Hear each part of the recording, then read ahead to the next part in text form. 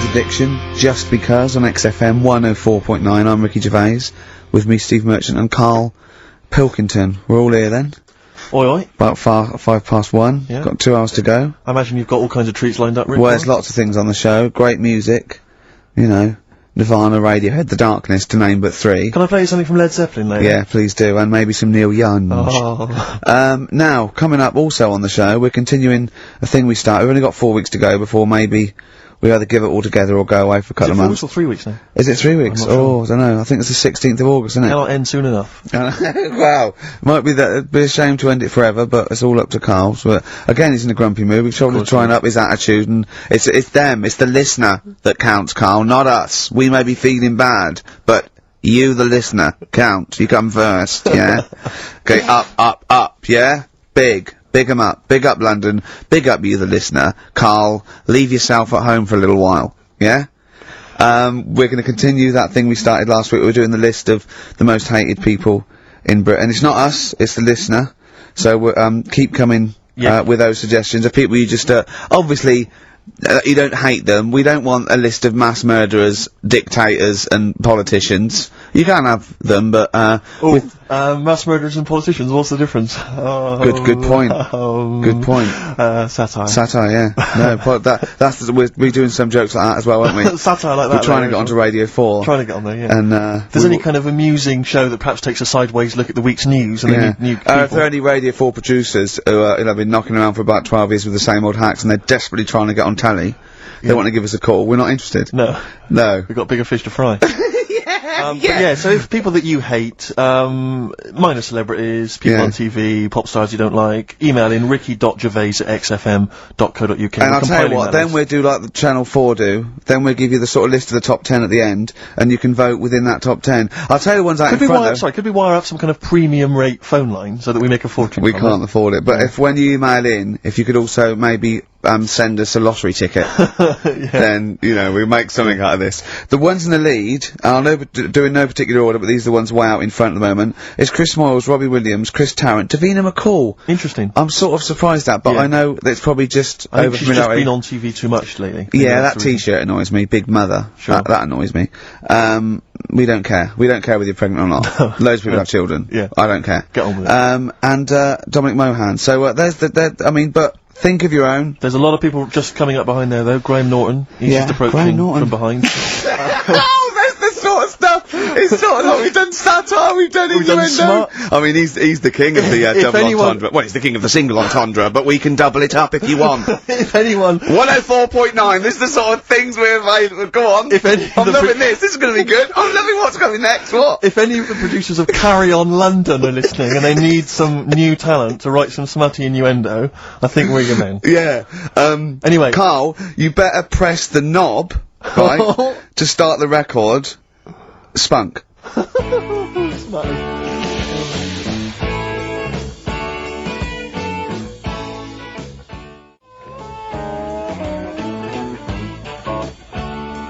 Ricky, I know you're a Neil Young fan. Love him. You probably won't have this album. It has basically not been available for years. It's never been available on CD before. It was part of this kind of trilogy of albums he did that were very depressing, and they've just been re-released. This is absolute dynamite. It's On the Beach. On the Beach, yeah.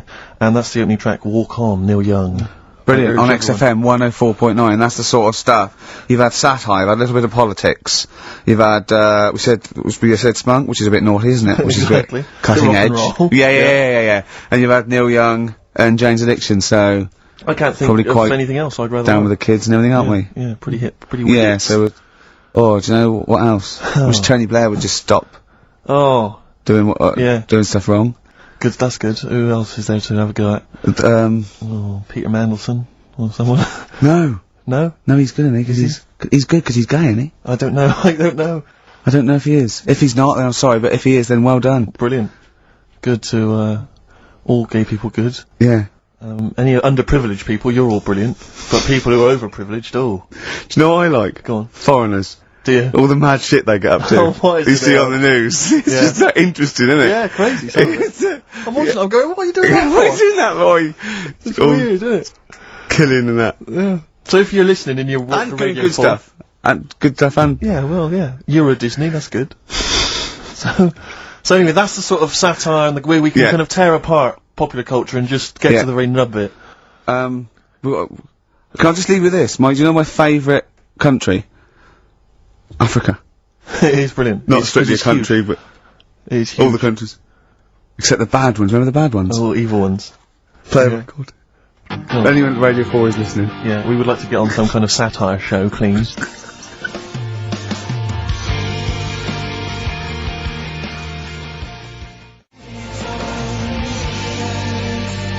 Longview and further on XFM 104.9.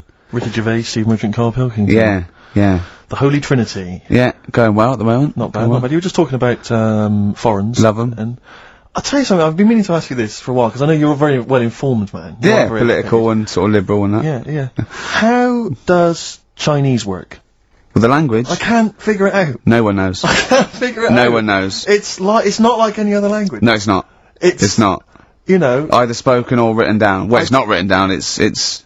Well, when it's written down, it basically looks like kind of little children's drawings of those little paper houses that Chinese people live in. Well, that's what it is. And it's loads of them, it's hundreds of them from what I can make out. But I mean, even French have a go. It's not, even the French, got right words, but they've got some of the right letters. And they're going, oh, hello, how are you? And it's sort of, they're trying to do the words, but there's just something wrong. I think this is like a speech impediment, I think. Exactly, yeah. Germans are similar. Yeah, Germans are going, how are you? And they're trying to do the words. They're just English, but it's just Chinese, no effort. It's just, for want of a better word, it sounds to me, when I listen to Chinese, it sounds like gobbledygook. That is a dialect. I think that's the main dialect. That, Mandarin, and orangutan. But I mean, I can't, but seriously, I mean, I can't figure it out. I've got no grasp of how, because it doesn't seem to relate to anything I've ever there's heard. not real words, because there are sentences. Like, we have a word, if we said, a gentleman sits by the stream of fish. I've said it often. Yeah, we use all the different words to each one of those words, so we've got a word for each of them. Yeah. They haven't, they've just got, I think it's like a triangle with a line through it. Right. So, which can get confusing, because, you know. Yeah, so the quick brown fox jumps over the lazy dog. That's what, I think that's like a little paper house with a feather on top. Right. But if we got... Personally, this is what I would love to do. I want to use the fact that we're on the radio to answer these questions possibly. Yeah, to tell me about other cultures. I would love to speak to a Chinese person. Yeah. A Chinaman. Well, or a Chinaman woman. A Chinaman woman, I thought it's fine. But I'd just like to speak to someone, ideally perhaps, a professor of Chinese. Or someone who works in a chip shop, but someone who was actually born in Chinaland. Someone born in Chinaland. Someone born in Chinaland, a Chinaman or a Chinaman woman, just to talk us through exactly what they're going on about. Exactly. And it's just because I'm very ill-informed. I've only really seen, Chinese people in kung fu movies. Chinatown. Chinatown, walking through Chinatown. As we've said before. Not really a town. Not really a town. More of a novelty street. More of a novelty street. A slippery novelty street. Exactly, yeah. So, because I remember watching Kung Fu a lot. They always used to speak, they always speak very slowly, don't they? They do. They're very kind of mysterious. Yeah. Inscrutable. They never really they are unscrutable. You cannot screw a Chinaman. You cannot screw a Chinaman or a Chinaman They woman. are unscrutable, they are non-scrutable. Yeah. If I was to go out in the street now and try and scroot a Chinaman... You'd have no chance. I would not, because they are inscrutable. You could not scroot a Chinaman for love nor money. They are anti-scrutable. Yeah. I could possibly scroot a Chinese woman. Well, I don't think you'd have any luck. You've had no luck. But anyway, if you are a Chinaman or a Chinaman woman who can just tell us basically how it works, how would you teach us the basics of Chinese if we were going to go to China and we wanted to interact? Where would we start? What would be the first words we would say? How would we say them? How would we write them? We'll be learning Chinese today, Steve. What annoys me is I'm going to go out into the world still ignorant. I know, yeah. The only Chinese I learned was from Benny Hill. No, Benny Hill could speak fluent Chinese. Well, the only ones I know is you silly idiot is Siri Iria. Yes. And Bloody Foreigners is Bloody Foreigner. Yeah. That's all. I mean, that's it's just a matter of it get you by in Peking, but I mean, you come in, you hit a dialect and your worms meet. Sure. Carl, yeah, we haven't heard a lot about from you. We've been going here. We've done a few features already. We've talked about different parts of the world, different parts of the Do you speak any languages? No, not really. Well, still struggling with English. Yeah. Yep. Man, a few words. I mean, literally. So About 4,000, I think he's got. I've had a lot of emails actually, people saying, Carl, please don't leave, we don't want to see the show ending, blah, blah, blah, blah. And we've had a couple of calls by bringing back, Cheeky Freak of the Week. And do you know what Carl said? He said, a bloke on the phone, he said, oh, bring back Cheeky Freak of the Week. He went, can't, not allowed, I don't know, you know. And, he went, oh, go on, he went, well, no, I had a story today. A fella born with 2 dicks, but I can't do it. Now, Carl, you cannot not do a feature about a fella born with 2 dicks. We'll look if we need it. I mean, how much more have you got on the Chinese? We've done that. We've nailed Chinese, we've done it. That's done, that's put to bed. Fella with 2 dicks, please. No, we might get round to it later. But, like I say, Cheeky Freak of the Week. Sort of, we've put that on hold at the moment. Sure. Right. So, what have we got? What are you providing then today? Have you got a quiz for us? Yeah, we've got, what's her name if you want? We've got, We've got what? what's her name? What's her name? No, don't Is that a new one? Don't know. Yeah, what's her name? Yeah, what girl am I thinking of? Songs of Phrase. Songs of Phrase. We've got that coming up. Alright. Monkey News, I Monkey guess? News is safe, isn't it? That's some Monkey News, that goes out. I told a bit of Monkey News. I did a photo shoot at the zoo this, week, and, one of the people in charge... Trying to make yourself look good. yeah. They told me that they used to have an orangutan, right? But, it escaped, it worked out, it lifted up a drain, got out the drains and got out up into the zoo. It actually did a cold type escape, right? And, Carl goes, what happened? I said, well, they sort of like, they surrounded it and sort of got it back in. He went, that's no good though. I mean, it's not Monkey News unless it steals a car and goes to Spain. Exactly, yeah, or opens a small I mean, that's bistro. real. That actually happened. Yeah. But it's not real unless it, you know, takes a gun, gets mistaken from a president, and, you know... runs a country for 3 years. There was some more news about London Zoo this week about it. They're all excited because we've got an anteater in there. Right. This week. So. Is that good? Is that exciting? No, I think they've had an okapi born. It's got a long nose, it's like a sort of tapir type thing. Not interested. Have I said to you before about if an animal's named after what it eats, how interesting is it? Do you know what I mean? But an anteater is the only one, isn't it? Well, get rid of them.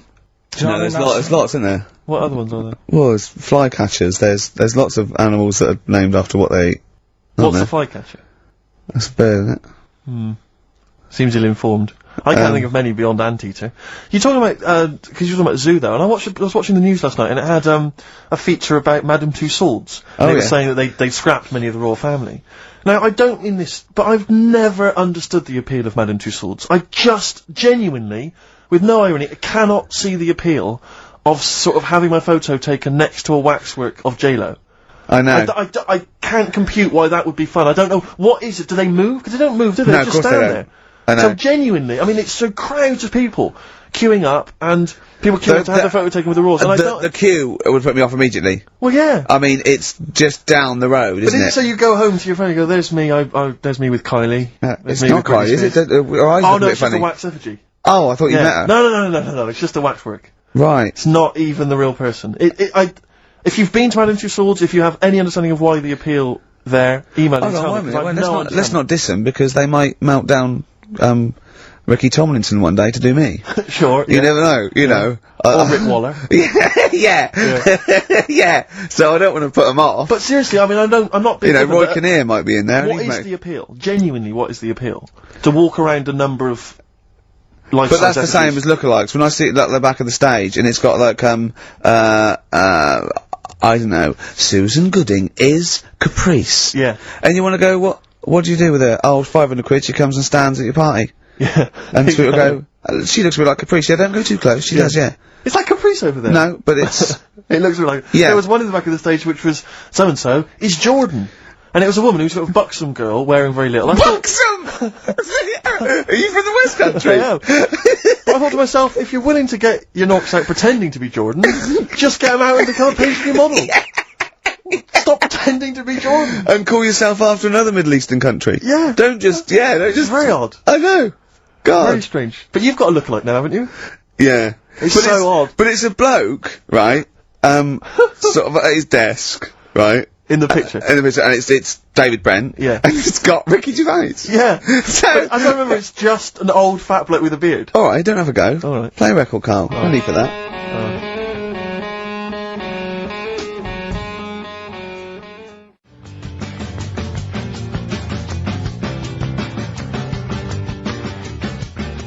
Radiohead. There. And Go to Sleep on XFM 104.9. Don't go to sleep, we've got some more fun and great tunes coming up. Alright? Just to let you know that we've had a few new entrants on the listeners' hate poll. I just noticed Chris Evans is cropping up. Chris Evans has snuck in a couple of times. We've also had Jordan added to the list, along with Mick Hucknall. I think that's because you reminded people. I know, I mentioned her and, Yeah. yeah, consequently. Come on, she's on there. think. Mick Hucknall, and also, this is one I'm strongly behind, Daniel Bedingfield. If you've Yeah, ever but I heard him can't hate interviewed, him. oh, if you've heard him interviewed, he's such a knob. Is he? He really is a bit. Don't get involved. We see the good about this is we don't get involved. Yeah, This true, is true. not.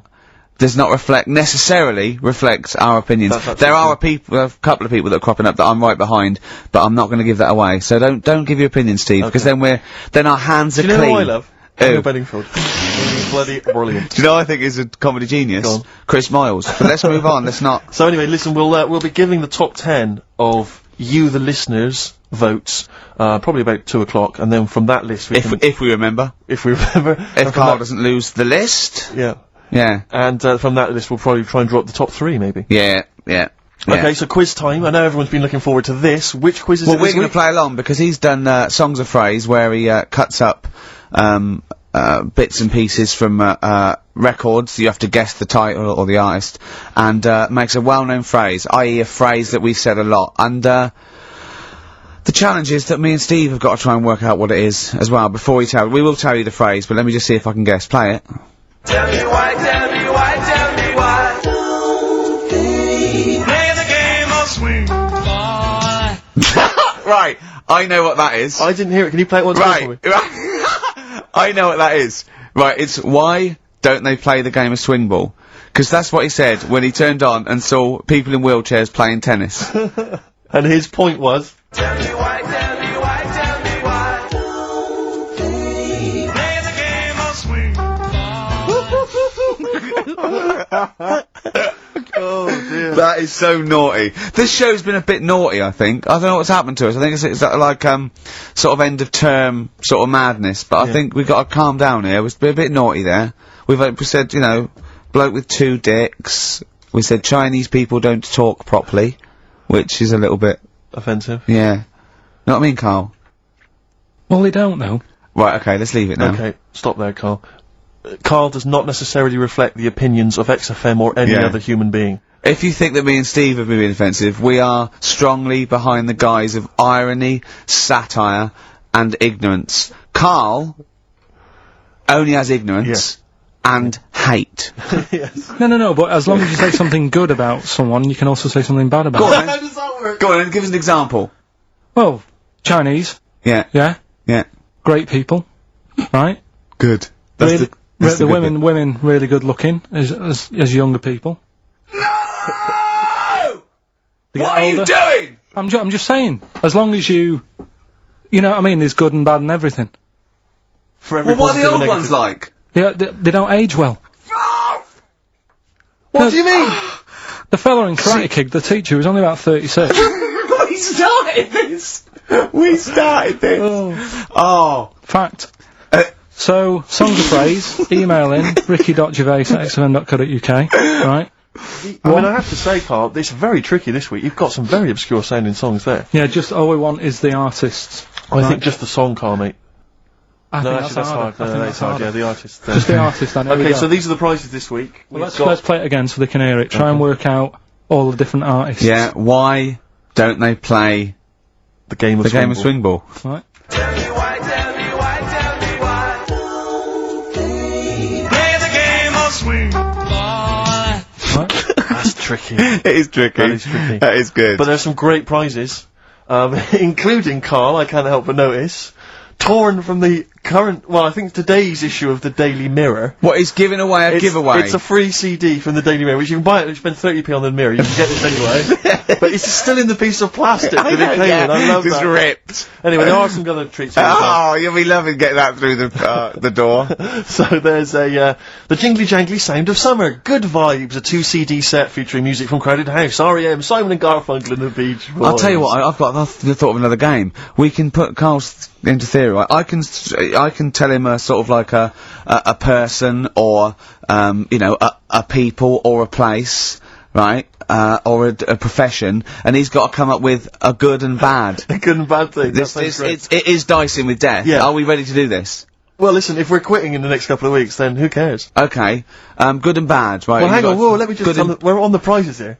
Alright, okay. So now 55. I know there's a Okay. lot of XFM listeners who are going to be looking forward to the likes of S Club 8 and the Fast Food Rockers. They're all on there. I can't wait. What is their second single going to be about? The Smashing Pumpkins. This is quite a good little compilation of sort of B-sides and live performances and stuff like that, which is not bad. The best summer holiday album in the world ever. I think we've given that away in the past. All sorts of stuff on there. Plus the director's cut of True Romance on DVD. The Tarantino scripted. Oh, it's a great film. Tony Scott There's some directed brilliant- movie. So there's some quite good prizes. Just play it once more. Carl. So email in ricky.gervais, XFM. Why don't they play the game of swing ball? Just the artist, yeah? That's all we're after. Yeah. Brilliant. Right, yeah. Tell me why, tell me why, tell me why. Play the game of swing ball. Very tricky. Brilliant. Very, That very is tricky. brilliant. Alright, bung the song on. I'll bung the song on now. What? Let's put a song on. Bit of, Pharrell Williams. Yes. Good and bad, good and bad. Old people.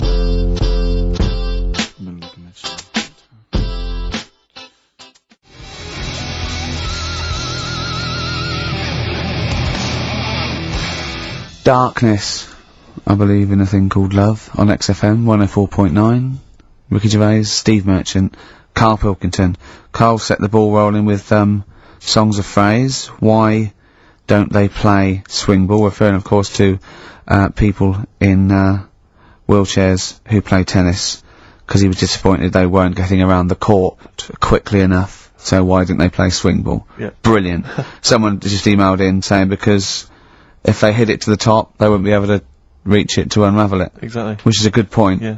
But I mean, nonetheless, good and bad in people in wheelchairs? Do you want to do that? Good and bad. Good and bad things about people in wheelchairs. Good and bad. Yeah. Suppose. Dunno, really. They take up less room in cinemas. They've got their own seat. Good. That's good, is it? That's a good thing. Yeah, yeah, good. Yeah, well done. Well done. And what's bad? Dunno, I'll have to think about it. Okay. But, well, let's leave that, eh? You started it. The hate list. Can I just return your minds to the hate list? I said on the hour that we would give you basically the top 5. Now, we have to stress, this is the top 5 most hated people that you, the XFM listeners, have suggested to us. We have not massaged these. No. We have not made these up. These are coming from you. Last week we began it. This week you've continued to email. So this is the list. We do not endorse this list. Some of them we may agree with, some of them maybe not, but it's the list that you have come up with. We are merely the messengers. I tell you who was coming through recently. Cameron, but he didn't make the top 5. I'm afraid he was just a late Williams entrant, dropped out of the top 5. Robbie Williams surprisingly dropped out of the top 5. Yeah. So let me tell you now, in no particular order, this is the top 5 that you're voting for. XFM well, I say XFM listeners, people who listen to this show. I mean, XFM listeners aren't typical radio listeners, and I think our listeners aren't typical XFM listeners. Right. So, I don't know what this poll, what it's worth. What any poll's worth, but I mean, this one is probably worth very little. I think in a way it's sort of worth less. Yeah. Go on, who's the top 5 in no particular order? We want you, the listener, to then just vote, email in with the one name that you hate the most, and then from this list, Out of this list, we can yeah. clear out the number 1. Okay. But this is in no particular order. Chris Tarrant, Yeah. a surprising entrant. Davina McCall. Well, I don't think he's that surprising. Well, anyway, 'Cause, I mean, I'm not these- gonna editorialise. No, I'm not saying, I'm saying I imagine XFM listeners pretty much despise someone like Chris Tarrant. Okay, well anyway, Chris Tarrant's on there, Davina McCall, Yeah. Patrick Kilty, Right. Graham Norton, Right. and Chris Moyles. Now, I'm not going to say anything. Those are the names that you have drawn up. There are lots of others that didn't make the top 5. Richard Madeley was on there, Michael Flatley, Vorderman, bizarrely. Michael Flatley's a weird one. Very strange. So Jamie Oliver, a lot of votes for him, but he's not made the top 5. So those are the top 5. Just email in with the number 1 that you hate. And we're talking about someone another pointless, inane poll. Exactly. And this time we did it. Oh, dear. Moyles, Norton, Kilty, McCall, Tarrant. It's your choice. Who would you have Ricky out of this? Gervais. Who would you have in your list, Carl? You're allowed to talk because people know your opinions don't matter. So, what? I honestly don't really hate anyone. That's that nice. Much. I'm not that fussed, you know what I mean? We're not talking so much about hate, we're talking about someone that Yeah, we don't annoys mean hate. You can't hate any of these people. All they've done was pop them up on telly. But I think it's people who, as one listener, she put it, she sort of, so I think she had some of those, and she said, you know, I don't hate them. These are the people that if they pop on my telly, I have to turn over. You know what I mean? It's not, you don't hate them, you know. But sometimes it's not their fault. It's like Davina, right? I used to quite fancy her. And now, 'cause she's always on the telly, it's like, oh, I can't be dealing with her now. Sure. But Right. she's still the same presenter. It's just that I'm bored with it. Sure. You know what I mean? Yeah.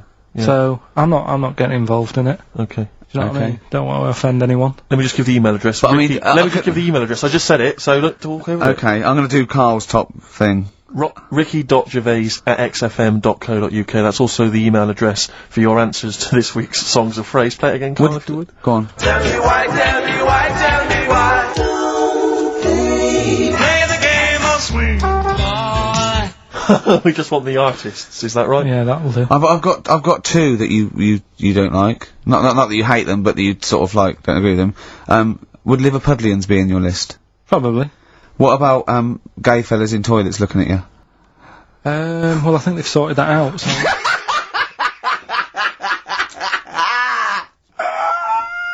One of the prizes this week in Carl's goodie bag features this song. Play it, Carl. The Monkees. Pleasant Valley Sunday. God.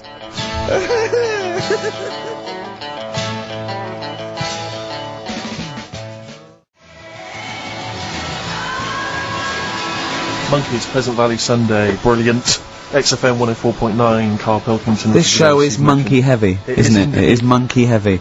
Carl, if you were president, would you sort of make it compulsory to maybe have a little monkey? Everyone has a little monkey of their own? Little chimps out and out, old age pensioners? It's not a bad little, It's funny, you know, 'cause there was, a story the other day, when I was looking for monkey news. Right? There's a story about a couple who couldn't have any kids, right? There's something wrong with them, but they really wanted a kid.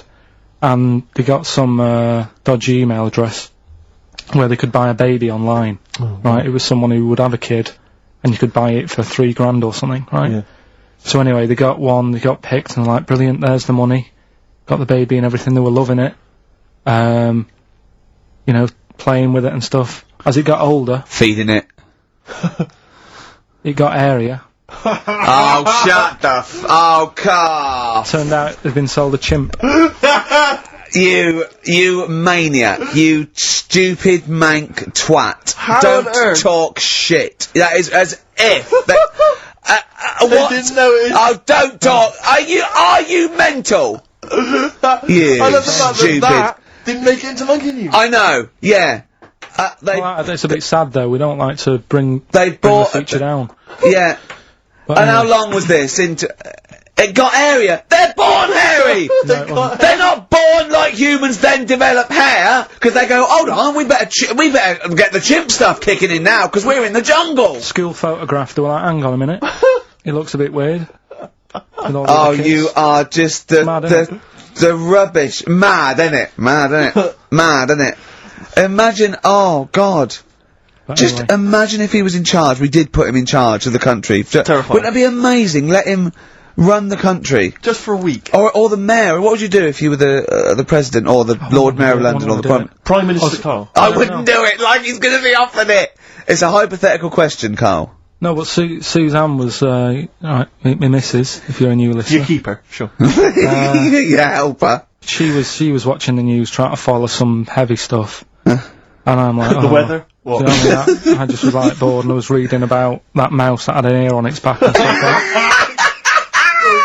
that. So she said, will you take notice of this? Should be, you know what Ricky and Steve are like, they try to teach you stuff and you don't even want to learn. So to try and get me interested in it, she was like saying, what would you do? if you're president and stuff. Yeah. And I can't be doing with any of it. What did you come up with? You must What would have. your slogan be? What did you come up with? Did you come up with anything? I had a little, the design of it, right? I said I'd have like red and blue, to sort of, do you know what I mean? Both sort of major sides into one. Well, that's broken the back of it. That's a pretty good manifesto so far. Anything else? What's on the second page? I had like, KP looks after me. That would be the badges, would it? Yeah. That's good. I'm a KP nut. Yeah. KP looks after me. Yeah, brilliant. That's about as far as I went with it. What would you do? What about, policies, transport, crime, just law and order? How would you deal with crime? What would your initial approach be? Would you introduce guns? Should police carry guns? Nah. No. Would I have to worry about that? Okay. No, good point. Good point. No, what I'm saying is that, I mean, Tony Blair isn't sorting everything out, is he? No, but he has a say in most things. Does he? Well, go on then. What are the problems at the moment? I need sorting out. Well, generally, what's the best way to combat? Would you bolster up the prison system? Would you introduce more community service? Would you go harsher for say I don't know drugs? Would you go harsher or less harsh? There's pros and cons to both, isn't it? Because of course you can't see to condone it, but some people, you don't want to go through the court system and cost taxpayers thousands of pounds of money for someone, I don't know, the difference between smoking a spliff and dealing crack. Do you know what I mean? You have to all these things. Have I lost you? Yeah, I'd just think about it for a bit. Do you know what I mean? Brilliant. You think about it for a bit. Yeah. Probably ask Suzanne. This is amazing. Get her help on it. Yeah. And what about the foreign situation? Would you have supported Bush in his war on terrorism? You're aware of this war that we had recently? Yeah. Sure. I mean, if I was new though, couldn't I just say, look, new slate. Do you know what I mean? Let's start again. Yeah. Right. Of course you can. I'm in charge now. Let's see if we can sort this out. What would you do then? Then see what happens. Brilliant. Suck it and see. Brilliant. This is excellent. Now this is not really your jurisdiction. This is not really your area, but I imagine you'd have some powerful friends who might have a say in it. Go on. Yeah. What would you do about single-sex marriages? Same-sex marriages? See, this got it's Cameron. I thought Cameron had blown it on Big Brother because they said, what do you think about gay fellas getting married? And he went, no, in the Bible it says, a man and a woman. And I thought, he's put off a lot of. Yeah. I don't think many Christians tune into Big Brother, but we know the gays love it. Yeah. They love Big Brother, don't they? The gays. Yeah, so interesting. But what would your take be on that? Same-sex marriages. And then what? Having a kid? Well, just let's start off with, that's alright, isn't it? Do you know what I mean? Just let them get on with it. If it's not affecting anyone else. Sure. Yeah. Sure. Right? But it starts getting tricky. Right. When you get a kid. Okay. Go on, why? Well, it's just tricky, innit? Do you know what I mean? Well, yeah, you could be right. I'm not giving any. I mean, we're not. There's no right or wrong answer. Alright if you were if you lived in the jungle, right, with no one else, right, and you just had these two fellas, right, looking after you, but because you got no one else looking in on that, saying, "Oh, you're a bit weird, aren't you?" Do you know what I mean? But as soon as you come, why have they got married? Do you think the gay people turned to a bloke because they couldn't get a woman? If there's two fellas go away and they're in the jungle, they go, we're definitely not going to find a woman here. We might as well bum. That's not how homosexuality starts. People don't. It makes you wonder. No, it does make you wonder. Gays don't go, well, I'll tell you what, I haven't seen a woman I fancy yet. I'll try a bit of knob. No. But what I'm saying is, right, if you're brought up in like a little jungle, right? Yeah. How are you brought up? Someone just puts you there. I don't know what this is about. Steve, I can't be bothered. Go on, mate. I'm listening. I'm fascinated. I can't be bothered running the country. Like I'm too much trouble for you. KP takes care of me. Right, fair enough. What I'm saying is, right, if you're brought up in a jungle, right. What do you mean brought up? Just let him finish. What does he mean? You understand brought what up, though? Like Tarzan. You've got to tell me what you mean by brought up. Wolves, chimps. What? Right, well there's a good example of what I'm saying to you. Right. Right, what I'm saying is, There's a fella, right? He's brought up in the jungle. Shut up, just let him finish. Let him finish! There's no women about, he doesn't know about women, he doesn't understand what women are. Right. Right? But another fella walks in the scene, Yeah. and he gets pally with him. What does he talk about? Then they've both got needs. This scenario is ridiculous. How has he lived? Or do you know what's his reference points? I can't be bothered with this. Honestly, Saturday should be, day off and that, not worrying me about problems. Oh, God! KP takes care of me. Oh, dear.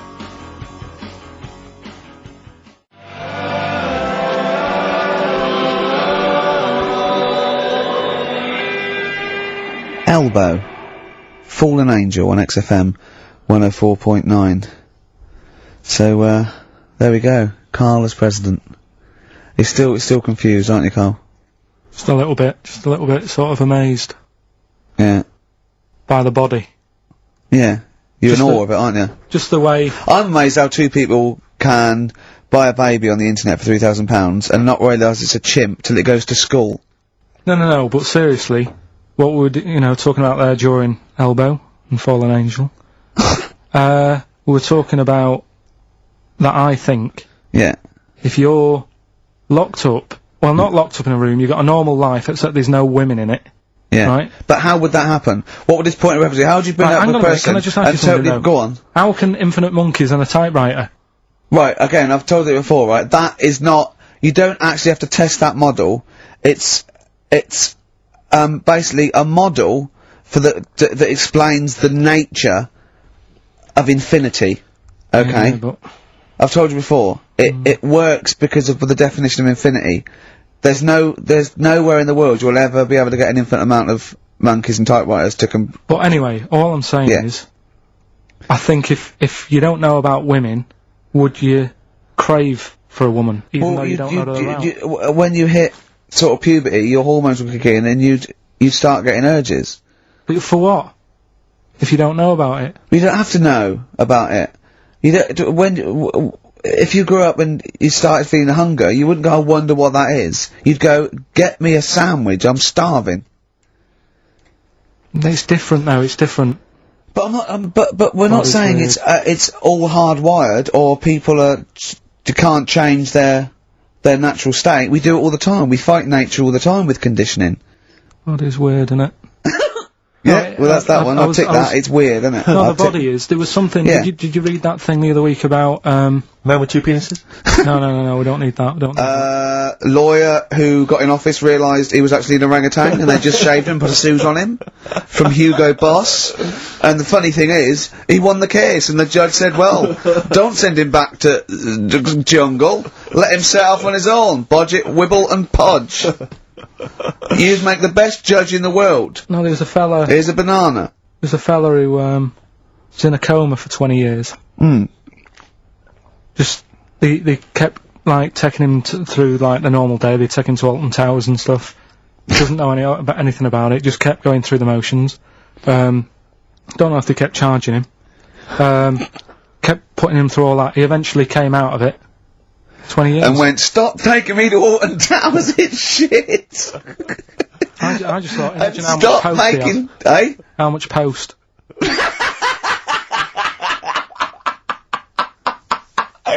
Oh, Did you read about that guy in the paper, Karl? He, sorry, on the internet. He in about, I think it was about 1984, 85, he had a terrible car accident. But this must be it. He went into a coma. This must be what he's talking about. Well, they didn't take him to Alton Towers. Of course they didn't. But you've got to try and decipher the truth from the conjecture, from the thing that I mean, don't forget, Karl realises that he's had a dream. He talks to Suzanne and goes, that was good, wasn't it, last night we were in the plane? She goes, no, that's a dream. He goes, oh yeah, where's my cornflakes? You've got to, you know what I mean, I can now decipher what he's actually seen, what he's read. Well, go on, what did you... Well, I'm assuming it's the same guy. It is the same guy. It was a guy in some small American town, Yeah. and he'd had a car crash, and he'd gone into a coma, and his wife had left him. She'd gone on with her life, because he'd been in a coma since then, and he had just woken up recently. Marriage wasn't working. Marriage wasn't working. He just wasn't paying enough attention. He actually she was pregnant at the time, and so now his daughter is basically the same age as he was when he went into the coma. And, he's just started coming around, he's just started making jokes. They said, how do you feel? He said horny, which I thought was quite witty for a man who'd been in a coma for however many years. But anyway, yeah, so he's slowly trying to rebuild, what life he can. That's what do you make of that though? Because the thing is that he's missed, imagine what he's missed, Carl. Imagine the music that he's missed, the Live TV Aid. programmes, Missed the Live news. Aid. Live Aid, he's missed He missed, completely. Phil Collins playing in 2 continents in one day. Frankly, I'd be devastated if I discovered that. Missed Bros. Yeah. Yeah, so he doesn't, so he'd put on ripped jeans and they go, passe. They just have to send him a series of those, I Love 1986 Exactly. programmes with Kate Thornton filling him in on what he's missed. Exactly. Peter Kay reminding him of space operas. Yeah, he remembers Richard Burton those. talking rubbish. Yeah. So, extraordinary though, isn't it, Carl, to think? No, obviously So, not. had he aged much? Because he hadn't had any problems or anything, no worries. well, Is he probably wouldn't have, physiologically, he probably wouldn't have the wear and tear of a 43-year-old man. Was that a good Because kid? he wouldn't have had sun, he wouldn't have had sort of nicotine, beer, Unless they were just feeding that to him. anyway, Try and still, bring him round. yeah, You'd feel groggy though, wouldn't you? yeah, you might feel a bit groggy, yeah. Well, he's not fully back to normal. I mean, there's some kind of residual brain damage. Yeah. But nevertheless, he can form sentences. He's got no real memory, so he can't remember a lot of things. It was just when I saw Carl, it, have you been in an accident? So are we, giving the answers out for what's his name? Oh, later, play a tune. I'm Yeah. bored. That Snoop Dogg? Oh, play Yeah.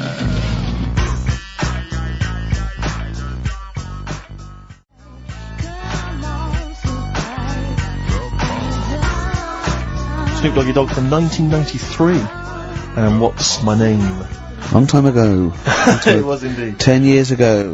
XFM 104.9, Ricky Gervais, Steve Merchant, Karl Pilkington. Songs of Phrase. We've had very, very few entries. I really think people aren't interested. They really have just given up. I mean, seriously, Carl, That's the one thing you contributed to this show, Carl. And it's the weak link, I think, missing link. in the chain. The missing link. Oh, do you reckon there is one, Carl? Do you reckon they'll ever find the missing link? Wandering around Manchester. Wait a minute, Carl. The stats then. Let's have the answers, if we can. Right, it was, Well, let's specials. play it once more. Alright. Tell me why, tell me why, tell me why. Specials. Yep. Jermaine Jackson. Right, it was, Play the Game of Love. I think that was Wayne Fontana and the Mindbenders. Right, you think, but you're not sure. Louis Armstrong was the, Don't Mean a Thing if it ain't got that swing. Yeah. And Queen, Don't Stop Me Now, We're Having a Good Time, and that. We're having a ball. We're having a ball. Yeah. Well, I mean, considering you yourself weren't entirely clear, I think it's only fair to give it to Paul Brown, who got some of the answers right. PB, you are getting those prizes. Well they done, are P. on their way They're to you winging their now. way to you. Okay, the stats are in for the XFM listener hate list. Some interesting results. Go on then. Reverse order. Okay, 5th place. In 5th place, interesting, Davina McCall. Yeah, I think that's his reflection of her being on telly all the time and running out of stuff and being a bit over the top and yeah. 4th position, Yeah. Christopher Tarrant.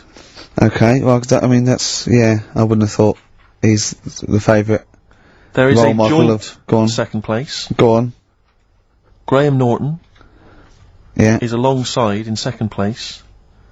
Patrick Kilty, which means Chris Moyles is the winner with an overwhelming vote. And I swear to God, I have not done anything to those stats. Yeah. That is exactly as they've come in off the email. We do not give our opinions on this. Do That not was the condone XFM listeners, but well done. Thumbs up, you all win a We're going prize. to play you some nice records because of that, aren't we? I reckon they'd sort of prefer some ads. Either's fine. Yeah.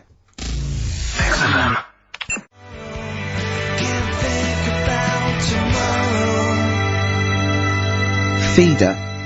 Forget About Tomorrow. On XFM 104.9. When I was at university, my best mate was a bloke called Wally, and he was doing psychology, and I was doing philosophy, and we both got into this theory called determinism, which is about the state of the mind, and it's a materialistic view that everything is part of the causal web, and everything has a reaction for something that happened before it. And by the way, Carl, do not confuse this with fatalism. Determinism is not predictive. It's just that if a brain state happens again, then anyway, the famous one is. Yeah, the famous one is, if, you know, a butterfly hadn't shaken its wings, Queen Victoria wouldn't have sneezed. Everything's inextricably linked, right? We were thinking that, right? And we're thinking, what if, you changed one word in, like, classic songs, or one note in Beethoven's symphony? How it just wouldn't work. Well, I've always thought that, come on, baby, light my fire. Yeah. Not as good. That sounds brilliant. Yeah. Enigmatic, interesting. Not so good. More pedestrian if it was, come on, baby, light a fire. Just one thing wrong. Yeah. That'd be great. Just, you know, Paul McCartney comes to John Lennon and he goes, alright, John, written a song. He goes, well, she was just 17, well, you know what I mean. The way she looked was way beyond compare. I wouldn't dance with another. I'll stop you there. Go on. I'll stop you there. What's the matter? Something not quite right with that. I love the song. It's great. Yeah. Just once more. Well, listen, don't be too harsh. I mean, because we write our own songs. No, we can still put both our John, names I think to you're it. a great talent. I think you're a great talent. Well, I'm just saying. listen, you hippie, right? Well, not yet. Well, not yet, but I mean, there's a Japanese bird outside looking in. Don't fancy him, I'm not interested. No, well, listen, well. And I'll never right? change my view. Right, now listen, right? I wouldn't dance with another. Is that bit? Is it that bit That you don't bit's like? not Is it the... working. I just like the... Could you try and... Is there a different pitch you could go on? I wouldn't dance with another... So again. You don't like the... Is it the noise? I'm just not sure the girls are going to go crazy for it when we do that bit. Just think of... Is there anything else you've got? I love the idea of just changing one lyric. Radiohead. Well, that was their classic song. Creep. You can't really change that, can you? Burke. What if they called it Creep? I'm a Burke. I'm a twat. I'm a knob. But don't worry about determinism, Carl. Please. Just because it says we don't have a free will as such, you know, it's more an illusion. It's not whether we choose our choices, whether we can choose, you know, to choose our choices. He knows all this. But don't, as I say, do not confuse it with fatalism. It is non-predictive and does not change anything. I mean, the moral upshots are frightening because if we have no free will, then are we culpable for our actions? But again, it changes something because you've got to take people out of society that are harm. Carl has often said that. Alright, Carl? Am I still the president? Yeah, go on! Yeah. No, I'm just asking. I'm not. Yeah, what would you do? What would you do about determinism? Change it. I'd have a day off. If you were president of America, would you ban guns? It's in the Constitution, everyone's allowed to have them. I don't know. I'd have to think about it. I just love that. Imagine all your different aides and the Secretary of State and generals coming to you, and they come out and they go, "What did he say?" He goes, "He said he's going to think about it." Again, did he say that again? Did he? Yeah. What was he doing? He was on Hanover looking at monkey news. Apparently, a chimp stole a car and drove to France. No, monkey news. You're talking. I'll tell you what. Should we have a great song then? Monkey news. It'll be an absolute treat. What about a little bit of David Bowie, Sorrow? Yeah. Didn't write this one, but I mean, he sings it bloody well.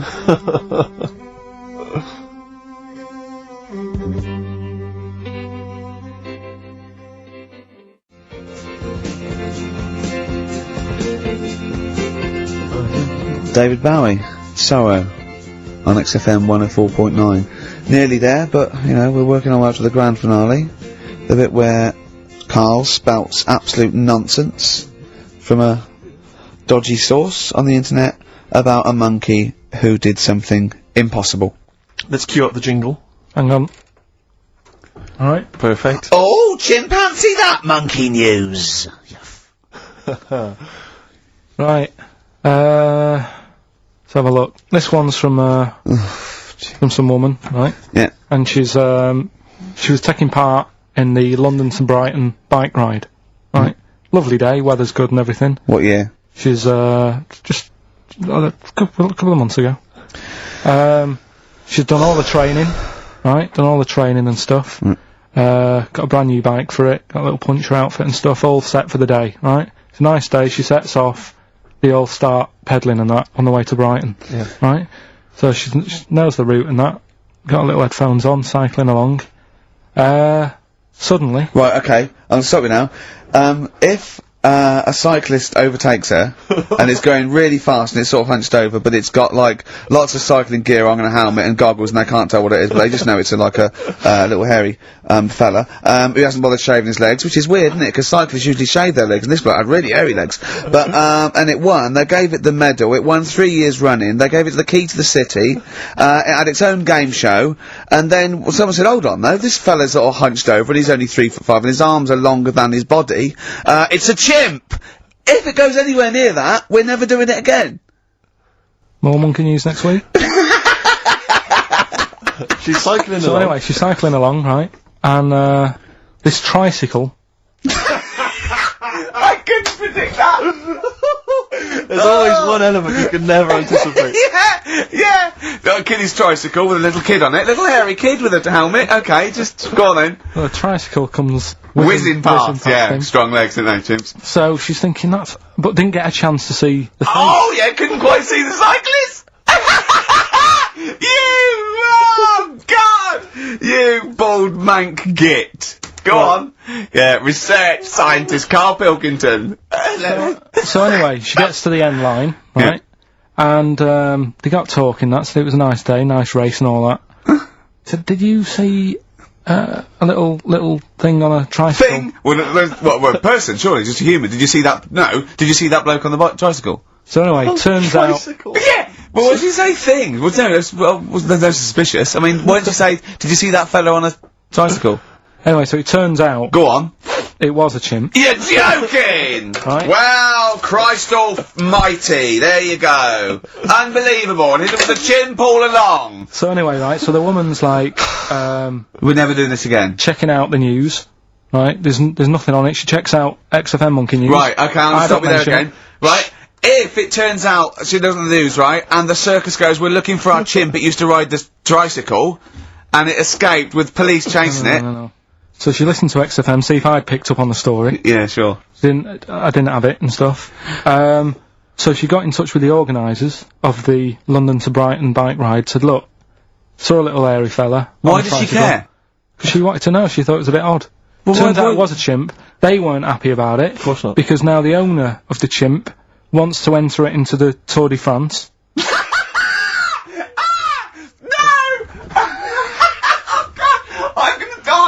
Oh, God! In 2005. Now, a couple of questions. I trust you'll be able to answer these. Oh, God! Steve, help me out. How did it get hold of the tricycle? I don't know. Okay. Okay, no, that's fine. That's not an important point. Look, that's important. What's the matter with you, Steve? He doesn't know that. How did it know to...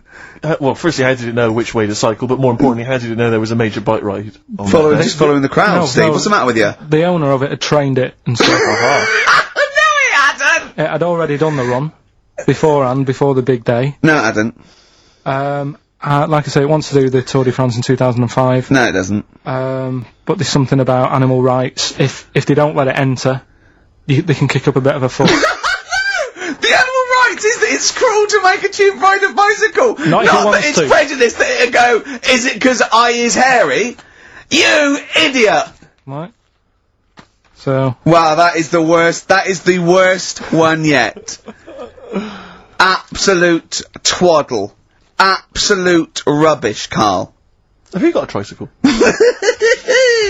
Unbelievable. On Molly's Chambers on XFM 104.9. Thanks to Lauren Laverne there for the last few hours. Coming up, we have got some great music, Steve. We've got Kings of Leon, as you heard. We've got Alba, we've got The Darks, we've got Coldplay, Coral, Rolling Stones, we've got some Springsteen, The Smiths. Do you know what I mean? Do you need any more? And with all that, we've still got Pete Skinner with his wacky weather report. Excellent, good old Pete. Nice to have him back. Good day, Steve. Got some here, brought in, it's just a normal soup, it's Rooster's Pride. What flavour soup's that, Steve? Oh, I know you brought that, and it's all a genuine article, and it's cock soup. Oh, thanks. Can I have a closer look at that? Maybe there's some more humour I can draw. What, you want a closer look at my cock soup? Just a cock soup. Let me just... It says here, delicious, appetising. 3 to 4 servings. Because you know what I'm thinking of when you're talking about the soup? I'm trying to think of innuendo. I'm just thinking of a man's cock. Penises, yeah. Let me just... It's the darkness. Use Rooster's Pride Cock Soup as a snack with crackers or toast. Still think of a normal knob. An appetizer, again, or a soup base. That doesn't really work as an Indian. No, what's the... That's disappointing. We'll work on that, though.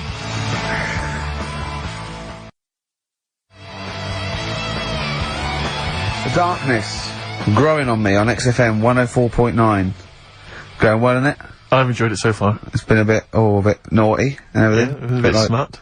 Nothing wrong with that. No. Carl. Alright. Having a good day? Not bad, not bad. Yeah? What mood are you in this week? What we mood always trying to assess each week, you know, it's a bit edgy. He's got a red head. What's all that? You've got a red head all around the side and the front. What's that? Sunburn? No, I think I'm allergic to having my head rubbed. Right. Right, now who would rub your head? That sounds a bizarre thing. Your girlfriend? Weird, isn't it? Yeah. Rubbing your head? Well, yeah, but, I was squeezing his head, fair enough, and he was screaming in agony, and then he went and made me a cup of coffee, and as he came over, just spilt boiling hot coffee on my legs. I'm wearing shorts, and he went, sorry, just like that. It's like a series of Jackass out there this morning. I mean, my legs are burnt, your head's a little bit red. But apart from that, having a good day? Not bad. I was on the way in today, right, Steve? Walking in? Walking in, always walking in. I get left early and stuff. I like to get in early, get some bits done, that. Yeah. Monkey News, Songs of Phrase. That sort of thing. And living in London, right, there's a lot of shops that open early and stuff, do you know what I mean? People say that's a good thing about London. Yeah. It's almost like 24-hour city and stuff, right? I'm walking in and there's like, you know, you've got your news agents open. Obviously. You know, selling newspapers and that's good, they've got to be open early. Then you've got your coffee shops, your Starbucks, your... Have a cup of coffee in the you know morning. what I mean? Yeah. They're doing well in the morning. Then you see, like, the odd restaurant, and you think, well, maybe they sort of got the doors open, but they're preparing for lunch, so you think, fair enough. Yeah. I'll let that pass. Yeah. Carrying on walking down the road. Bondage shop. Open. Sure. About 10:30. Yeah. Busy, was it? There's a couple in. Really? Some good offers. 10:30 for a bondage shop. I'm assuming if you're into bondage, though, you stock up at any time, day or night. I mean, you don't... Yeah? Well, I assume it... I suppose you get up and you go, ooh, I've got nothing on, I need to be a bit tied down. Yeah. I need some rope. These clothes are too baggy, I need more belts. Oh, God. I need more straps. Yeah, get some rubber on my face. Weird, though, isn't it? What were you doing in there? So, just having a browse. But, so a bit worried, really, because the things that I've noticed this week, like that's probably a little bit smutty. You've brought your soup in. I just found it out there. Sorry, yeah. It is Rooster's Pride cock soup, noodle soup mix, chicken flavour. But I mean, do they not know that is obviously just going to be used on the Graham Norton show and Chris Tarrant when he's doing his show abroad? Yeah. I mean, do you know what I mean? How could they call it cock soup in this day and age? Don't keep saying it. Well, no, it's fine, because you say cock as long as it means the male we've done this. Oh, do you mean the chicken? Yeah, look, it's a picture of a chicken. Yeah, sorry. What did you think it meant? No, I don't know, I don't know, it's in my head. Okay. Sorry. Yeah. But, yeah, there's something else that's a bit sort of... A bit blue? A little bit blue, but then it's real as well, do you know what I mean? Well, it's a that problem. excuses it. Go on. There's a programme We in the couldn't week. have said the cock soup if we'd made it up, but because it's real, it's Yeah, fine. yeah. We also couldn't have said the cock soup if we'd have meant a male penis. Thankfully we don't, so... We mean a little chicken. Go on. Yeah, this programme was on, it was Wednesday night, something. About this little lad. Yeah. Who was a fella and a woman. At the same time. What do you mean? Like a cartoon with a secret identity. By night? What do you mean? He had both By day a boy, by night a woman. He had it all. What'd you go, sorry, wait. So he had male and female genitalia. Yeah. So what do you call someone that's born like that? Weird, yeah. Like, what's the term for it? Go on. You know it. We've talked about it before. Aphrodite.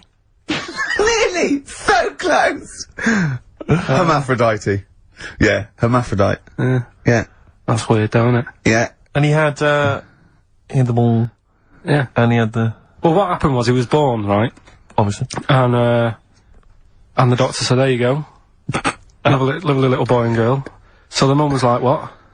So he said... No, I don't think the doctor was sarcastic. Yeah, what? I don't think the doctor was, sort of dissing them. Yeah. There you go. What do you mean, doctor? We'll have a look. There's the cock, there's the minge. Alright, see you later. What are you gonna call? Hit. But doctor, what do you mean? Have a look. He wasn't sarcastic. He didn't give Doctor, clues. tell me what you mean, give me a straight answer. He probably went, oh shit, she's got a cock. He didn't go, he wasn't sarky to the parents. No, Anyway. no, but I'm just getting across, do you know what I mean? I always add a little bit just to... Yeah, I know you spice do, it yeah. up, You should spice be it a up. newsreader. Be brilliant. So there's a little kid lying there, Yeah. and the mum says, you know, what am I gonna do then? So, the doctor, I mean, I'm condensing this, it was like an Sure. hour long. Sure. Yeah. Yeah. So, he says, she said, what will I do? And the doctor said, well, he's not sort of well hung, Right. Oh, so, he's not sort of well on. This doctor medical has term. been, I assume, has been struck off since for saying these things. It was a real doctor, it wasn't Dr. Fox. Yeah. Right, go on. So the doctor said, so I recommend that we make it a woman, Right. right? So, they sort of do a little bit of, Jiggery pokery. yeah, a little bit of work and I don't think that's true, Carl. No, it was on the programme. But I think they can tell, really what they were meant to be from their chromosomes, can't they? They can tell whether they're X, Y, Y, or Yeah, X. not just, it's not It's very just- well hung. No, I Yeah. tell you what, because back then, when this was going Yeah, on, no, right, I'm just thinking they might not have had the doctors then thought if you had a kid, right, and you thought, it's a bit ugly, maybe it'll have a better life if it was a fella. If it was a girl and it's a bit ugly and you think it's gonna get hard time. Right, don't talk shite. What? What, that a doctor would go, right, you've had a young girl, I'll tell you what, she's a pig, let's pop a cock on her. Don't No, talk I'm not saying, shite. I'm not saying that. What I'm saying is, say if you have like I say, a girl. I just think it's harder if a girl's ugly and Yeah. she's growing up, she Yeah. has a harder time. Yeah. Don't you agree with that? Possibly, but you don't change someone when they No, yeah. you don't change their gender No, because they're I'm a just bit of a saying minger. what I'm saying is the Elephant Man would have had a harder time if it was Elephant Woman. Is what I'm saying. Lose that. Let's get rid of that. Let's make it it a into a woman. girl. Okay. I'm with you so far. Go on then. So, anyway, gets away with it a little bit in the early years. Right. Starts going to school. Gets away with it a little bit. Sure. Right. But then, do you know when you get to that age and your head goes all funny? Like when you're a teenager and you sort of, I don't know, your skull goes. Mine never did. What are you talking about? No. What That's do you sort mean of your head goes all teenage funny? years when you look a bit odd. Do you know what I mean? You go from being quite a good-looking person and then your body starts growing. At different rates, so Yeah, you never know you never know till 21 whether you're going to be a looker or not, or whether Yeah, it's just. yeah. I know. Right. Go on. Yeah, I'm still waiting. So, Your head grew outwards at exactly the same rate, didn't it? That's why it's Your spherical. head grew faster than your hair. He's got a lovely head of hair, but Exactly. just below the skull. Yeah. He's got a little afro in there, Yeah. but it just couldn't get through the follicles. It couldn't catch up the skull. Expanding. Oh, bless him. Oh, come on, Baldy.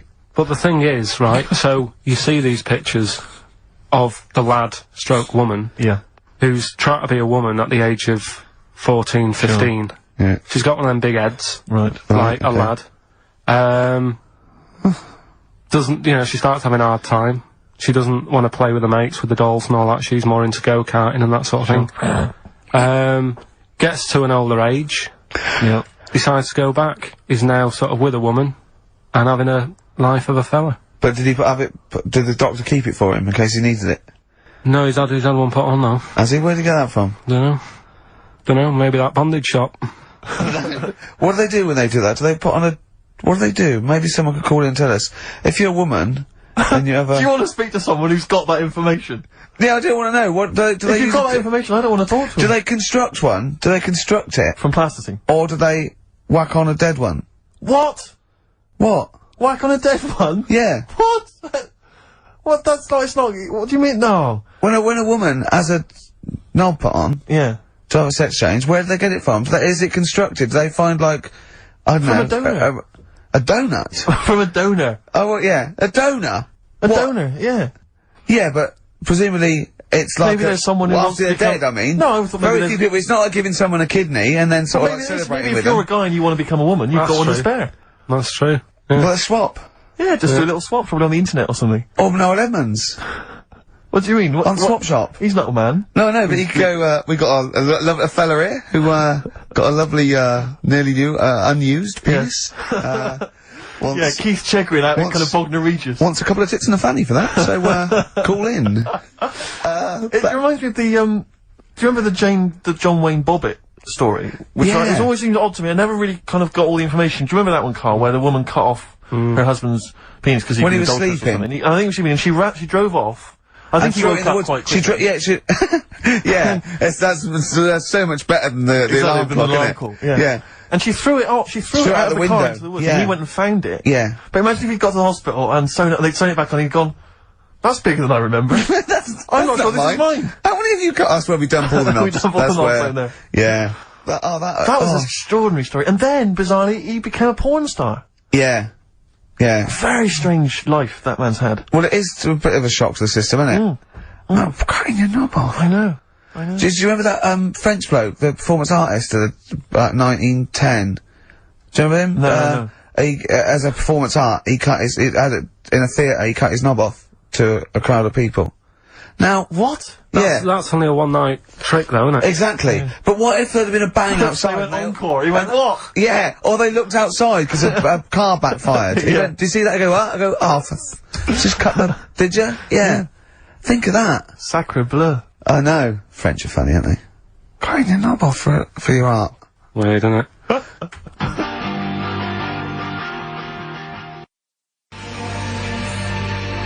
Longview. Further on XFM 104.9. As we're having so much fun with penises, I thought perhaps I should just mention... That's a slogan. We should just mention this story, briefly. It's in the paper today. A Russian is selling what he claims is Hitler's mummified penis for £12,000. Yeah. Ivan Zadurprov says his ex-Red Army soldier dad hacked it off as a souvenir after storming the tyrant's Berlin bunker after his suicide in 1945. Yeah. Why did he wait till now? He's found out that, that might get a bit of £12,000. It doesn't seem a great deal.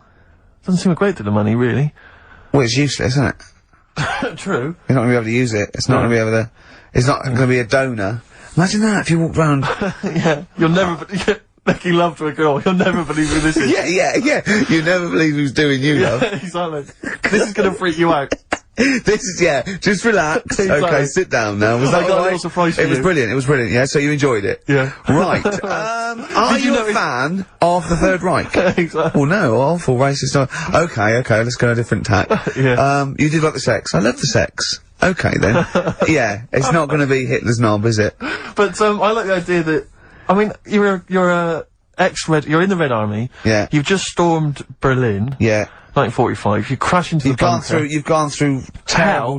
How you've lost 20 million comrades. Unbelievable. Oppression It's been everywhere. going on for years. You're in there, you see the man. Here he is, he's dead. He's dead, the figurehead and leader of one of the most despicable, You turn to your friends, there's a tear in your eye. Yeah. And your immediate thought is, I ought to chop off his todger. Yeah. Well, no, I said Bagsy. I said Bagsy is Winkle. I said Bagsy is Winkle outside. Whoever it was. Yeah, I didn't know it was gonna be Hitler. Brilliant. It's just, I can't, it just doesn't make sense. It's ludicrous. It's ludicrous. And I don't know how is he expecting to prove this? Because I want some proof. Well, I think that's why he said that. He probably started off with, I've got Hitler's face. And they went, brilliant. Oh, let's have a look at it. What do you mean let's have a look? Well, just check Hitler's face. Obviously I know what he looks like. Oh yeah. No, it's not, you know what no, it's not his face. What wouldn't you know what it looked like? Well, I mean, no one's ever seen his genitals. That's what I've got. Yeah. I've got his... It's got a little swastika on it. Is that proof, is it? Yeah, little Have you got his ball? Well, no, the Albert Hall's got one, his mother's got the other, so I don't know. See, the Albert Hall, I would have thought, would probably be paying that £12,000, because apparently they've already got his ball. Yeah, they got one of his balls. They got one of his balls in the Albert Hall, his mother's got the other. Yeah. But if they got the Todger if they can track down the one his mother's got, they would have a complete set of Hitler's... I'm just hoping it doesn't fall into the hands of some kind of crazed genetic scientist. What, I could clone it from his knob? Could clone Hitler. Back to, I don't even want to think about the future if that's the sort of way we're going. Exactly. If that's the sort of way we're going, Carl, I'd rather not know about it. What do you make of it, Carl? Weird, isn't it? It is weird. I mean, I don't want to go on for this too long. We've probably got about a minute left for the first half hour, and I reckon should can this sort of... What, 30 minutes of genital talk? But just quickly, Saturday afternoon? there's Go on. one in a museum. I think it's like that London Museum. What? One what? Well, do you know like how people are buying weird stuff and that to put in museums? Yeah. There's this device that, but, I mean, think about it, years and years ago they used to torture people, didn't they? Yeah. Really badly. And the device that they've got... There's no real good torture, but go on, I see your point. Yeah, but this device, right, think about it, you've done something really bad years ago. Yeah. Right, and you're thinking, oh, what are they gonna do? Do you know what I mean? Could do anything here, it could be the end for me. The device they've got is this thing that you put on your bits, as a fella, and it's sort of metal, so it means you can't, sort of, you know, get excited. It puts a stop to you, sort of... That wasn't a torture device. I think it was a Victorian thing to stop, adolescent boys wanking. They used to have things like wrist things as well with, like, spikes on them. It's not a torture device. Isn't that? Well, not really. Imagine that being captured by No, I was right, gonna you're say, never I was gonna get gonna hard say. on again. Alright. Not really a torture device, is it? And there wasn't that many nice looking women wandering about anyway about then, was there? Didn't get excited about stuff. What are you talking about? Well, filth, it stunk and everything back then. What are you on about? Right, we've covered that. No more of that talk now, right? Let's move on. Filthy, All Victorian women, filthy and stinky. Yeah. Oh dear. Bit of Rolling Stones Yeah, and then let's set go up for the it. old songs of phrase. Yeah. Stones, Beast of Burden. We've not played it before. It's an absolute jam.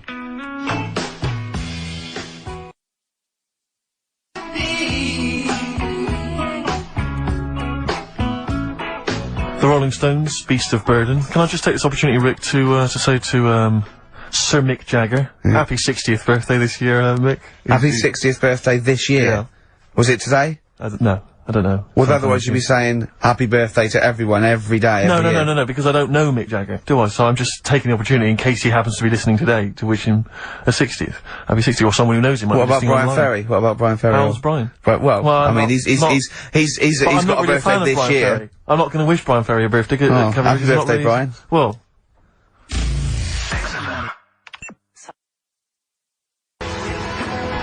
Silence is easy. Star Sailor on XFM 104.9. Right, it's the quiz of the week.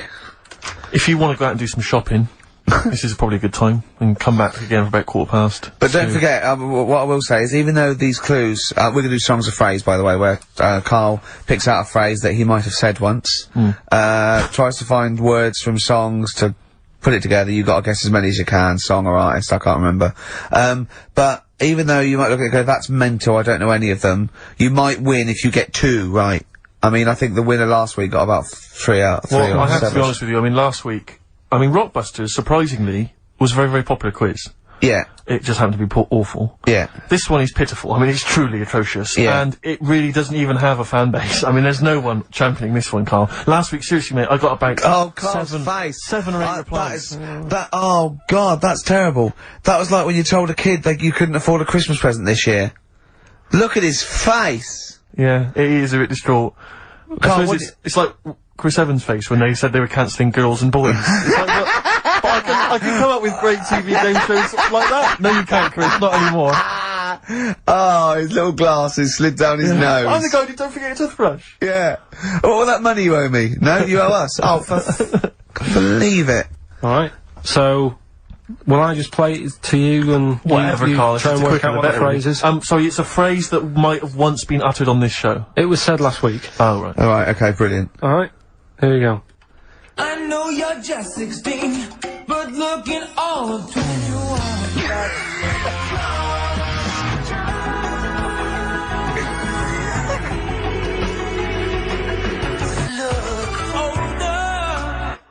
Right, I Right, can't quite hear right. it. I know what that is. That's ridiculous. What was Right? it? What it is it's something like, right?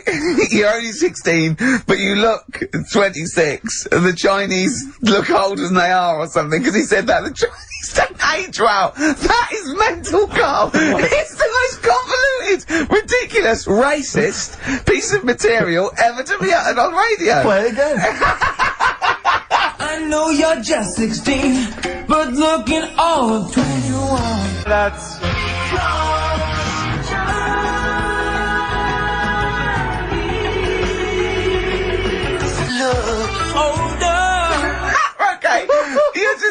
16 and look at all 21. That's because the Chinese look older.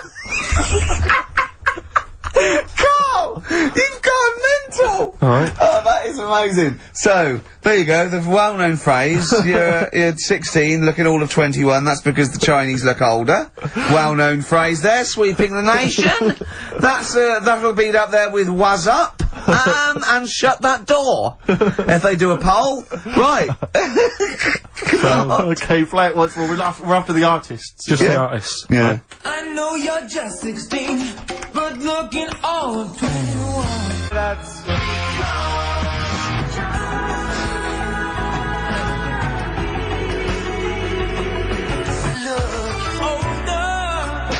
Unbelievable. Alright, let me tell you what the prizes are.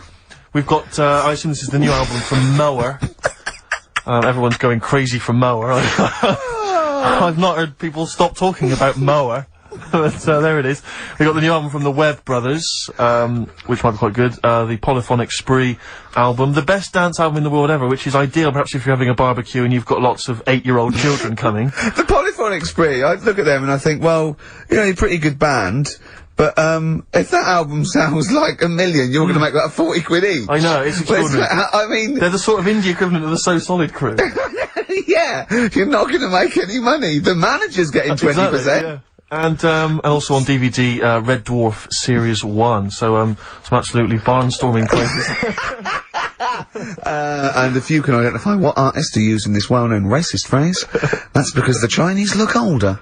Play it once more, Carl. One more time. I know you're just 16, but looking all of 21. That's...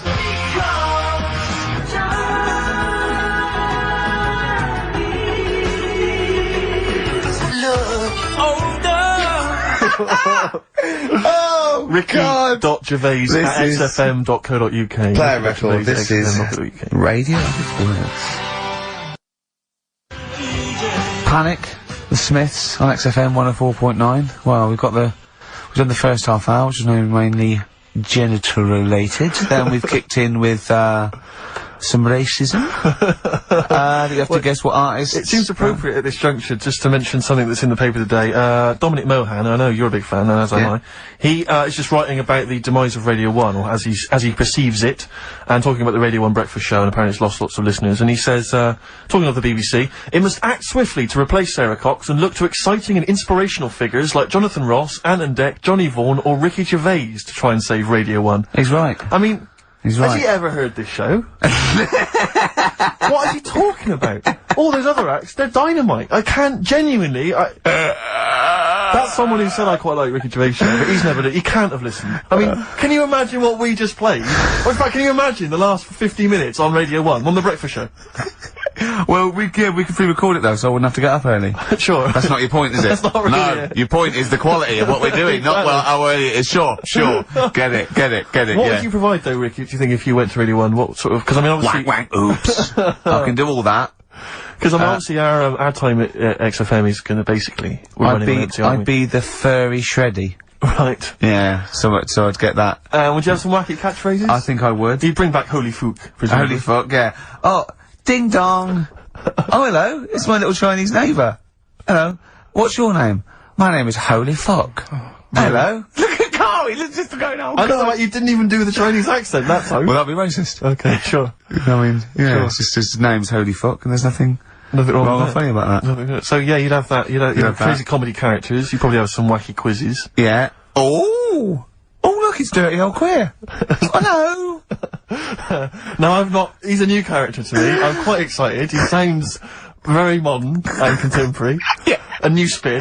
Yeah. On an old idea. Yeah. Just tell us a little bit more. Oh, wow, he's an actor, isn't he? And Right. and he likes to, take it up. Alright, well, that's just, if anyone from Radio 1 is listening, and Yeah. they've listened to Dominic Mohan in the paper, they thought, yes, you're right, we need some new blood at Radio 1. Ricky Gervais, he's got a myriad of comedy characters. Yeah. Whack, oops. I can do sound You effects. can do sound effects. So- You could probably do funny voices like Chris Moyles, couldn't you? Yeah. Wow. Not as good, but I can... What about comedy songs like Moyles? Again, not as good, but I mean... Do you remember when Moyles rather hilariously changed the words of This Is My Moment by Martin McCutcheon to This Is My Motor? We listened to it, though, didn't we? Unbelievable. I remember when he was doing a competition, this was pathetic, wasn't it? We were listening to, Radio 1 once on our house, right? And, I don't know why, we just wanted to, I think it was research, wasn't it, for the office? Yeah. And, he was doing this, he had to phone in with... We were listening to idiots and... No, I'm not saying that. And he was doing this competition, you had to call in with, some, songs that are golf related. And people were phoning up going, drive the cars. He was going, drive the cars, good. And I was on that phone, I must have wasted about 40 quid, and I wanted to get through and go, hello, Chris, it's not Milesy, yeah? It's Derek here, I've got one. Oh, go on then, Derek, what is it? Something like Spandau Ballet with golfy golf cart and that.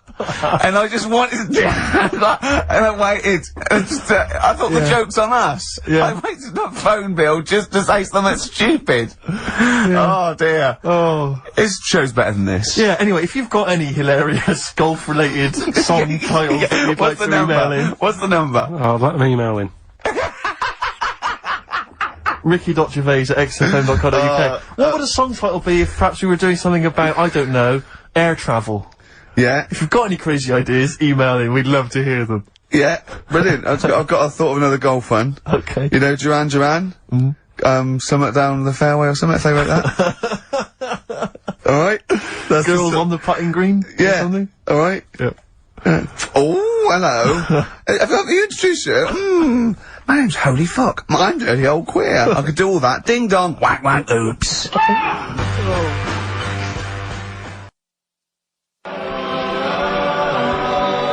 Elbow. Fallen Angel. See, they're the odd one out, you see, because of what they're like, and who they are and how successful they are, I can imagine saying, will you please welcome to the stage, Elbow. Indeed. But I wouldn't have. On paper, I'd have thought that was a terrible band name. Yeah. Yeah. No, I know what you mean. There are exceptions to the rule. Yeah. Ladies and gentlemen, please welcome to the stage the Boomtown Rats. Yeah. Yeah. See, I'd have thought that was I mean, I think it is a bad name. It is a bad name. But you can't imagine it happening. Yeah. Yeah, so that's band name. So call in if you've got email addresses and let's call in with funny observations on life and shit.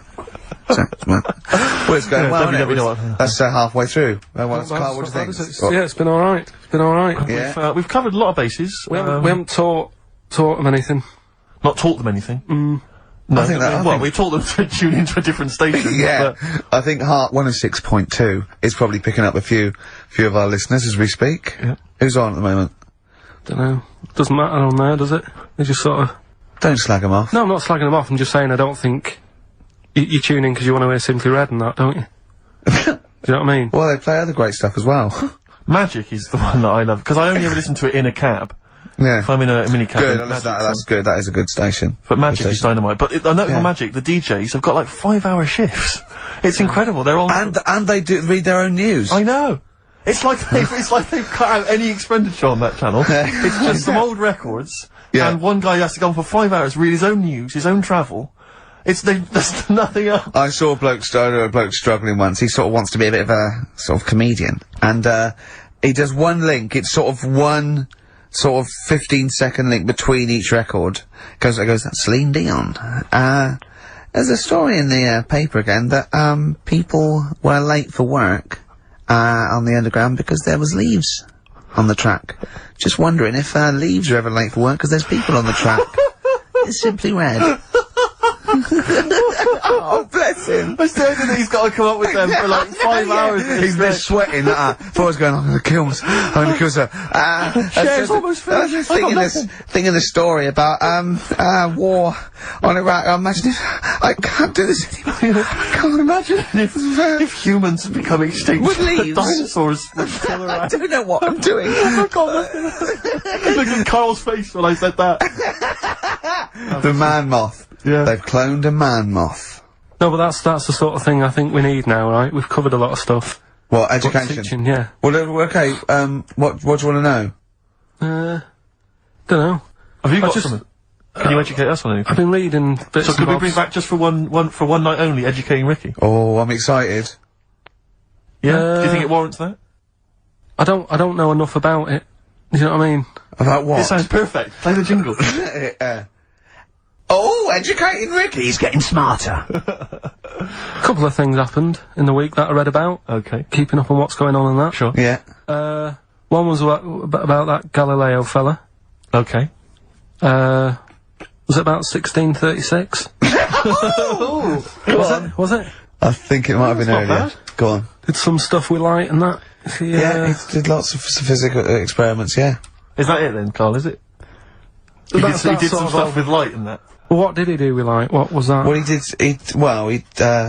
I think he invented the first... Telescope. Telescope. So I think it's a particular lens though, and he did experiments where he dropped famously two different, weighted, balls from Pisa, and, they hit the ground at the same time, showing that doesn't matter, the weight doesn't matter, but air resistance does and stuff like that. I think he probably explained it a bit better than that. Yeah, but I'm talking to Carl. Sure. Did they need to know He's stuff? just thinking about pizza. Yeah. Did they need to know stuff like that back then? What do you mean, did they need to know stuff like that? It's just... There weren't people going around going, I've got to drop these two things off the bleeding tower of pizza. I just don't know which one's going to land first. Yeah, I need to know. Why do you need to Bring know me that? Galileo. Yeah. It's for a bet. Yeah. No, but if I was knocking about then, I'd be like, stop messing with that. We need a telly. Or, you know what I mean? I bet he thinks the Flintstones is real. I know. That'd be brilliant. That's what I'd do if I was a caveman. I'd make a telly out of rock. Yeah. And a pelican And a as car a that I cement just mixer. ran along the road with. Yeah, exactly. Yeah, we need a car. Yeah. Well, we haven't really got the internal combustion engine. Can you stick your feet through the bottom? Yeah, just get me a car, for Christ's sake. Anyway, so I learnt that. And Yeah. then, What? He learned his name. Yeah. Other people I learned the Brilliant. name of this week. Oh, if a chimp could watch telly. Go on, Carl, go on. and there was also a fella in the week who said, that women shouldn't be wearing trousers. Why? Because they don't look good in them. Right, who was this man and from what era did he- French fella.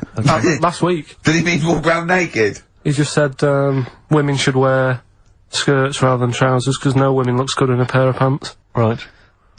How old was he? It was probably about 67. Uh-huh. About that, 67, 68. Yeah, yeah. Wasn't happy with that. What do you think? What do you think about It's rubbish. that? Yeah. These are the only things that have caught your eye over the last couple of weeks. This is the entire news. Galileo did something with light. A French fella said women shouldn't wear trousers. See, that to me wouldn't pass as education. It's not education. I don't know where you could ever use that. I don't know when that would ever be applicable to life. I just like reading stuff that sort of reminds me of. Do you know what I mean? If I read it and it gets me thinking, I think that's a good little piece. But I mean, but surely can't you just sort of like sit near something that vibrates to keep your brain going, or shake your head every now and again? I mean, what does this do? You mean it makes you start using your brain? But what aspect of a Frenchman said women shouldn't wear trousers got your mind working? What questions were you Because I asking thought after that? that's a bit daft, innit? Right? Yeah. Okay, I it was ends there thinking- with me. There's nothing else. There's nowhere else for me to go on that. He closes Your the mind's gate. still worrying. Yeah, go on. What do you think? Let's go through this. Oh, I wish we could download his I know, thoughts. I know. Just watch it. Yeah. Wouldn't it be great, like a DVD? Like a cartoon. Imagine that extra footage on the Office DVD. Yeah, Carl's brain. That would be With a commentary. amazing. Oh, with I a mean is- commentary. Go on. Women wearing trousers and that, right? On the estate that I grew up in, Yeah. on, right? There was a woman about 4 houses down, right? Right. Rough. She's the She one. was, or the estate. She was, right? Yeah. She's the one whose kid took a horse into her house. Yes. Right. Now, we won't go over that again. No. If you're a new listener, I think we covered. I think they get That's the all you idea need to on, know. Right. Yeah. Now, she used to wear leggings. Yeah. Now, they're a bad idea. They are a terrible idea. I agree with you there, Carl. If you're a lady of What the colour? normo persuasion... Were they pink? No, they were sort of black, but with all bits on them. Oh, right. Do you know what I mean? What, Yeah. toast and Just horse bits. droppings. Yeah, go on, yeah. And she used to, she's quite a big woman. Sure. Pauline Quirk, I think Yeah, we well, described her as. Looked like a light bulb when It she was is those bending kind over of in women that are leggings. attracted to leggings. Yeah, I know, yeah. They are drawn to them like a moth. To a flame. Yeah. She yeah. used to wear them, and that's what I remember when I read this piece. And she used to work on one of those sex line things. Right. Right, she used to do that. But What was she, an engineer? the weird thing with her was, she had big eyelids. Right. Go on. That were too big, and this is what I was thinking. What do you mean she had big eyelids? How big do eyelids have to be for you to go, they're big eyelids? What was she shoplifting with them? Would she come out of Dixon's with, like, radio stored in them? What do you mean she had big eyelids? It was another one of them popular things round our way, do you know, like... What do you mean popular things? They didn't go, oh, I'll tell you what, they're all the rage. Can I get some big eyelids, please? No, it was just like one of them things that people suffered with. Just big eyelids, they could hardly open their eyes. What do you mean? What do you mean? That's one of them popular things round where I grew up. People had big eyelids, they could hardly open their eyes. What does that mean? What sort of freak town were you born in? You had webbed feet people with big heads, you got women with big eyelids. What does big eyelids mean? Are you confusing her with the horse? Yeah. Did she have hooves? Look, what? Just too much skin. It was like the neck of a chicken. But on the eyes. What's your point? Anyway, so there's this big eyelided woman with the leggings. And that's what I'm saying to you, though. That's when I read that story with people with trousers. Yeah. I went from that. Yeah. To a woman who used to have big eyelids. I still know the point. But then, and also the other bloke who had the eyelid problem was a mate of mine. Right. His dad had it, and same problem, massive eyelids. I don't know what that means. I don't know what that means. I used to say to my mum, I'm going round to, Dave's house. Yeah. And, Or Drew say, Pig, well, as you call it. that's alright, but make sure his dad doesn't take you out in the car. Because he could hardly... he could hardly see. He had to have his head... He gets to tilt his head back to keep his eyelids open. Sure! Then he have a couple of matches with him at all times. What a load of gobbledygook. This began as educating Ricky. I know, So it's what, like he was people thinking- with eyelids. But it's like you're supposed to make that leap as well. Yeah. If I mention the trousers, Ricky will probably be thinking about people with big eyelids and women wearing leggings. Play a record, Carl. Got nonsense. Adverts. No. Oh, alright.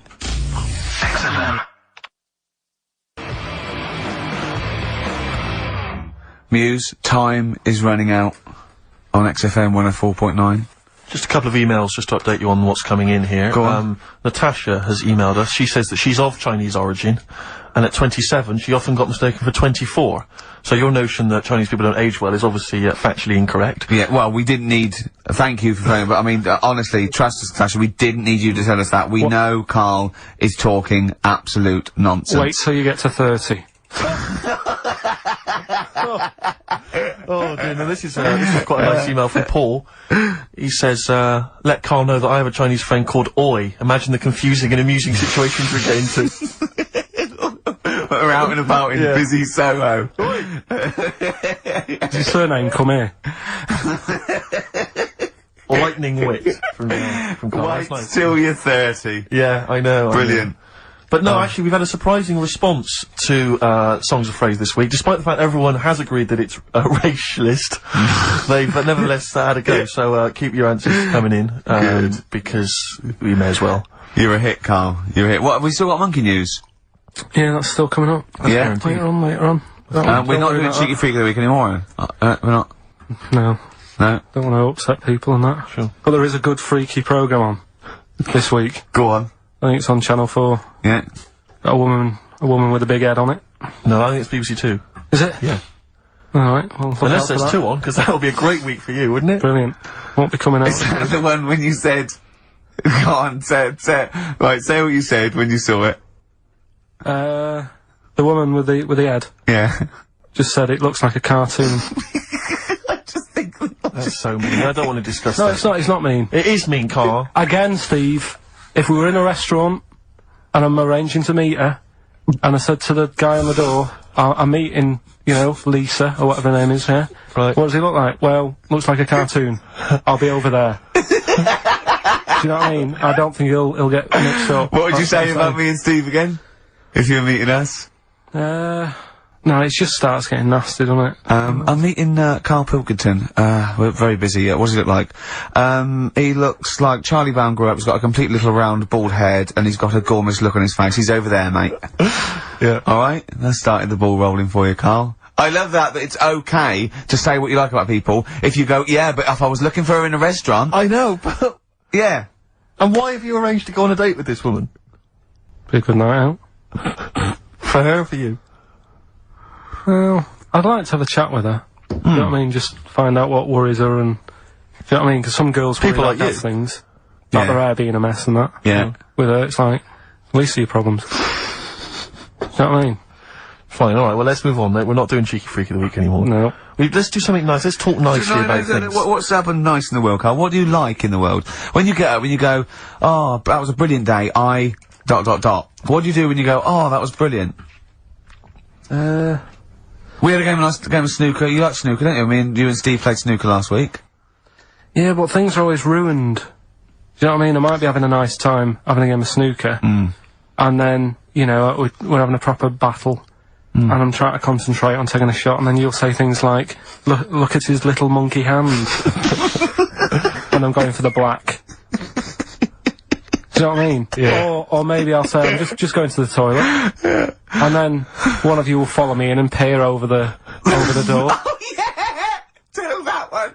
That was when you were actually in a cubicle sitting down, wasn't it? Yeah. And Steve Merchant's head appeared and went, alright. And you went, what if that wasn't it? Oh, that was great. Doing a George Michael on me. That is one of the benefits of being very tall. You can look over You can look over the stalls, into lavatories. It looks like a giraffe house. You're sitting down there and you look up, right? And he's peering over the top. Oh, the fun we have. Oh, it's great, isn't it? But anything intelligent. It's like the monkeys. We are like the monkeys. Aren't we, us three? I wanted to write a thing for the darkness. I want to write like the new monkeys. Like a TV show? Yeah. Do you want to do that? Yeah, alright. Yeah, okay. Well, if they're listening, or their radio show, a record company listening, or their manager, big fan of the Darkness, my favourite. Hang on, don't make a promise Well, like that. no, my favourite band at the moment. We'll do a pilot. Them and the Monkeys. but don't make Running that round, promise. speed it up. They can have their songs in it. They can write songs specially for us. What if they And can't act? And it's them. They can act. They just act themselves running round. We're getting people like McGee and that to come in and sort of be the actors, and you know, all those posh actors that appear in Ali G and that. It sounds like a lot of hard work. Yeah? Yeah. Okay, forget it. Knock it on the head. Yeah, let's play Radiohead.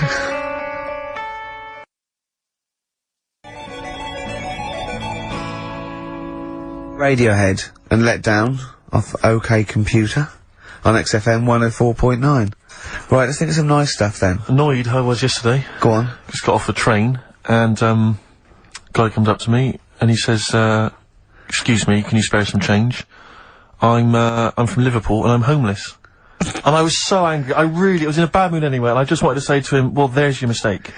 Go back to Liverpool. That's why you're homeless. You're in London. Well, he might have been You homeless in idiot. Liverpool and thought... Well, why'd you come down here? Well, where would you rather be homeless? Liverpool or London? Well, Algarve. Well, no, but I mean, I'd certainly... Do you know what I mean? But just, why am I supposed to say I'm from Liverpool and I'm homeless? Why is that supposed to be a persuading factor? Just annoyed me. I thought there was enough problems here already. He's going for a double sympathy vote. Yeah. I'm homeless and I'm in Liverpool. He could have just said I'm from Liverpool and given him some change. Guy he was from Manchester once, I gave him my sandwich. Yeah. There's a thing the other night, right, they did this programme, it's only on in London, so if you listen out of London you won't know about it, but it's about, Oxford Street, right, and, About all the thieving that goes it's on and like stuff. thieving, Yeah. you know, drug problems on Yeah. the streets and that, Yeah. you know, what gets on people's nerves, those people with the boards, you know, golf sale and all that, and, there's this bit that concentrated on the homeless problem, right? And, he said, you know, this fella looks after the homeless, he goes up to him, says, how you doing? Are you hungry? Do you need food and that? He said, you know, a lot of people worry about the homeless, but we do try and look after them. And the Salvation Army were there, and they said, and this is where they can come if they need anything, if they need any food, or, any clothes, if the shoes are worn out. And he said, oh, can we have a look at that, right? So they go in this little room where all the clothes are, and they go, and there's like a load of jumpers for them in the winter in the cold. And the camera sort of pans across. Load of ties. Right. For the homeless. What? Ties. Ties for the homeless? Round the neck, like, to look smart. No, they use them as belts. I've seen a lot of... Or as a lead for their dog? Yeah. Yeah. What are you talking about, ties? That's what they did. They said, here's the room with all the stuff in it. Right? Jumpers for the homeless. Jumpers, shirts, trainers. And you sort of load of ties. Nobody wanted one. Some evening dress. They got a formal function. Any cravats? Now, where's the cummerbunds? I'm thinking of being homeless outside the Royal Albert Hall tonight. Yeah. That's where the real pickings are. I'm breaking in the back door of the Savoy this evening. Oh, dear. Another charity thing that I was reading about the other day that they're doing. Do they give them trainers? Because I've seen a lot of tramps with new trainers, and I think there must be like a equivalent of a soup kitchen where they get shoes, because that's it must be, yeah. Otherwise, that's weird, isn't it? You get you blow any money, you beg all day and get a nice new pair of Nike. Yeah, no, don't waste it on clothes. Get some tenants. Get some, special brew. That's the best value. Go on. Some smack.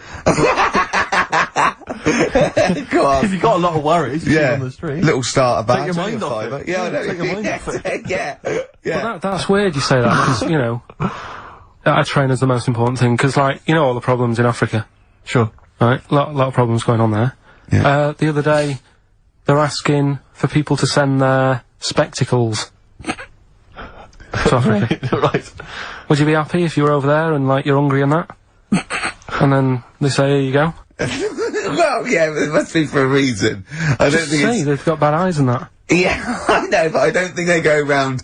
It's not like when you see those things on Live Aid and there's people dying but they're putting specs on them. No, I think that's what it is. No, it's not, Carl! They sort out food and medication before they put a little pair of specs on the lads. That isn't how he came across in the advert. I think they probably walk hand in hand. You know, the people handing out the food are also, you know, walking alongside guys with the specs, and they're handing them out as well. But what have they got to look at? What? They don't own anything. They'll realise how bad everything is. God, it's rubbish here, isn't it? I tell you, I try and help out the world. I've joined a little charity thing. They pay me £5 a month. Yeah. I'm all up for helping. Yeah. But sometimes you think, what can we do? You know what I mean? Yeah. What can we do? Okay, what can we do? We can't do anything. Okay. That thing. Play a record. We were talking about the debt the other day. I was reading up on the amount of debt that South Africa are in and that, and it's just like, that's without any shops. Do you know what I mean? If they had shops to spend the money on, there'd be murder. That third world debt isn't because they bought too many smeg fridges from us. It's shopping. Look, who's been shopping? I have. Oh, well, you've gone over the top. You're on a budget now. You're getting nothing but grain and blankets for the next year because you go mental. Who just spent £1 billion in dictionaries? Oh God.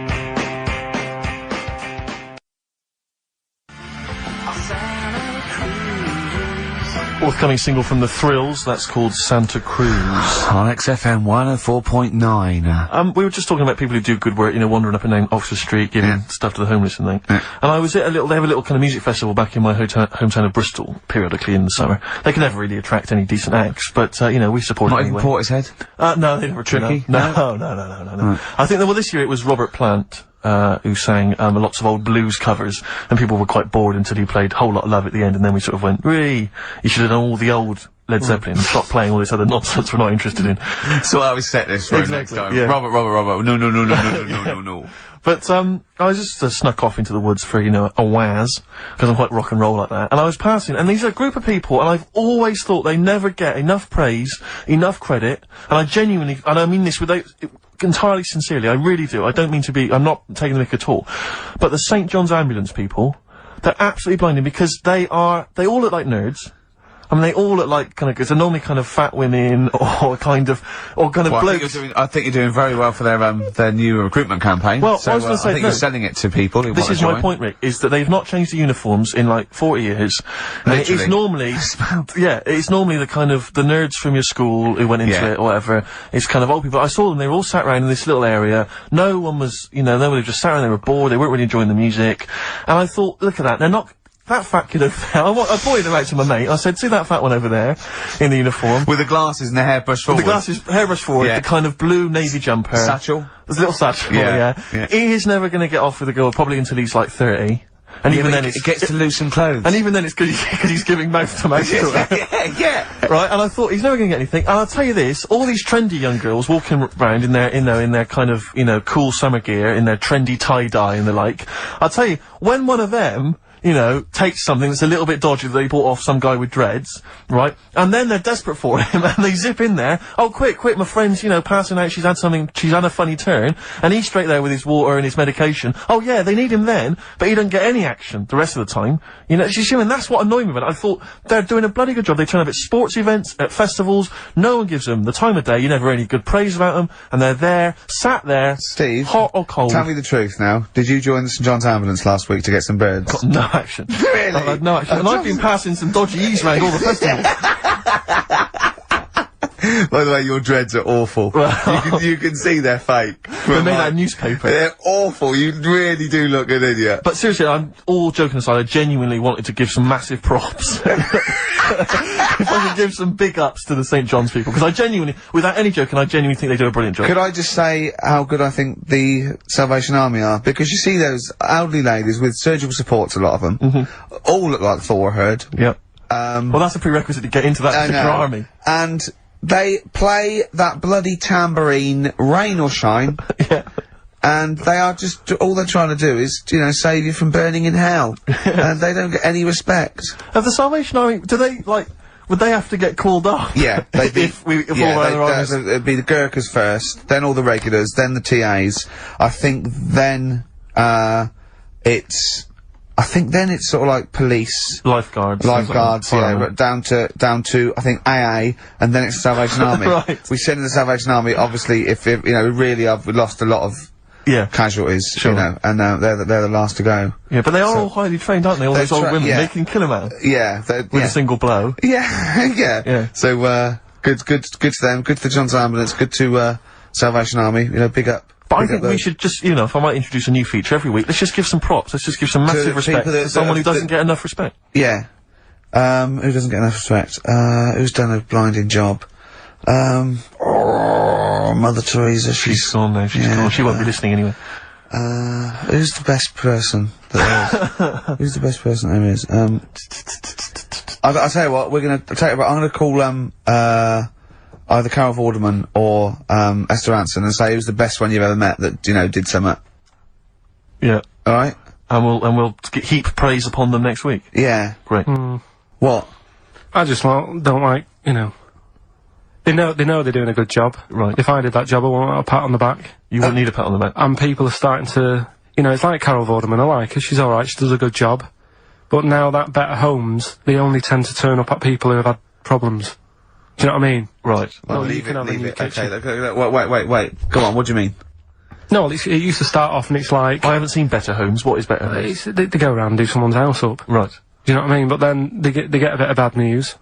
And Carol thinks, I'll cheer them up, I'll give them a new kitchen. Yeah. And it annoys me because if you haven't had bad news, it doesn't mean you're not worth a new kitchen. Did you send in an application? Yeah. You say that I'm bald, I'm from Manchester. Well, if you'd written that, they'd have rushed round. Yeah. What do you mean? What they say, so-and-so's had a bad year, his mum died, he lost his leg, and all he's ever wanted is a chaise longue and a hostess trolley. And the annoying thing is, right, they might not be the ones who write in, it might be a neighbour. Yeah. But they also get something sorted out for them. Really? So even though the neighbours had a bit of bad news, they go, oh, cash in on this one. I'll send a letter into old Carol, tell her that, you know, Mum's passed away. Yeah. I'll get a new, conservatory sorted. Sure. And sometimes a neighbour gets a better deal than the person who, do you know what I mean? The person who's had a bit of bad news gets like a new little kitchen, whatever. Neighbour next door, leave the kitchen, let it go, Carl. New decking in the You had to pay for your own garden. kitchen. Do you know what I mean, though? Is it all the done now, the kitchen sorted, the bathroom needs You had trouble with the grouting, didn't you? Yeah, I don't know. Oh no, we got to do, oh look, play a record, we got to do the results. And then we got to do monkey news. Could we quickly do the results? Well, you say we've got to do the results. There's not people hanging on for them. Let's do it and just knock it out there before well, let's play a tune, let's come back and do that. Eddie and the Hot Rods, yeah, surely.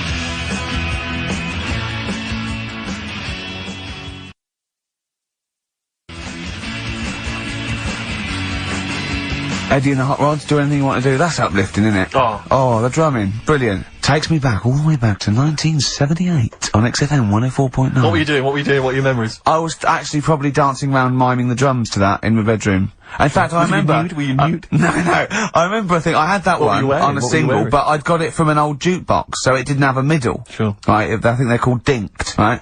And so I had to line it up really carefully, and sometimes by the end it would just slightly go out where the record was moving. Where I just had to... Interesting anecdote there. Fascinating.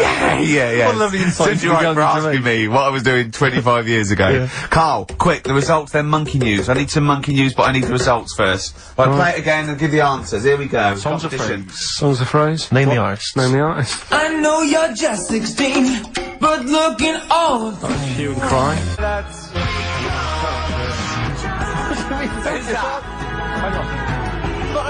Well, that's Philip Bailey again. That's too little.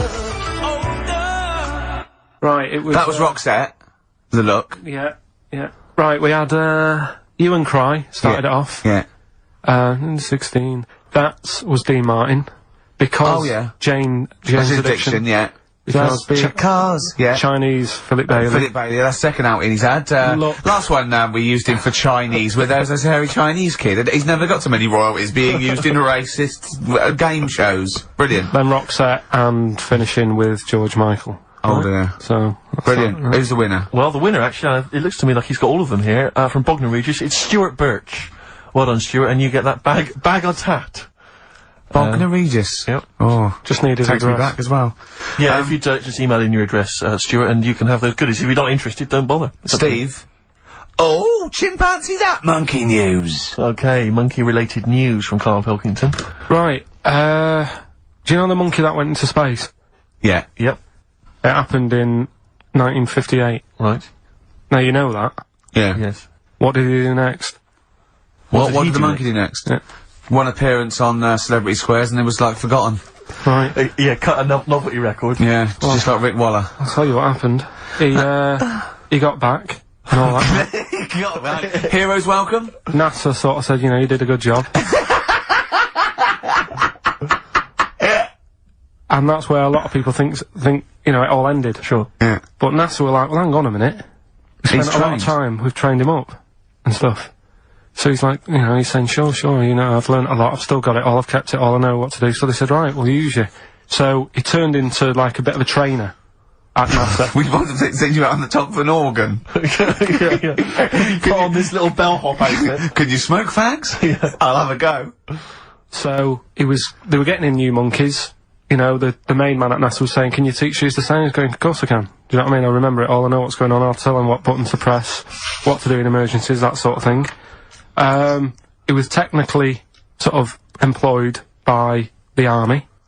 Right, can I just fit in here? I don't know the story, Carl, and I might embarrass myself here. You've got an army of people out there that will probably send me an equally deranged email from a different website, but I'm pretty sure when they sent the monkey into space, it was to monitor his physiology. He didn't press any buttons or learn to dock or take off. It was just the effects of weightlessness and space on, basically a primate. I'm pretty sure he was tied in with electrodes to his head. So, well, yeah, I'm pretty sure. I could be proved. But even if that were the case, and he had learned to press one or two very basic buttons. Definitely not. Definitely not. Even if it were the case, I'm pretty certain they wouldn't have brought him back to train up Neil Armstrong. Right, definitely. Go on. Going, Neil, what are you going to say when you come out there? Yeah. I was thinking of just saying, I'm on the moon. Hello, it's made of cheese. Don't say that. What about, I've noticed that you got little legs, right? But mankind stepped forward. Well, how could I put that? I was just going to say, I'm on the moon, it's great to be here, wish you were here. I've got to think so Hi, better than that. Mum. Yeah, go on. Anyway, basically he got back, they sorted him out with a nice pension. He was happy. Because of, like, the rank that he got, he was like, you know, he had loads of medals and stuff. He said, right, we'll make him a colonel. He got that.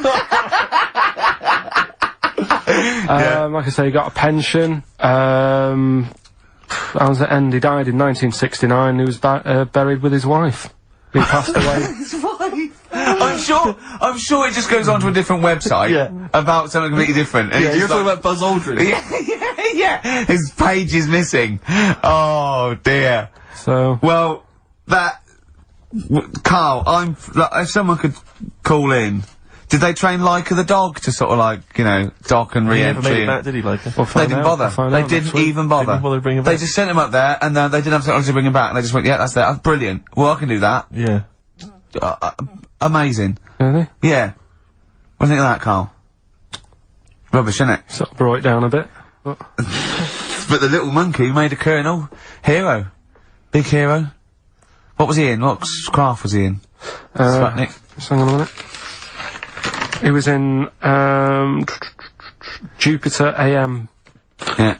Let me see that piece of paper. Let me Yeah, cut the I thing. can guarantee there's nothing there about his training other than let's hope he's not sick on the control panel when we shoot him up at 400 Gs. Oh dear. I love the fact that you think that this monkey was a high. Do you know what I mean? When you think of these things that they send the monkey's face, do you think of the Planet of the Apes? Like they're sort of talking, sort of chimps and gorillas, and they're in tunics on horseback with snub-nosed rifles. What do you think of? Just a little monkey getting on with it. He knows his job, he knows what he's got to do, he gets on with it. Look, he's pressed the button. Watch him press the button. This takes me back. Do you remember 1965, I think it was? We're going to use him to train other DJs. That's it then. Goodbye. Thanks. Cheers. Cheers.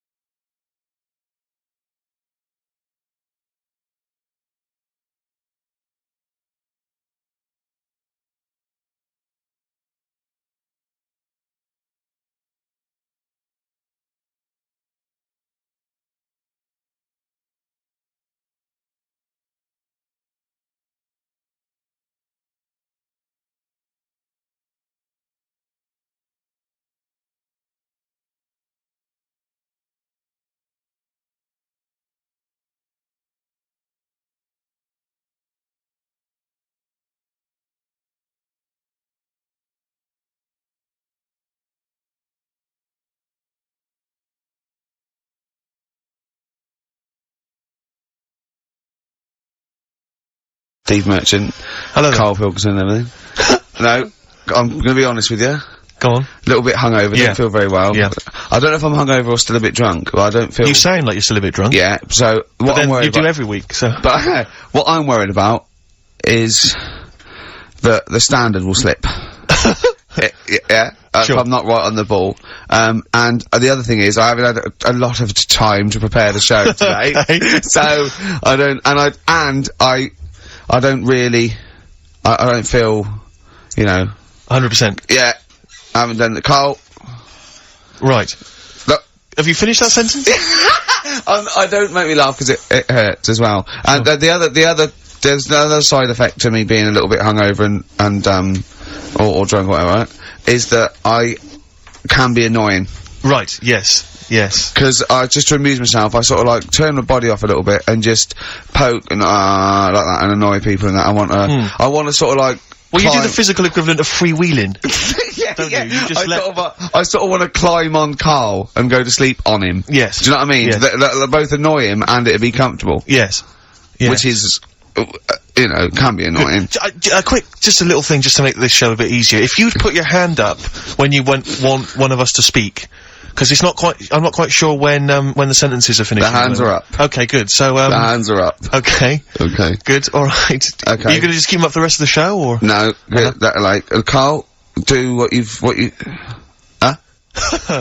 Good, alright. Do you want to, I mean, is there an excuse as to why you're a bit hungover? too much wine. Okay.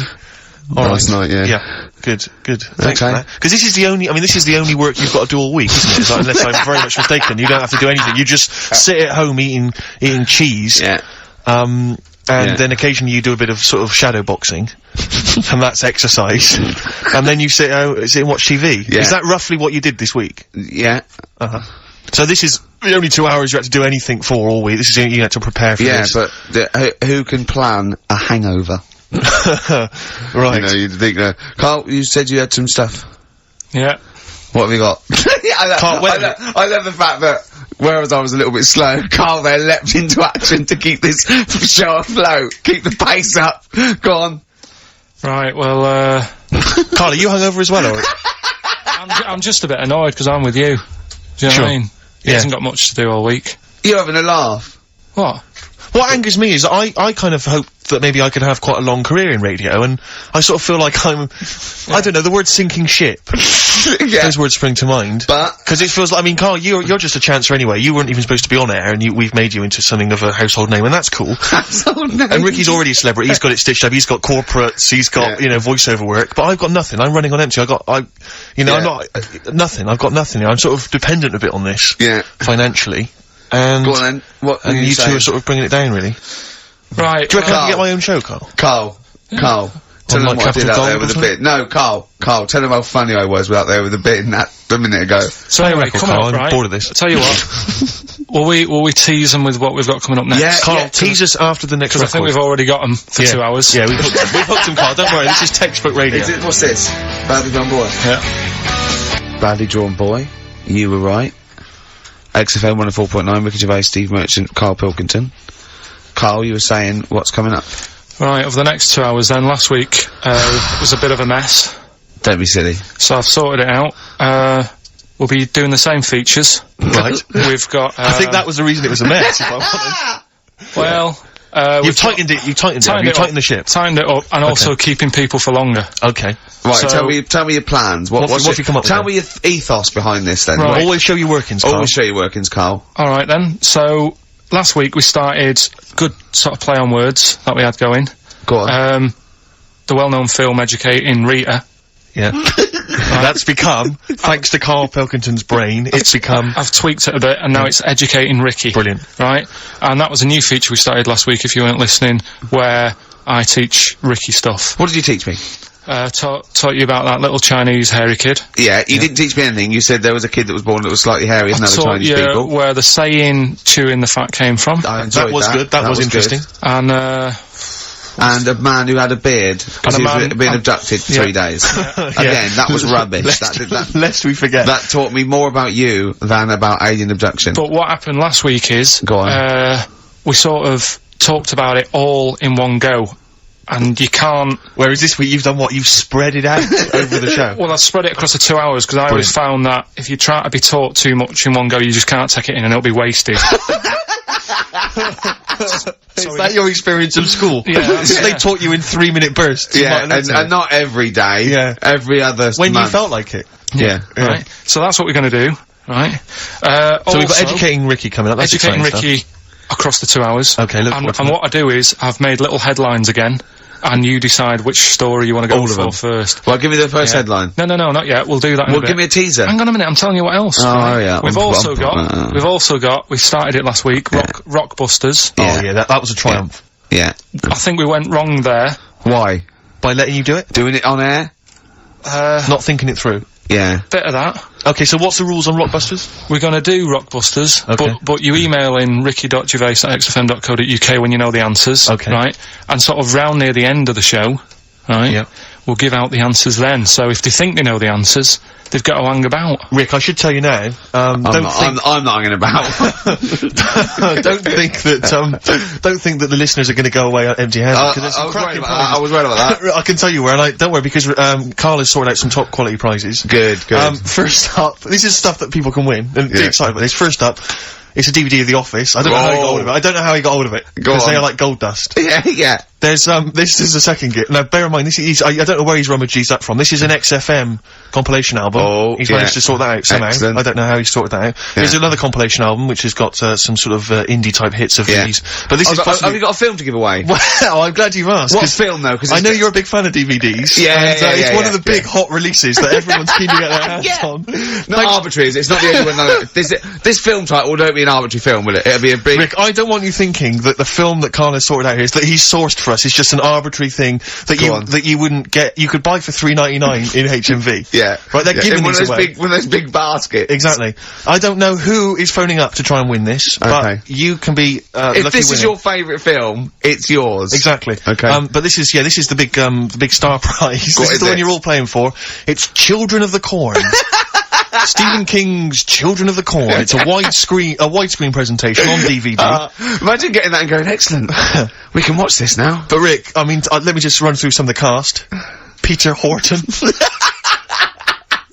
Pete Horton's in it. And that's about I'll tell you what, I don't want to give it away if Hort is in it. Exactly. I'd love to see his If performance Porter's again. is in it. Also Linda Hamilton, I know you're all Linda all big fans Hamilton, of she plays a piece of corn. Exactly. And I don't know I've not seen Children of the Corn, I could be wrong, but it says it Carl, says when it's you around the office, why don't you start throwing like a mouse mat and a pair of scissors and a pencil? Because that is just arbitrary. That's an arbitrary selection That's next week's stuff. But also I should say we also have some this is a little bit more exciting. We've also got some tickets for DJ Shadow, who's performing at the Brixton Academy this evening. He's good at 9 DJing. o'clock. So he's very good at DJing and scratching and the plays all the records that you want. Exactly. Plays all the records that you want. Don't bring your own. He's got them all. He's got them all. I've seen him arrive. He's got 2 big bags of them. Yeah. So there's 3 pairs of DJ Shadow tickets. We'll give those away later as well. Don't just start phoning arbitrarily now. No. We'll give those away in our own Is there good any time. lemonade? Sorry? I need some lemonade. Okay, well, while we sort out some lemonade, let's play a tune. Come on, Carl, what's wrong? Whoa, Carl! Ryan Adams from his new album Demolition. Brilliant. A track called Nuclear. Yeah. I've found a new way of making it more exciting. When you're talking about something, I'll go, yeah, brilliant, agreeing with you. Making it all interesting. Yeah. I can see that, yeah. Yeah. Well, it's a really good album, that. Yeah. And, it's Brilliant. apparently just a collection of sort of demos and songs he had lying around. Oh, I wish I had that. Yeah. You know, we're giving away those DVDs and Children Look of the Corn. forward to that, Children of the Corn. I've got an interesting anecdote about, the Office. Carl, me and Carl went out, right? With, me and Jane, Carl and Johnny and Gigi, wasn't it? Carl, I'm talking to you. Wasn't it? No. Wasn't, Gigi was Is it important who went? No. Okay. But we're walking down the street. Carl was there though, and he can back me up on this. We had a curry. We were walking back, and this little funny homeless fella, didn't he? He oh, I got to tell it before I go, didn't he? Yes. He came up to me, right, and he recognised it. Talking's more difficult than you think. right? And he came up to me and he went, he said, I've just nicked 5 of your DVDs from HMV. And he shook my hand. He was so happy with it. And I went, right, excellent. He went, all I do is I just swing the bag over the top. Like that, when I'm going out. And he had a bag full of DVDs, didn't he? And he was so pleased to tell me that he'd stolen. That great. He said they're going like hotcakes. Yeah, he said they're going like, of course they are! Yeah, you're nicking them. I know, we get paid for them though, don't we? So not the stolen ones. Don't we? No. What do you mean? Did you sign them for him? you idiot. What, so, he just nicked 5? Yeah. Well, and you say he was homeless, was he? Well, don't know, maybe. No. Surely, how would he have seen the show? He'd just walked past Curry's one Dixon's. morning. Yeah, that's any idea. Seen a trailer for it, thought, interesting. I don't know if he was homeless, I didn't go into his home life. He shook his hand though, and... But he made Carl look smart, do you know what I mean? So, but he wasn't northern, was he? No, he was like, do you know in the Fast Show with Paul Whitehouse, when he did that character, that shady character? Yes. The spit of that, you know, like a ponytail, t-shirt on, a bit too big for him, and just the movement and everything, really like a cockney, little cheeky chap type person. A little cockney cheeky chap, And, he just said, it's you. He said, you got your DVDs, got 6 of them from HMV, going like hotcakes they are. And then off he went, whistling. Yeah. Well chuffed with himself. Yeah. Going like hotcakes. What's he gonna do with them then? Probably sell them. Yeah. How does he sell them? Where does he sell them? Does he go up to people and go, do you want an office DVD? They're not nicked. Yeah. 4 quid. Yeah, exactly. Are these stolen? No. They've still got the tags on them. Well, it's like those people who, you're those cab drivers that you'll meet at sort of 3 in the morning who've just got a car. Yeah. And just went out with a car. Yeah. And just, I'll pick people up and charge them. Yeah. I got in one once, I said to him, the guy just pulled up, he said, I was in like, East London, going back to, North London. I said, going to, Swiss Cottage. He went, sure, hop in. We set off. He went, do you know the way? I said, well, not really, no. I thought you'd know the way. You're in a cabbie. And he went, no, don't really know the way there. I said, have you got an A to Z? He went, no. I thought, well, if you're gonna go out just on the, just winging it as a cab driver, 2 things, take a map and a torch. He didn't have either. He said, well, I'll probably get to Camden. I said, right, I'll direct you from there. Drove on for about 5 minutes, making conversation. About 5 minutes later, he went, do you know the way to Camden? I thought you knew the way to Camden. I don't really know the way. I thought I did. Oh. It was I mean, let me out. 4 quid. Exactly. And that's, I don't know who's got that sort of time on their hands, that they just think, it's 3 in the morning, I'm at a loose end. I think I'll go out doing a bit of cabbing. Wow. Yeah. Because your dad was a cabbie, wasn't he? Yeah, he was, couldn't stand it, but it's good money. He was he wasn't like a chancer though. What was he doing when he put that little Forrest Gump in a weedy bin? That was part of the cab company thing. They had to do like a charity event once a year, and he did it 1 year, never asked him again. Tell us the story again. I'd rather not, Why? Because we got a few sort of, complaints about it. Why? Why did you get complaints about it? Because he put a kid in a bin, and it's not the thing to do. But we could use it as a sort of sobering lesson for people. Yeah, tell it like a, you shouldn't do it. No, yeah, but that's how I did it last time, but people still didn't like it. All the stuff I tell you, we don't take the mickey out of people on purpose. No. It's real life, innit? And that goes on in life. Yeah. My dad was saying that in hospital though. Do you know I was in hospital? Yeah. He did some jokes about old people and that, and he said at the end of the day, if something makes you laugh, it's funny. And if it makes you laugh, you can't help laughing, can you? Do you know what I mean?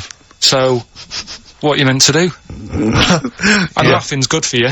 Yeah. So, but being laughed at isn't as good for you, is it? No, but there's probably more people laughing at one person, so if you balance it out, there's only one person who's upset and there's a bunch of people laughing. So, That's genius! Give me an example of that, give me an example. Well, for instance, Karl Pilkington as he talks and the people listening. No, give me a little example of like, so, I can't, because again, that's what I'm saying, I can't tell you the story, because there might be someone out there who, this person might even be listening and think, I forgot about that and you brought it all back to me. So, I prefer to leave it, but I think people know. Why did he put him in the bin in the first place? Because he was getting out of hand. What was he doing though? You see, I can't explain. You can! Don't be silly! I prefer to leave it, honestly. What was he doing? Was he annoying him? He was annoying my dad and the other people in the cab. Right. And he thought, how can I deal with this before it gets too out of hand? Yeah. He pulled over and put the lad in a wheelie bin. I'm gonna burst. So we'll leave that. Yeah. Yeah. Right. How old was the kid?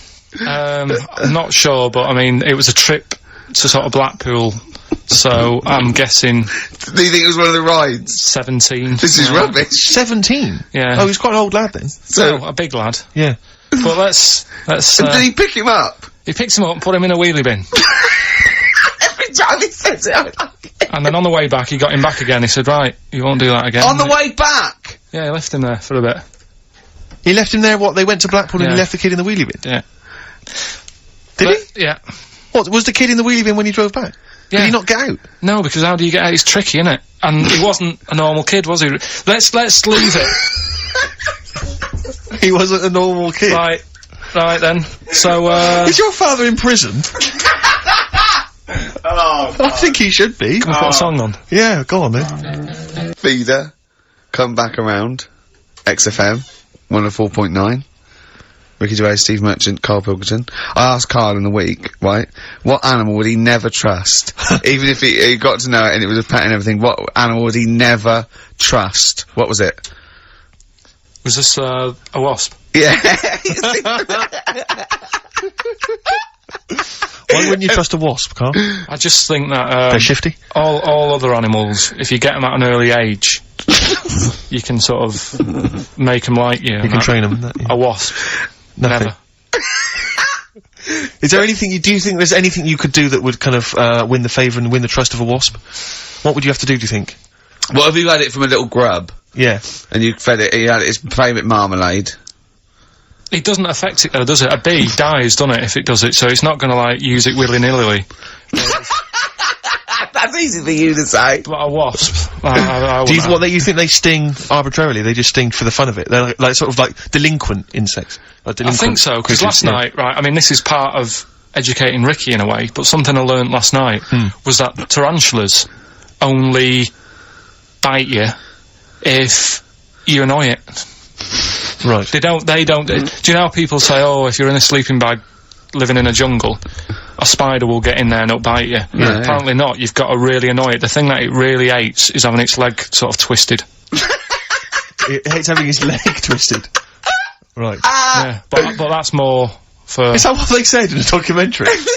No, actually said this is almost certainly not, Steve. Almost certainly Were you watching not. a documentary? No, I was reading it. Oh, you're reading it. And, it was this guy... Was it scrawled on the wall in like a public toilet? No, I'll tell you. No. I'll tell you more about that later. Oh, It's right, part I'm of looking the, forward thing. Educating Ricky. So, if you Part of don't the trust the evil wasp, what animal do you trust? What's your favourite? Well, I also, I said to him, right, supposing your mind, right, your mind got put into any animal, right, and you've got to get from where you are now, right, to Glasgow, right, as an animal, right, but the authorities will be looking out for it. Okay. And it's shooting you, right, and, what you went through loads, didn't you? I was thinking about it it must have took me about an hour. So your mind has been put into an animal. And then, yeah, so it's you And in you- this animal thinking yeah. you've got to get to somewhere. But the authorities know you're in the animal? Yeah, maybe your body is in Glasgow or something, and you've got to get this animal to get to you so it can transfer its mind back into your body. But the government knows that I'm... We've all had that conversation. So the government's going, Carl can't have his own brain back. I only have it with Carl, don't I, Yeah, these conversations? Go on, yeah. So you're on the way. So think about it. You think about it just for a second. So, let's recap. Your body's in Scotland. Right. He's the only one that takes my question seriously. Your brain is in London. Uh-huh. Right? And there's like loads of security and stuff looking out in the sky for animals or looking on the field, seeing what's looking a bit suspicious. Trying to get to your body. And they're to put shooting the them. brain, and they're shooting everything and killing all the animals. What thing would you pick to get your brain to Scotland that wouldn't get caught? And I reckon I've got the answer. A wasp? No, because think about it, a lot of people get irritated if it sort of wanted to get a lift in a car going down the motorway. If someone's driving, there's a hitchhiking, wasp yeah. in the car, it's a nightmare. Yeah, sure. Cause a right accident. Yeah. So think of something that people wouldn't, you know. And the clock's ticking as well. You're taking this really very seriously, Yeah, aren't you, Carl? you've only got a couple of... You've given this a lot of thought, haven't you? You have. Yeah. So, something with speed. Yeah, it's Something got... that can travel quite speedily. Well, Well, that's... Yeah. well, and something but- that's also inconspicuous. Yeah. Yeah. Yeah. Is that the sort of thing that's what you're going to Yeah. And is it a creature that's native to this country? Yeah. Right. Yeah, it is. I've got no idea, Carl. What are you thinking? Tell him. A flea. A flea? Tell him why. Think about it. Right, this flea, it's got my brain. It's dead small, the flea.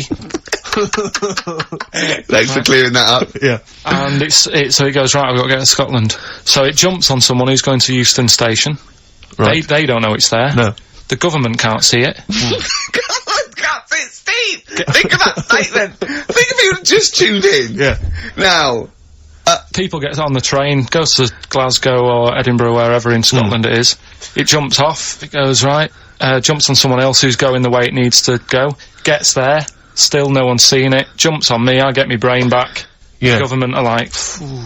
And you feel confident that your brain would fit in that of a flea's? Well, you said there was no problem with the size of it. You said you could. there certainly wouldn't be. So, No. I pretty much you could download everything you know into a flea. So that's genius. Yeah. That's, what good would you rather thinking. have, right? Roller skate feet, and there's little wheels, right? Chopstick hands. Yeah? Instead of hands, chopsticks instead of hands, wheels instead of feet, yeah. right? Or acne. How big are the wheels? Can I take you guys back to the old school? Do you mind if we take it back to the old school? Well, yeah, what are you gonna do? What are you gonna lay on me? No, I just maybe a bit of a De La Soul. Yeah, Is that a problem? Is it a problem yeah. going back to the old school? No, 'Cause no, I'm not. We don't need to go. If you don't As want long as it's vinyl shit. it is indeed. Slam it on. I never went. There we go. De La Soul. Old school. Brilliant, brilliant, roller skating brilliant. Jam named Saturday. Brilliant. Yeah. Good stuff. Carl, so, educating Ricky. You were going to tease us now with some of the big headlines. He's dancing. He's grooving. He really is in the He groove really is dancing there. Yeah. Right. Right. So, Okay. the way this works is, What would you rather be, Carl? I teach you Superheroes. 3 things. A frog boy, yeah, that you could leap onto a house, but you had to go first and leap onto a house. You're this frog boy, right? And that could be useful, couldn't it? That's very useful, yeah. Right, Amploid, where you've got your hands and microphones, and you can talk into your hand and your whole body. it's like 100 decibels. You can go, "Oi, come here," and people can hear you from miles away. Amploid, right, right. Or Sado, right, and that means that you can go out to anyone and go, alright, and they don't know why, they just get fed up for the whole day. Which of those would you prefer? Don't answer now, think about it. Have a think about it. The frog thing, do I look like one, or... No, you're just you in your little Ben Sherman shirt and everything, and they go, and people walk along and they go, "Oh, look at that young child on that roof, he's gonna fall, I wish Frog Boy was here," and you go, "Blah." And you go down, you go, "Blah," and they go, it is him! And they don't recognise you when you're squatting, they go, "I don't know who you are." And you leap up there and say, and you come back and they go, "Where's Frog Boy?" And you're standing up and you go, "Dunno, he went that way." Yeah, I'd probably have that one. Would Probably you? go with Frog Boy? Yeah. Okay. That's pretty good. Okay, go on. Right, so, did that just go out? What? All that. Go on, I've got a bad... Hey, look, Rick, Carl's really planned this show. He's really worked out. He Yeah. came in early, he was writing things down. And there's me planning just it, coming up with rubbish and like you're that. just talking rubbish. So, Carl, I know you've been Right. thinking this through. What have you got? So, Educating Ricky, we did it last week. It's where I teach you some stuff, but rather than just teach you something, I tease you, so you want to know more, so you want to take in information, right? So, If only people had taught you like that, Carl. so, And also, it's the name of a film, sort of. Yeah. Nearly. Coming up soon, Henry VIII and his, well, how many wives? Come back tomorrow, Carl, to find out. right, the little headlines I've got to sort of tease you with the story. Yeah, this is gonna hurt me and I'm not very well. Go on. Right, we've got, So this is what, sorry, I've just got lost for a minute there. It's Educating Ricky. This is Educating Ricky, Yeah. and these are the stories that these are the things you're gonna tell him. yeah, But these are just headline versions. these are headlines This is not because the actual fact. then I think people will remember things. Okay, alright, so you, do you know yeah, what I mean? sort of bullet points. Who can forget Hairy Chinese Boy? Indeed, I shall never forget that. Yeah. So, first headline, Ooh. don't do that to it, you know it can't live without an head. I've got no idea. It could be about the French Revolution, it could be about anything. I know what it is! No, you think you do, but... No, it's something I taught you! Is it the fact that cockroaches can live for 9 days without a head? That's part of it, but it's something different as well, that's what I thought we'd bring up. Okay. Okay, brilliant. So that's something to Next one, you won't work it out. If only it was raining. Brilliant. Okay. Go on. And the last one, what's tomato with you? What's tomato with you? Yeah. Look how pleased he is. You're obsessed with puns, aren't you, at the moment, Kay? It just works. I think it works. Yeah. We love puns. So, there you go. So which of those are you going to choose, Rick? Oh, well, I'm gonna have to choose. Don't do that. You know it can't live without an edge. Can we play a tune and we'll come back with Yeah, that? I reckon. Find out what that is. Yeah. Wow, what a history lesson that's going to be. Dandy Warhols and Bohemian Like You on XFM 104.9. I'm Ricky Gervais, with me Steve Merchant and Karl Pilkington. Karl, what's the story then? Right, so what did you say you're going for? You've got your 3 titles, your 3 teasers. Well, I think I'm gonna go for Don't Do That to It. You know it can't live without an edge. I'm looking forward to this. Right. Right. So this is educating Ricky, for those that have just tuned in. Now, something that Ricky told me about when he was educating me was that a cockroach, if you cut its head off, it lives for a week, Yeah. right? And the only reason it dies is because it can't take on water. Sure. It doesn't have a great time in that week, though, does it? No. I mean, it doesn't get much done, I don't imagine. It just needs water, and because it can't find any, like its eyes, it eventually dies, right? So what? No, it's not. That's not. It's Anyway. you can't drink. Anyway. So have you heard that one about worms? Okay. I have. Go on. If you cut a worm in half, Yeah. a lot of people have said in the past that it'll turn into 2 worms. Right. But that isn't actually true. Okay. Who said that? No, it used to be like, you know, Kids at school said it on, kids at school and stuff. Yeah.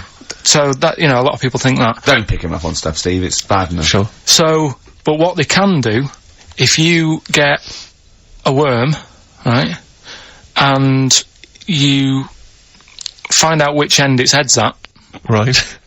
if you you've got its head there at the left-hand side, right, and if you sort of cut it in half, Right. but not in half, so there's more of its neck than the tail, if you know what I mean. Yeah. Yeah. The bit that you've cut off will sort of die, and the rest of the worm will get better. So in a way, you can cut it in half, and it'll survive, but only one half will survive. Okay. Yeah? What have you learnt I there? wish you hadn't chosen that one. I know. Because it's not. It's nothing, is it? Yeah, You know I know what that information is. joke? How do you tell a worm's head from its eye? You put it in a bowl of flour and wait till it farts. Yes. Right? I told my mate that. Right? And he went, what if it coughs? Yeah? Yeah. Yeah. Yeah. So, there is a bit of truth in that myth of cutting one in half. Where did you get this information? I don't understand where you get this That information was from the Fortean Times. It was like the myth about worms. Yeah.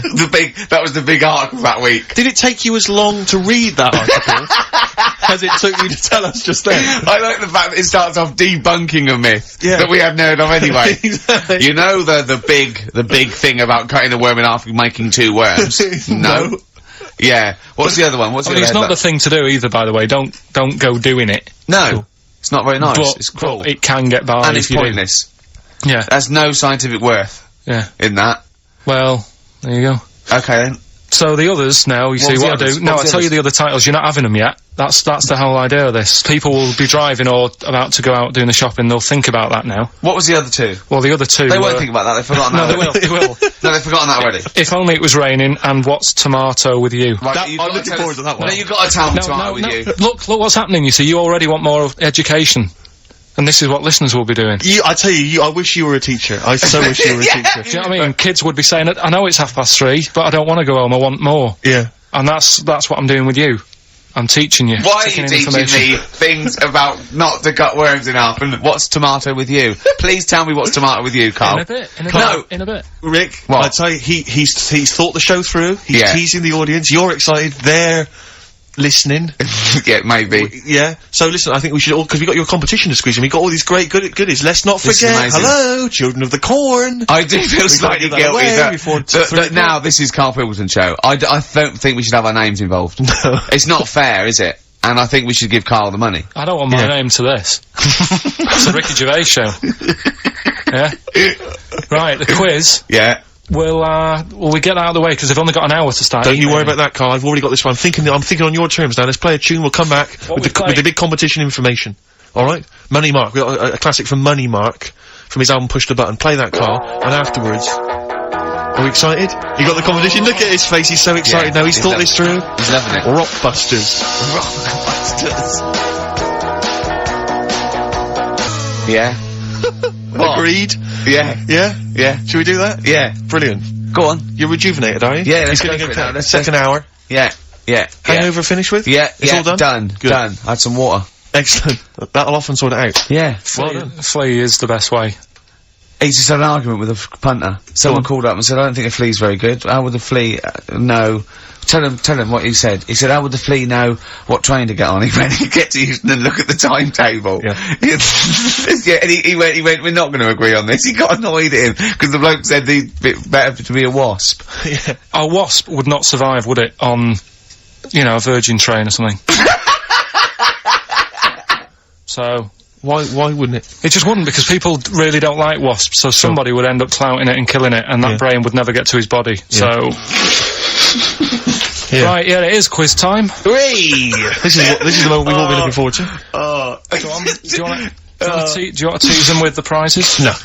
Not really, because they might not bother phoning in. Or it's not a phone, or is it? It's an email. Alright. Okay, well, a quick reminder then, we've got to the office. I don't want people to think that we'll just keep plugging the office DVD. We've got nothing else to give away. No one gives anything away. No, that's just why. hanging around in Carl's little room. Did you get a guy from HMV just to nick these from HMV and carry The them out? beard and the ponytail.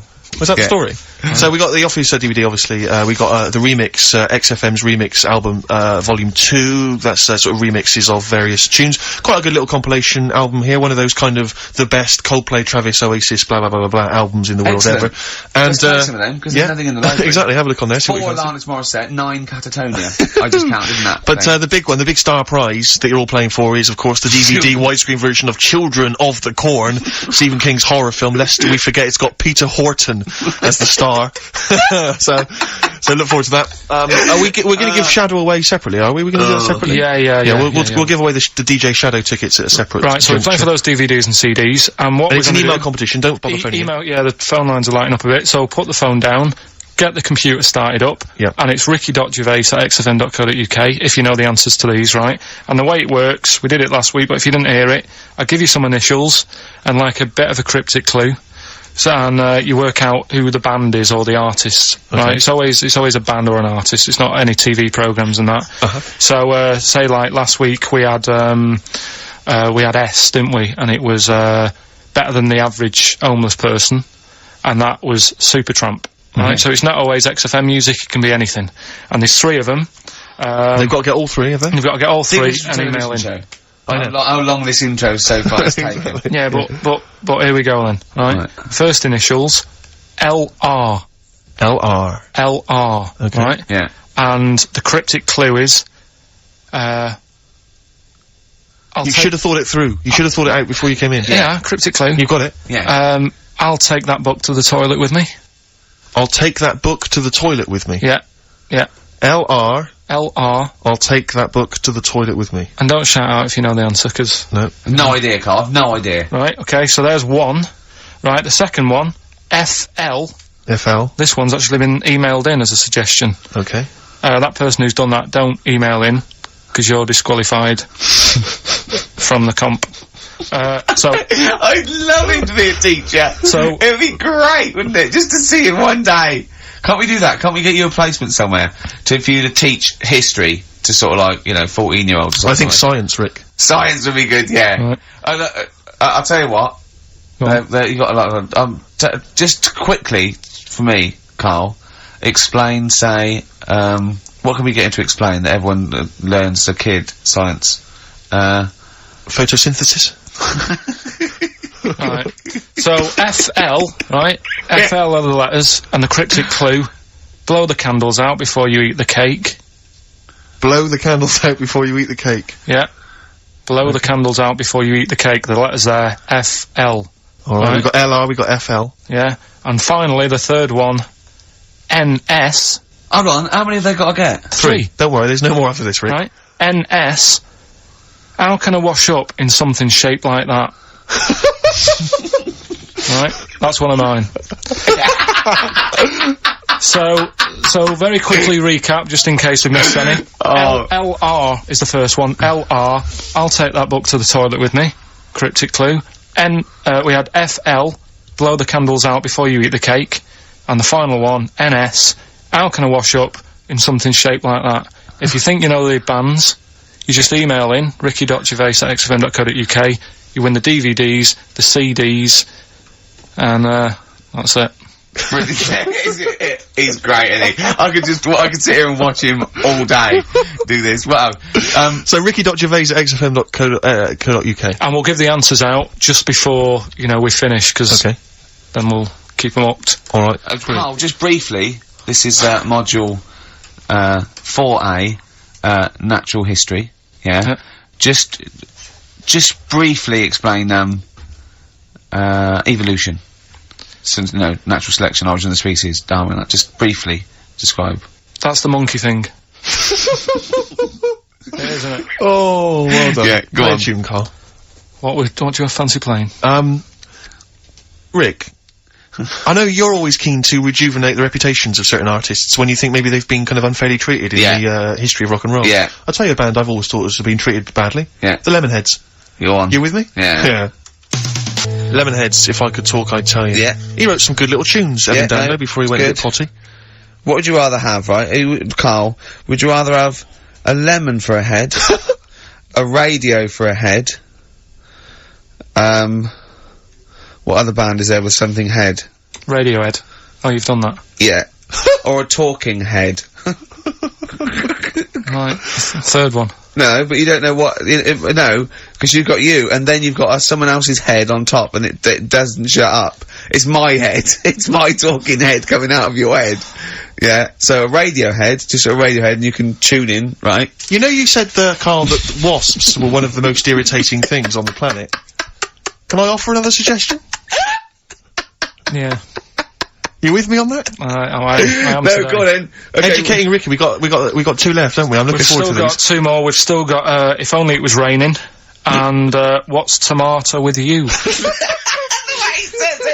I'll tell you what, I wish the listeners could see how happy he was when we started getting emails coming in. Oh yeah, people, they're flooding in, actually. Yeah, and he's so happy, he started dancing along going, well, that proves it's a good competition, he said! Look at that. Ricky, look at that, mate. What? There's loads of people emailing there. Yeah. And I'll tell you what it is, Carl, it's not the competition, it's this, Children of the Corn! Widescreen DVD! Next week, some staples and pencils! I'll tell you what. A piece of carpet! Tell you what, right? What? Now we've got them, and they're staying, something we've still got to do is, He is running the show now, he's doing well, isn't he? Because I've done nothing towards this. I'm coming out my hangover a little bit, if you're worried. So, go on. Remember last week, we started a new feature called, That Song's Got a Good Story in It. And brilliant, I love your catchy titles, they're excellent! Right, and the idea was, it was a story in a song, which meant that if it was played on the radio, you couldn't just, like, fade it out, because you've got to have the full story. Yeah. Right, well, last week we started the feature with Stevie Wonder, Living for the City. Yeah. Right? But you played the version where it fades out. Yeah, I didn't know there was more to it, so Steve told me what album it was on. Yeah. I've gone and got it. We've got the second half to that story. Yeah. This week. Yeah. So, you've got half the story. What was it? What had happened is, like, the lad's living in Mississippi. There's not much going on there. Mississippi. That's someone off Rainbow's mum. Yeah. Living, Mississippi? Yeah. His man was a cleaner. Yeah. Trying to get by. They didn't have a great life, but they still looked after the kids and stuff. There's more to it than that. Have you got it ready? There's more to it than that! I should hope so! We'll probably do it at about 11:30. So look forward to that, the second half of Stevie Wonder's Living for the City, a week later. I love a show that's carefully planned. So listen, this isn't a show, this isn't a show. This isn't a radio show. This is. I don't know what this is. No, I don't know what it is. we just might as well start banging tambourines and it's ridiculous. This is rubbish, right? But wait, some people emailed in, put him in a wheelie bin, went to Blackpool, right? Some people emailed in the songs with stories in it. One of them was Babushka, and he went, "What's that?" And I went and asked Katie Bush, what is it? I said, oh, it's about a woman who dresses up as another woman and seduces her husband. He went, it wouldn't work. Just dismissed it like that. Why do you think it would work?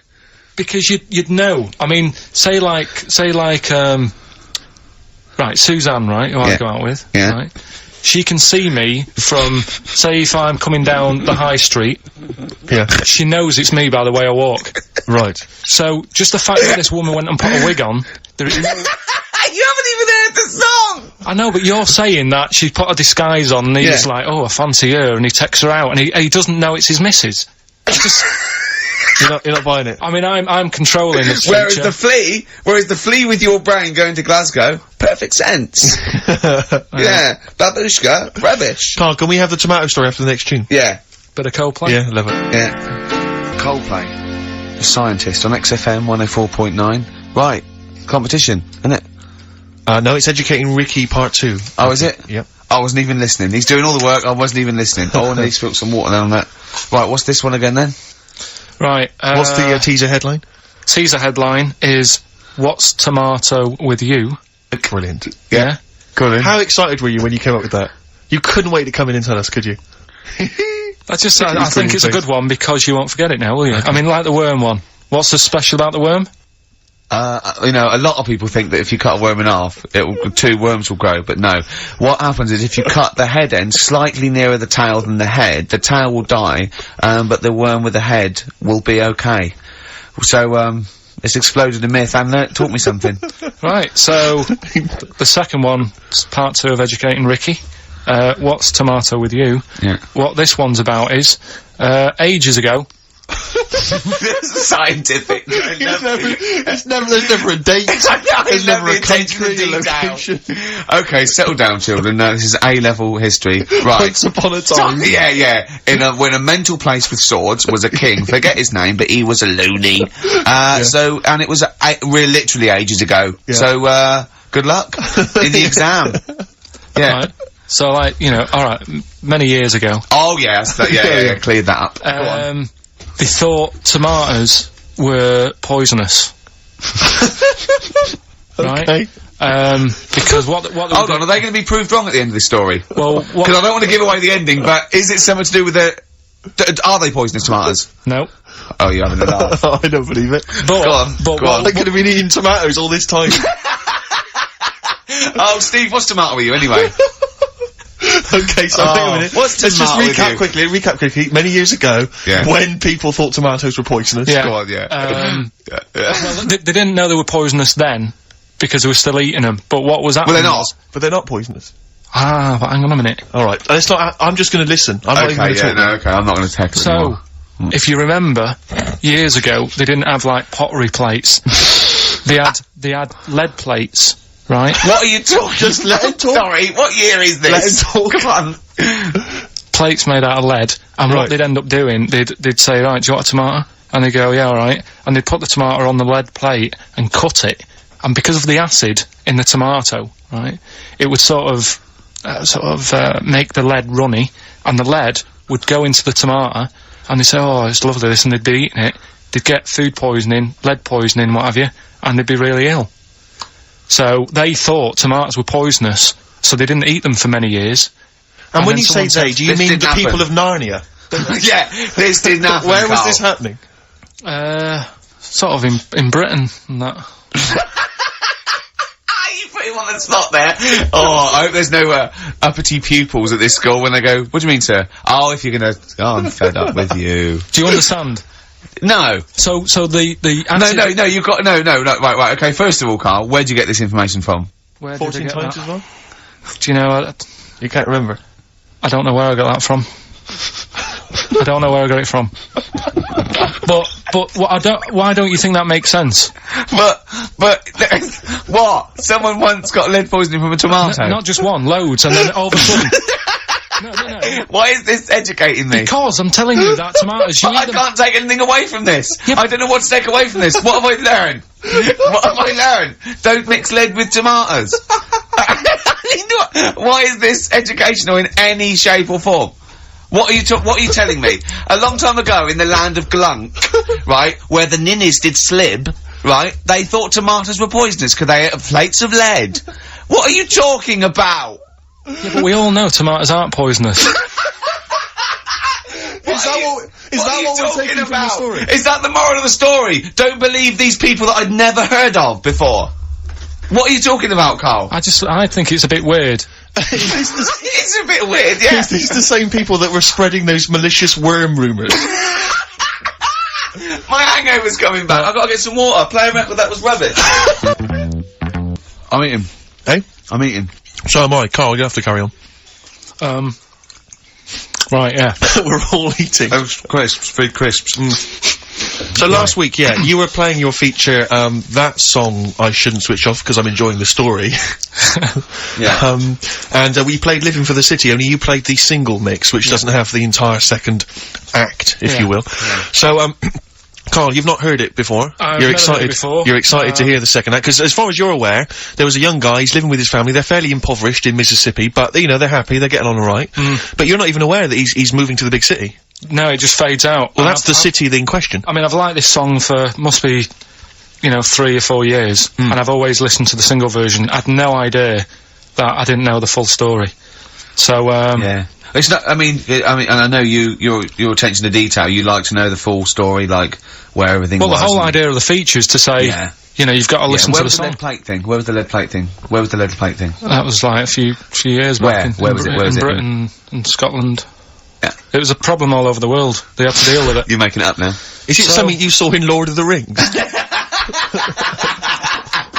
Yeah. Right. So anyway. Yeah. So the Lion and the Witch, yeah? Go on. Go on. So far then, what did we learn in this story from We Stevie learned so Wonder? far from Stevie that there's a young lad, as I say, he's got a family, he's fairly happy, except they're very poor, and they struggle to get by, but they're happy they're doing it. Anyway, he's moving to the big city.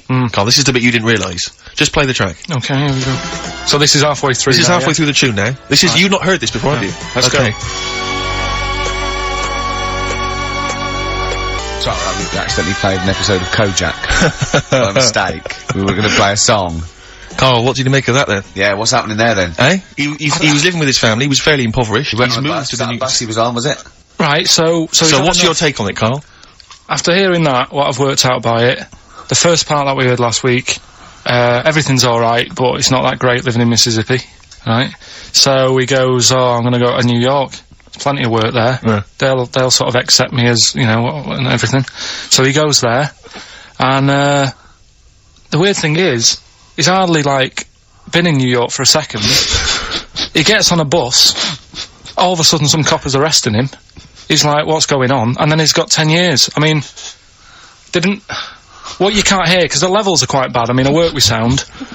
I can't really hear what's going on. You're criticising Stevie Wonder, I'm sort of guessing that he didn't pay his bus fare or something. And, 10 years. He got 10 years for that. I really don't know what was going on. Right. Oh. But you're not happy, because obviously it's quite... Do you think Stevie Wonder left out some vital ingredients in the story, in your education? Like where it was, or... At least he got where it was. You can tell what year it is. It's, right in the mid-70s there, that funky New York 70s sound. Alright. Yeah. You're pretty disappointed, aren't you? You're pretty worried, because... So what went on? Yeah. What you're aware, Carl, because that shows quite a bad image of New York. It's quite an intolerant city, by all accounts. They arrested a guy. But it is quite seemingly bad, for being black. That's one song where you shouldn't go to New York. Killing a Georgie Rod Stewart. That lad, he was doing alright in Scotland and said, I'm gonna go to the big city. He got done in. Yeah. Seems to me it's that you don't go there if you've got problems. Don't think New York's the answer. Right. Oh, hold on, yeah. So what you're saying, that if you're a bit fed up with your life, but you live with your mum and she's really nice and you got friends and life's not that bad, don't go and be murdered, or what? What are you saying? Don't go and be murdered. Well, leave home. Go on. Leave home, but don't go to New York. Right. There's other places. Where would you go? Sheffield? Well, don't know, but yeah. But you're a little mank lad, weren't you? You're in your garden. We had your train set. Your brother blew up. There was a horse next door, and you thought, I want to go to London. So, do you know what I mean? You're like that. Yeah, but you're in many ways like the fella in that song, and like Georgie. No, because in many ways you are a bit like Georgie, aren't you? I had a car, so... No, are you a little bit like Georgie in many ways? I didn't get on a bus, I had a car. So, I wasn't gonna have the problem he had, for a start. Right. But, I mean, I suppose there's loads of things you can look at that story and take out of it. That's what I like about the feature, right? What? So... That's what you like about the feature? The feature that we're doing. Oh, right. That song's got a good story. If you had a time machine, where would you go? What year would you go? Would you Probably the 60s. Okay, would you go forward at all? What's your favourite year in the future? No, I don't know. If someone could tell your future to you, if someone could, you wouldn't want to know. No. You wouldn't, straight away, you knew it. Straight away, there was no hesitation. Yeah. You've thought about this, haven't you? No. You've thought to yourself, if someone can reveal my future, Carl, you've got to do one of these things, right? You know, he's not, like Quantum Leap, like a fella in Quantum Leap. What's his name? I forget his name, but yeah. Yeah, and you've got a little fella with Hal, and he's telling you that, right? Would you rather go back, and you go in someone's body, would you rather go back, you could go back to be, a donkey that's carrying Mary to Bethlehem. You could, be a Saigon prostitute in 1975. All those GIs queuing up. Think about it. Or, you could be,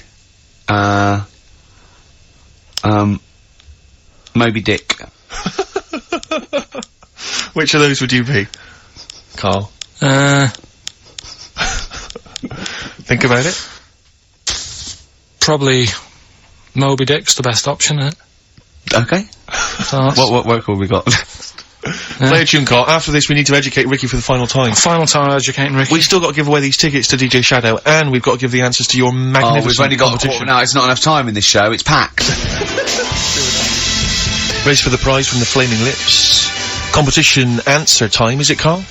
Yeah, we did this like about an hour ago. Rockbusters. Rockbusters. With Karl Pilkington. Yeah, I gave you some initials. The initials sort of made up a band. We had LR, we had NS, Yeah, we had FL. Well, give us the clues. Give us the clues and the answers. What? Right, so LR, the clue was, I'll take that book to the toilet with me. What's the the answer? answer? Lou Reed. Lou Reed. Good. That's very good. That's Okay. very good, Carl. Well done. Alright, okay, next one. FL, blow the candles out before you eat the cake.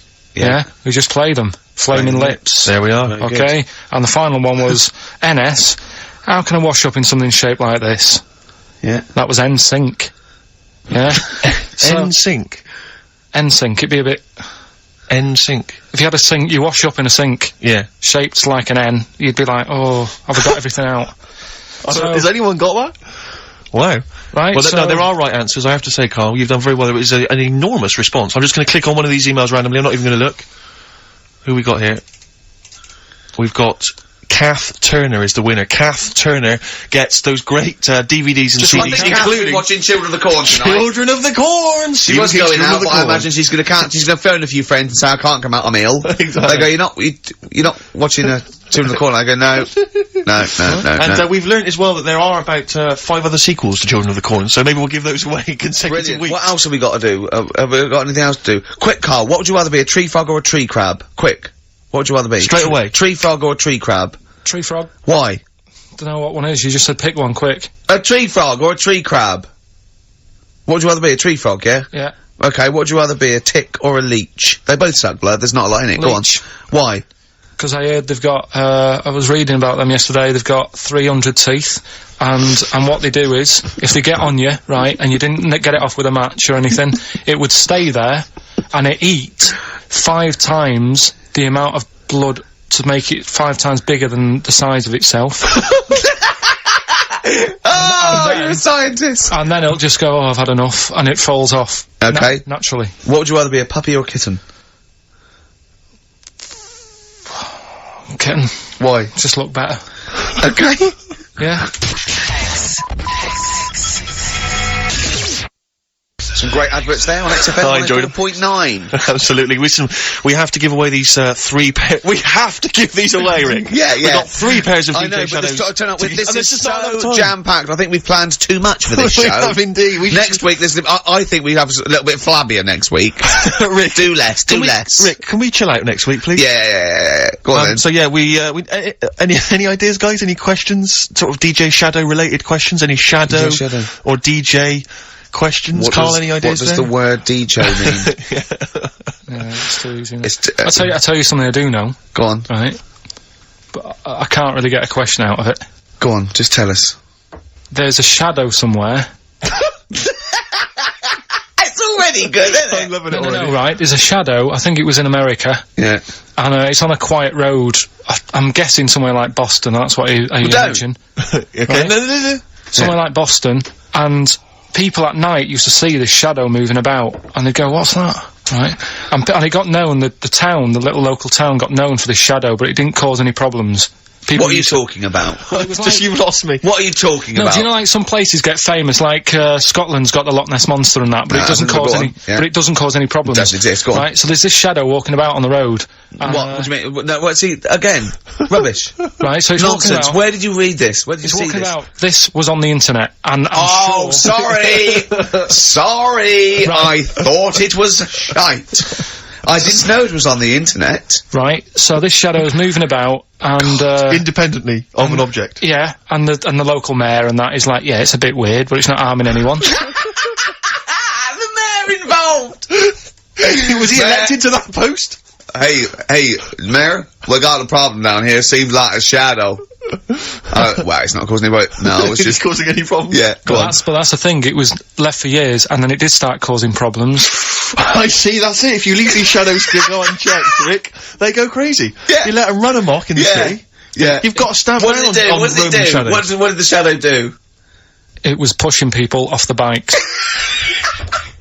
It was what? It was pushing people off the bikes. Oh, I'll find out more for that next week. Right, that'll tease oh, them. you're a maniac. We'll do more on that. We haven't had time for educating. Please never have children. Right, listen. You're Just promise me now you'll never have kids. We haven't got time. Okay, now listen. for- All right, DJ Shadow, have we got time for to give these tickets away? Yeah, if they just call up, we'll. No, I'll tell you what. I've got a question. Right? Go on. Where does Karl think this may have taken place? If you've been listening to the show, where do you think this evil shadow has been running amok? Let us know. The number, Karl? Good question. 08700 800 1234. So, Excellent. but that's it. We are actually out of time. We are indeed. now. Have I got time for a song for ladies? It's a bit tight. I was Why? told to finish It's now. 5:02. I know, but we've got to get finished early today. So Why? just because we have, and we're wasting more time talking about why we have to. Oh, this is pathetic. So they call up. Where did they see the ghost? Yeah. And you've got to pick the tickets up from reception. You can go tonight, see DJ Shadow. That's Shoddy. it. This Right? is shoddy. Right. See you then. I'm Ricky Gervais, with me Steve Merchant and Karl Pilkington, doing the button stuff. Actually becoming a little bit of a producer. Karl, He's put a yeah. bit of work in, hasn't he? He's come up with a few games, and we made him. He's getting a bit stressed when we shout at him because the mics don't work or it's hanging off. It was too hot in here. He couldn't get the thing working last week. I mean, I really would throw this studio away and get a real one. Yeah. Well, I'd get one of those ones you can buy for like tenner from Argos. Argos, yeah, like Bon Tempe. My first studio. My first With a little broadcasting picture studio. of Karl on it. Yeah. Exactly. That'd be great product placement. What have you got this week for us, Karl? Because again, we've put very little. I said I would put. I'm not hungover, but I've put nothing into Rick, have it you done then. any work for this week's show? No. None Have whatsoever? No. Okay, Karl, what have you got? What have you got? Quick. Keep them. It's 5 past. They're turning over already. They're finding other things. Karl, what have you come up with? There's Right. melon stew. There's Well, everything. Well, go on. We've got, after the success of last week, Rockbusters. Okay. We're doing that again. Sorry, were you on the same show as us? I thought it went alright last week. Yeah. Okay. good. Right, so we'll be doing that. Got some nice prizes, which, Oh, what prize? What arbitrary films have you got? Have you got? Don't tell them yet. Don't tell No, them. I'll tell you what. If it's Children of the Corn 2, then can I enter this competition? There you go. What is that? He's got some different prizes. Maybe I should just tease the audience with those a bit later, Rick, because Okay, there's some exciting stuff there. That's going to be amazing. Yeah. Right, so I don't want to give too much away, Rick, but one of them is a copy of The Office on DVD. Is anything like maybe Burt Reynolds' straight-to-video film? Are there any of those in Sadly, there? nothing quite as classy. Fist. Yeah. Right, Oh, so go on. we've got that lot to give away. Yeah. We've got, on. Hurry up, quick. educating Ricky, where Yeah, teachers brilliant. stuff. Because you taught me that people used to eat tomatoes off lead plates in the land of Narnia last week, that's which was what we did good. last week. Yeah. No, what It's was- only tomatoes they ate off the lead plates, by the way. Why didn't they think other fruits and vegetables were poisonous? No, it wasn't. It was because tomatoes had acid in them. That was the problem. You see, you don't listen. Right? Well, lots of fruits have acid in them. Yeah, but they didn't eat them back then. they didn't have bloody kiwi fruit and stuff, did Don't they, say back then? bloody. You're a producer. Come on, You'll start saying shit and cock and stuff. You start saying bloody. Tits. Play the. Hang on, right, and... Go on, play and the. keep him hooked, right? Yeah. We've still got a song with a story in it. Yeah. You don't want to play babushka, do you? He doesn't like the idea of babushka. I told him that was a story. Yeah. And, he doesn't like it. Devil went down to Georgia. Someone sent in. You know, he's looking for a soul to steal. Yeah. Doesn't like it. Won't you like that? Do you know the song? Not particularly. Right, it's a song about a lad who goes into a pub on a normal night. And it's in, sort of the deep south of America, New Orleans, something like that. It's, you know, it's not the old Kent Road. Right, okay. Go on. Goes into a pub, there's a devil in there, who's getting a bit cocky, he's had a bit to drink, and he's saying, do you wanna, sort of gamble your soul away with me, and we'll see who's best at playing the violin. Yeah. And, I think the lad wins in the end, but it's not real enough. Whereas the one... Oh! What? Not like the Shadow that got fed up and started pushing kids off bikes? Rick, I think you're referring to stuff that no one made sense of last week. Yeah, exactly. I don't think we should refer to last week. Let's play Mock Turtles, Can You Dig It? And then we'll come back and we'll talk about that. I've come to the conclusion, Rick, we should never refer to stuff Carl said in the past, because it would just take too long to explain. Okay, alright, that's fair enough. Mock Turtles. Can you dig it? Indeed. What I've done there is I've taken the title and I've done it like I'm talking to someone. Sure. XFM 104.9, I'm Ricky Gervais, with me Steve Merchant. Hello and Karl Pilkington. So, Carl, how excited are you about, Ricky's celebrity boxing match? Are you gonna be there? Are you gonna come along? Are you aware of this? You're aware of all this, aren't you? Yeah, I've heard about it. We can't name the opponent, because that should be a surprise, but anyway, it's for charity, it's a charity, boxing match. Yeah. And, I always wanted to beat someone up for charity. Yeah, exactly. Yeah, it's a good cause. But, the thing about Ricky is, I don't know if you're aware of this, Carl, but Ricky's one of these men who, you know, he doesn't mind sort of, you know, making a fool of himself on the telly and being funny and stuff, but if people said to him, right, you can either be Britain's funniest man, universally agreed that you're the funniest man in Britain, or you could, like, beat some gangsters up in a pub, he would go that, oh, please, just let me beat people up in a pub, and maybe like an old man's being hassled, like, by some street youths, and you come in and, like, smash some bottles over their heads and sort of sort it out. Against the odds, though? Against the odds, yeah, there's about 5 of them against you. Sure. So, because he's got this kind of... Get to the point, come on. Well, the point is, he quite likes the idea of being sort of macho, and you know what I mean, and kind of a tough guy, you know, because he grew up in a rough... I like boxing. Yeah, but you'd love the idea of people going, don't mess with Ricky Gervais. If someone said, don't mess with Ricky Gervais, that would be exciting, wouldn't it? Never mess with Ricky Gervais, he will destroy you. That's what you'd love. Go on. Because you used to do karate, didn't you? You were a karate. Oh, I used to go, yeah. Didn't you get all the way up to white belt? No, I was one away from black, and then I stopped, because that's what started working nights. Oh, yeah, See? One step away from black. I was, yeah. Really? Yeah. Okay. So anyway, I was chatting to him last night in the pub, because, obviously the boxing match is in about 5 weeks' time, I think, isn't it? Yeah, and, anyway, he, was sat there, Carl, I don't know if you know this about Ricky, but, he's taken to smoking cigars. No, I do. Are you aware of this? I had the occasional one. He got a cigar, he got like a Monte Cristo out of his pocket, it was ludicrous. He looked like George Papard for the A2, wasn't it? It was pathetic, and he was drinking Guinness. And I was saying to him, but aren't you doing a boxing match soon? And, I haven't started training yet. I'm starting training next week. You're not concerned that it's gonna have an impact? Well, I mean, what I'm saying is, you know, like, the boxers, you know, they normally put in some effort and stuff. Like years of training. Yeah, I mean, what, you know what I mean? Getting up at 5:30. Yeah. Yeah. Because you reminded me of Frank Bruno when he was preparing for Panto. Not when he was... I don't think he even smoked then, did he, and drank? No. So I don't, what's your thinking, Rick? Because you know you're gonna get your face pummeled. You know that, I mean, they're gonna destroy you. You haven't got a chance. That's why I left it this long, so I definitely lost my looks. But you haven't got a chance. You having a laugh? Have you ever taken a punch to the face? Sorry, listen, sorry. But I'm genuinely concerned. Is this sort of psychological training? Because... No, it's not psychological training, it's a warning. I've spoken to your friends and your loved ones, and they all agree. We've got a petition going. We're sending it to the BBC. Please do not let this man box. Anyone else, please. But they're gonna beat you. Seriously, I mean, have you ever had a punch, like a boxing glove, in the face? No.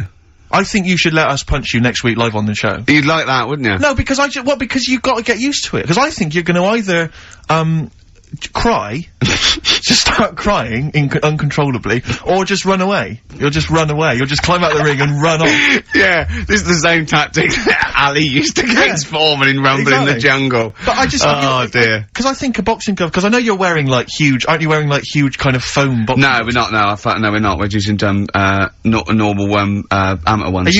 Are you wearing boxing gloves like those ones they used to have on Gladiators? When everyone bites the dust? those big foam gloves. You just slap each other in the neck braces. Yeah, exactly. And a big sumo suit. Exactly. So, I should be okay. Do you get to, you get some kind of head protection, do you? Do you get some head- Yeah, it's amateur. It's amateur, so it's amateur, you say? No, I mean, so it's not, there's no title. No, there's no belt. no, I mean, I think the amateur is head guards, vest, and, 16-ounce gloves or something, as opposed to professional, which is no vest, bare-chested. Oh, Right. maybe I can ask to fight bare-chested, because I'd quite like to show off my body. Yeah. If I could. I think wrestling would be better for you. I think, but I don't mean like those kind of like The Rock and people like that. I'm talking about Big Daddy, giant head that kind of. That'd be good. Where you can just throw yourself on someone. Where they can sort of like be nearly dying, but then they can do a stomach butt. Yeah, Well, exactly. it's stomach to stomach. That's a good move, isn't it? In British wrestling, I always like that one. Yeah, no, I think dear. wrestling, you would- Like two elephant seals fighting over a female. Is it true that you've spent, knowing you've spent more time deciding what tune you're going to enter the ring to? I want to come out to California by Tupac and Dr. Dre. I think that'd be really good. I think that's embarrassing. And I'm going to come up with loads of little midgets to make me look really big. Sure. I mean, I don't know what the BBC think of that, but it might be a. I don't know. Maybe we should take some suggestions as to songs that would be perhaps more appropriate. Okay. I get knocked down, but I get up again. A fatty bum bum. Yeah. Yeah. Play a record, Carl. It is going to be. He's dissed me. It's going to be. He's dissed me. Next week, you take a punch to the jaw next week on air. Turing Breaks, long distance on XFM 104.9. On the way in, right, you know those little cars? They look like a little bubble car. They're modern ones. They look like half a car. Is that like a smart car? Is that what it's called? They look like they just look like a toy car, and you can park them sideways. Is there only room for two people? Yeah. It's just like the half of the front of a Volkswagen just cut in half, right? And I saw one going on Oxford Street, and it's a police car, a real police car, right? Really? Yeah. And I mean, I thought, well, what happens if they had to chase someone? They couldn't, but I don't think that's the point, because it was written on the side. It said something like cleaner, something more efficient. So I think they're making the point that we're cruising round in this car like we're on the beat, and it's using less energy and stuff. Yeah. But the first thing I thought of, right, was that those two policemen, they must have been going, oh, Sarge, don't let us have that one. Can't we have the Granada? Yeah. I mean, it's so embarrassing. I know, about, police, they're doing, But you've got to respect them. Yeah, of course, street toughs have got to respect exactly. them. I just don't know if you have to the only thing more embarrassing... What if you're really tall and you have to climb out of one and you're a copper? Are there any policemen out there who have been asked to drive one of these cars? If you're listening, do you think police listen to this? The only thing that would be more embarrassing is if you had to patrol on one of those bikes the goodies used to ride. That's the only thing I think that would be more pathetic. A pogo stick? Yeah, it's so embarrassing. Or on roller skates. Yeah. But not like roller blades. Roller skates, those really old roller skates. Have you seen that you tie on your socks. Yeah, have you seen those little bikes that look like clown bikes that the couriers use now? They're about a foot high. They're little. I saw one the other day on it. My head turned. Yeah, they're really bizarre. Just think they're the ones that they fold up. Yeah, but think of policemen chasing you on that. Well, I always remember even in America when I started seeing policemen riding bikes. It didn't seem to me. It seemed. Oh, they're quite cool. They're the ones that go through Central Park on the mountain bikes. Yeah, but that's really cool, isn't it? They, it looks like they should be delivering whiz along at about newspapers, 30 miles an hour, and they can just delivering newspapers. Do you know what I mean? Because like on motorbikes, on a Harley Davidson or whatever, I'm not messing with a cop. Chips. Now that's cool. Coppers. Yeah. But people in a smart car or it is a bit embarrassing. But I suppose it is that, or it's better than walking. You see, next we'll see them in those. If you really want to be kind of worried about the environment, though, you know those little taxis you see that people pedal. They pedal around Soho. Yeah, and when it's like a riot squad, there's 4 in the back. Exactly, yeah, exactly. But that's the thing, right? If they need to arrest someone, yeah, here we go. Go on. No, well, what do they do? Because they do only sit 2, so do they have to flag a cab down or something for the criminal? We'll give you the money. Get a receipt. You definitely will go there. Yeah. You definitely will, because we've been caught this way before. Exactly. The last bloke, he just ran off. No, I won't run off. Okay. Well, I'll tell you what, Mr. Policeman, I'll take your car. Then okay, go on then. You definitely bring it back though. I will. Well, isn't there something in America where when they arrest someone in America, they don't take them back to the station and fill out all the forms. They just take them back to the station, and then they go and fill the forms out in a cafe or something, so they're still looking out. Yeah, Carl told me that. They're what? So they're still on patrol, is it? Yeah, so they said they're doing all their paperwork, but they're in the, a cafe window, and they're looking out. Do you know, like how they say in this country so much police time's wasted by having to go back to the office? and filling out loads of forms. That sounds like some policeman going, yeah, I could get a lot more work done Yeah, if I was in a Starbucks. Yeah, no, there's a lot of criminals in the pub, and if I would, and I get to keep the receipt. Yeah, I mean, what's safest is if I didn't wear my uniform and probably got drunk. With some mates. Or a lot happens in, looking out my bedroom window. So if I was just like snoozing, snoozing, and when I heard a noise, I just pop, oh, look out, oi, come here. Yeah, apparently there's a lot of crime, in Marbella over the next 2 weeks. You want to pay me So to if there's a shoot over policeman there. listening who has to drive one of those cars, were you annoyed when your sergeant It is went? the most embarrassing. Yeah. Definitely. Yeah. Definitely. No, I think the pogo stick. Pogo stick, well, Or not, the pogo piece. the triple tandem. That's triple great. tandem. We should get that. We should get one of the when we three do of our us, that'd road be brilliant. show. Carl does all the peddling. Yeah. I'm in the basket in the front. Hello, like E.T. Western Superman! Play a record, Carl. What have you got? What do you want? Mott the Hoople? Oh, Mott the Hoople, yeah. Dug it out of the library. Yeah. It had greatest hits, which was enough, wasn't it? What have you got for us, Rick? Roll Away the Stone, I think. Coldplay, The Scientist. Have you seen the video for that? No, but... Absolutely magnificent. Is it? It's brilliant. I was the one who was walking backwards in the woods. Oh, yes, I have, yeah. Absolutely extraordinary. I like all Well their done to videos. I Coldplay. think they're great. Yeah. I still haven't worked out how they do that one with whether it's a filter, they just turn up the light, because it gets light through the as he's duration of the walking video. along, yeah. Yeah. Impressive, yeah. And it's slow as well, so he must have... No, I'd recorded like it them fast to win it an down. award. I'd like them to win awards. I like Coldplay. Yeah, no, good luck to them. Rick, can I just... Sorry, I don't mean to abuse our position again, but... Bruce Springsteen's performing in London tomorrow night, and you remember I made an appeal to try and get a free ticket. Yeah. Well, I don't even mind paying. I tried to pay, but That's good of you. No, I'm a generous kind of guy. and I thought you were me. No, go on, what are you going to say? But You were all going I'm to pay saying for is, ticket. you know, face value? I mean, you don't want to be ripped off, do you? No, don't be crazy. You know, ideally half price. Yeah. And I've been chasing kind of my tail, really. I'm not going at the moment. I'm not going, and I'm desperate to see him, man. I mean, he's going to do a great concert. It's his only one in London. I can't believe that being on the radio, being on XFM, the listenership's going up apparently. I can't believe I can't get a ticket. I've asked Carl. He's done nothing. He's done nothing. No, Carl had a very good point. Nothing. Carl, say what you said when he was whinging in the but first of all, whilst you're moaning, you also asked in the week for a Badly Drawn Boy album. Yeah. You got in today. Yeah.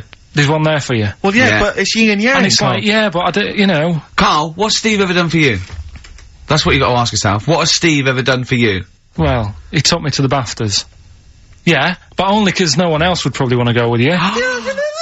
I can't believe that. What is I this? do not believe that. Oh, Steve, I'm going to stitch you up now, Carl. And it's in a nice way, and don't worry, it won't be too bad. He won't take too bad. Carl sent me a little text message today. Right. No, Oh, what is this? Right, okay. Okay. You know, I'm in a very frail mood at the moment. No, 'cause I'm you're not like going to this see one. Bruce. This is funny, because me and him have been, like, sending, trivia back and forth to each other. Which is another point, right? I sent him... Oh, well, I'll get to that in a minute. I thought he'd really be amazed with, Well, while you're fiddling, if you can make my dream come true, to go and see Bruce Springsteen tomorrow, then give us a call on the usual number. But like I said, Steve... What? Right, wouldn't be... Right, you just said when the song was on, can't believe it, right? We work at XFM, and I can't get tickets for Springsteen, right? Yeah. We work in radio, we should get tickets. Right, now think Which of I'm the willing amount to of- pay for. Yeah, but think of the... Yeah, but if it's sold out, it's sold out. Yeah. Yeah, right? but that's just something they say. Right, that's just what they say, is it? Right, so everybody on local radio stations say, do you know, I like that Bruce Springsteen, I want a free ticket, right? So another say... I tried to 400 phone, I phoned for an hour and a half, I couldn't get through. Not long enough. I've put the hours in. Not long enough. Not long enough. What are you talking about? I've put the hours in. No. Right? So another 400 people turn up at the gig. They cram them all in. There's people being crushed. You know, they've paid the money early. They were up early that day when the phone lines were open, whilst you were probably sleeping and that. So they're dedicated, and they're the ones at the front getting crushed. What? Would your Why mum are and they dad getting be crushed? happy if you were there getting crushed? I don't mind, I'll sit at the side of the stage and watch him. Yeah, but I don't mind. But everyone will say that then. And then before you know it, Yeah. no one can see anything No, because you're all on Carl's the right on stage. this one. Leave Right, it. yeah, Leave just it. right, I'm going to give you this here. I'm handing over my mobile phone to Steve to read the... You can see it's from Carl at the top, but just read it out as you scroll down. Just read it out loud. Is this a text message from... Yeah, this is a text message to me from Carl. Read it out. To see at night as well as an owl, you would need eyes the size of grapefruits. If only Stephen could turn his head right round as well. Carl, I can't believe it. What upsets me most, Carl, right, is not the fact that you've been slagging me off behind my back. It's the fact that you've got the cheek to come on here and moralise because you failed to get me tickets and make a dream come true. You've come on here trying to pass the buck and say that it's a health and safety problem, when in actual fact it's a Karl Pilkington problem. Look at that, see that, I got it in a bin. I'm devastated, you know, and then I thought, let's play a record. I'm upset. I should have eaten this banana off air. What's the number? It's 08700 800 1234. But if it's sold out, Steve, it's sold out. A bit of a classic here. REM. I bet if Ricky wanted to go, it'd be fine. I'm sure someone could sort it out then. Who? Oh, if Ricky Gervais wants to go, then I'm going. Come. Are you? No. You want some tickets, then? U2. Electrical Storm. That's great. That's great, I love that. On XFM, 104.9, I'm Ricky Gervais with me, Steve Merchant, and Karl Pilkington. Karl, I want you to tell Steve what you told me in the week. About the snake, about the anaconda, how to... Right, this is Karl's method. He's not scared of the anaconda, the 30-foot long, biggest, scariest snake. No, you were talking about stuff, weren't you, about in jungles and that, and animals. That's what we do. Yeah. Right. And I remember reading about... Say if you're in the jungle and you get tired and you go to sleep, right? And you sort of wake up and you feel something on your leg, and you look down, and it's an anaconda, right? Yes. And it's swallowing your feet, because apparently they always go from the feet up. They never eat you from the head. So, okay. Should I save these points to the end? Cause make a list of the points. Cause they always eat head first, cause the way the fur goes, where they have to take a capybara or even a rat, they take it from the head first. Make a point. Okay, make some notes there. that's wrong. We'll come back to next, later. go on. So they always eat you from the feet, go on. So they swallow in your feet, and it's said on the website, if you wake up and you see this anaconda doing that, sort of eating away at your feet, don't panic. Don't panic. I'm just writing this down. Don't panic. Hold on. Okay, go on. Don't try and kick it off. Okay. Just let it sort of swallow you. But only up to your knees. Okay. Why not kick it off straight away? Cause I think it sort of gets a bit angry, it starts thrashing about, and it can swallow faster, I think. Oh yeah. I'm guessing that bit. Okay. Just put a question mark by that. Okay, pop a question mark next to eat. So knees. yeah, so it's up, eat knees. So eat it up to your knees. It's up to your knees, and then what you do is you get a knife. Yeah. Okay. And you cut. And how do you get a knife? Do you walk over to the kitchen? I was gonna pop over, get knife. Where's that coming from? Get the knife. You always have a knife. Okay. Always have a knife, of course you do. Otherwise you're a fool. Always have a knife, okay? Well, come on. Yeah. If you're gonna go into a jungle... Always have a knife, okay. Always have a knife, yeah. Simple. Could I just suggest something? You know, suppose you're wearing combat trousers, and the knife is actually in the trousers by the knee, the sort of pocket by the knee. What happens then? I suppose you could still reach in, into the mouth, couldn't you? So anyway, you've got a knife. Let's say you've got a knife. Let's say you've fallen asleep, the anaconda's chewing your feet, you let it eat up to the knees, you've got a knife, what do you do then, Karl? Right. So it's up to your knees, and what you do, you get your knife that you got out of your pocket earlier, and you cut it at the mouth, right? Do you know, like, either side of the lips? Right. So you're sort of cutting it in half. Right, like a Chelsea smile. And it can't, yeah, that's right. Yeah. It can't do anything. It wasn't ready for that. It can't move about because it's got, like, your legs in its mouth. And peel it off and walk away. Okay. My main point, really, is this, Karl. Never will an anaconda or any constrictor, python, boa constrictor, just start eating a sleeping man. He will crush you to death first. That's why they're called constrictors. They're not called gobblers, are they? Or holy swallowers.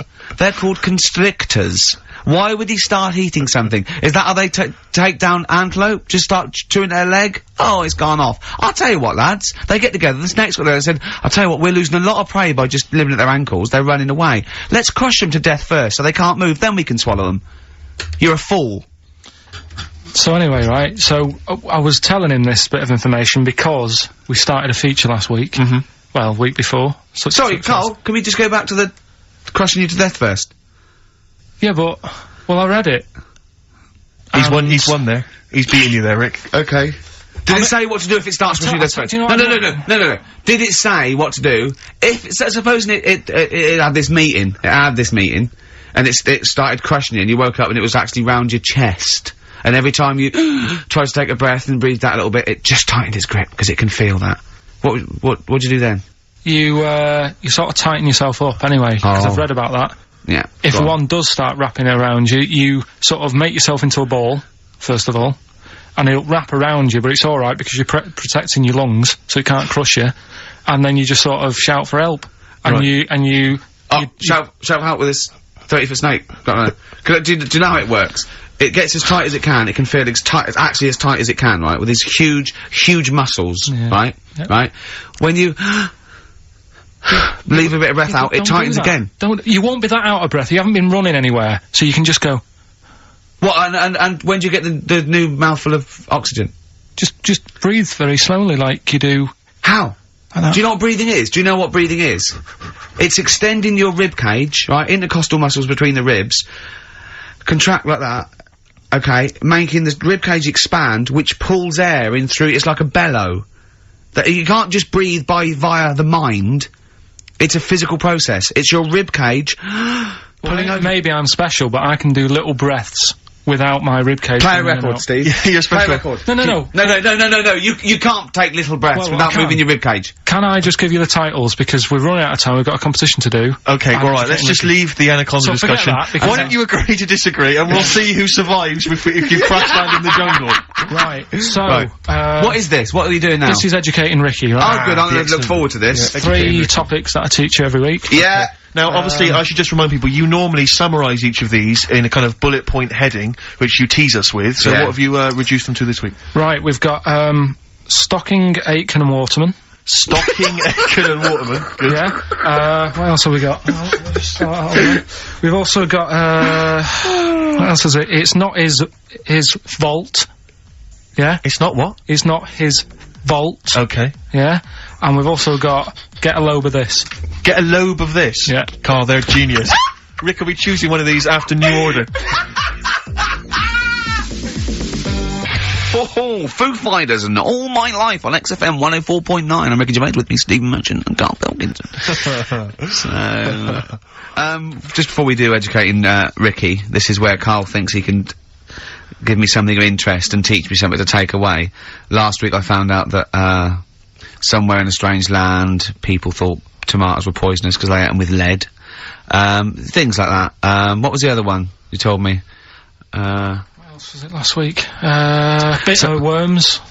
Cut me off. Yeah. Oh, I sent him a text message. I was on the train, a bit bored, and I read in, I think it was Metro, scientists have found out that worms get stressed, and they found out that the fat ones didn't live as long, and when they checked the thin ones that lived longer, they found out they had a gene for de-stressing them. Right, Karl, do you remember what you said? No. He went, well, that's stupid, isn't it? He said, did these other ones die of natural causes? I went, yeah. He went, alright, because it could be that the fat ones couldn't get off the pavement quick enough and got squashed. So maybe the scientists go, yeah, we didn't. Yeah, they come to think of it, they were flat as well as fat. I think the reason that the worms are getting stressed is because people like Karl are cutting them in half to try and make 2 snakes. Yeah. Yeah. Two worms. Well, yeah. Well. That's the concern. he said they can't even commit suicide if they're stressed by cutting their throat. I also sent what I thought was quite interesting, that the scientists have found that the elephant hasn't got the best memory. The sea lion has, right. Based on they've got a sea lion, and they got it back into the old laboratory 10 years after it taught it a simple trick, and it could still do the trick. What did you say to that, Karl? I'd say they don't go up to much anyway, so if you do teach it something, it is going to remember it. Sure. Because it's got nothing else to do. Yeah. And then it also, I mean, I like sea lions, they look nice and everything, but what do they do? What was that? Sea lions? Yeah, what are they here for? It's another jellyfish, as far as I'm concerned. It's like, it's there and people know about them, but what do they do? Yeah. What do we do? What do we do, Karl? Well, what do we do? A cat, first, Steve said, is good for your heart. So why is it all geared to what's good for us?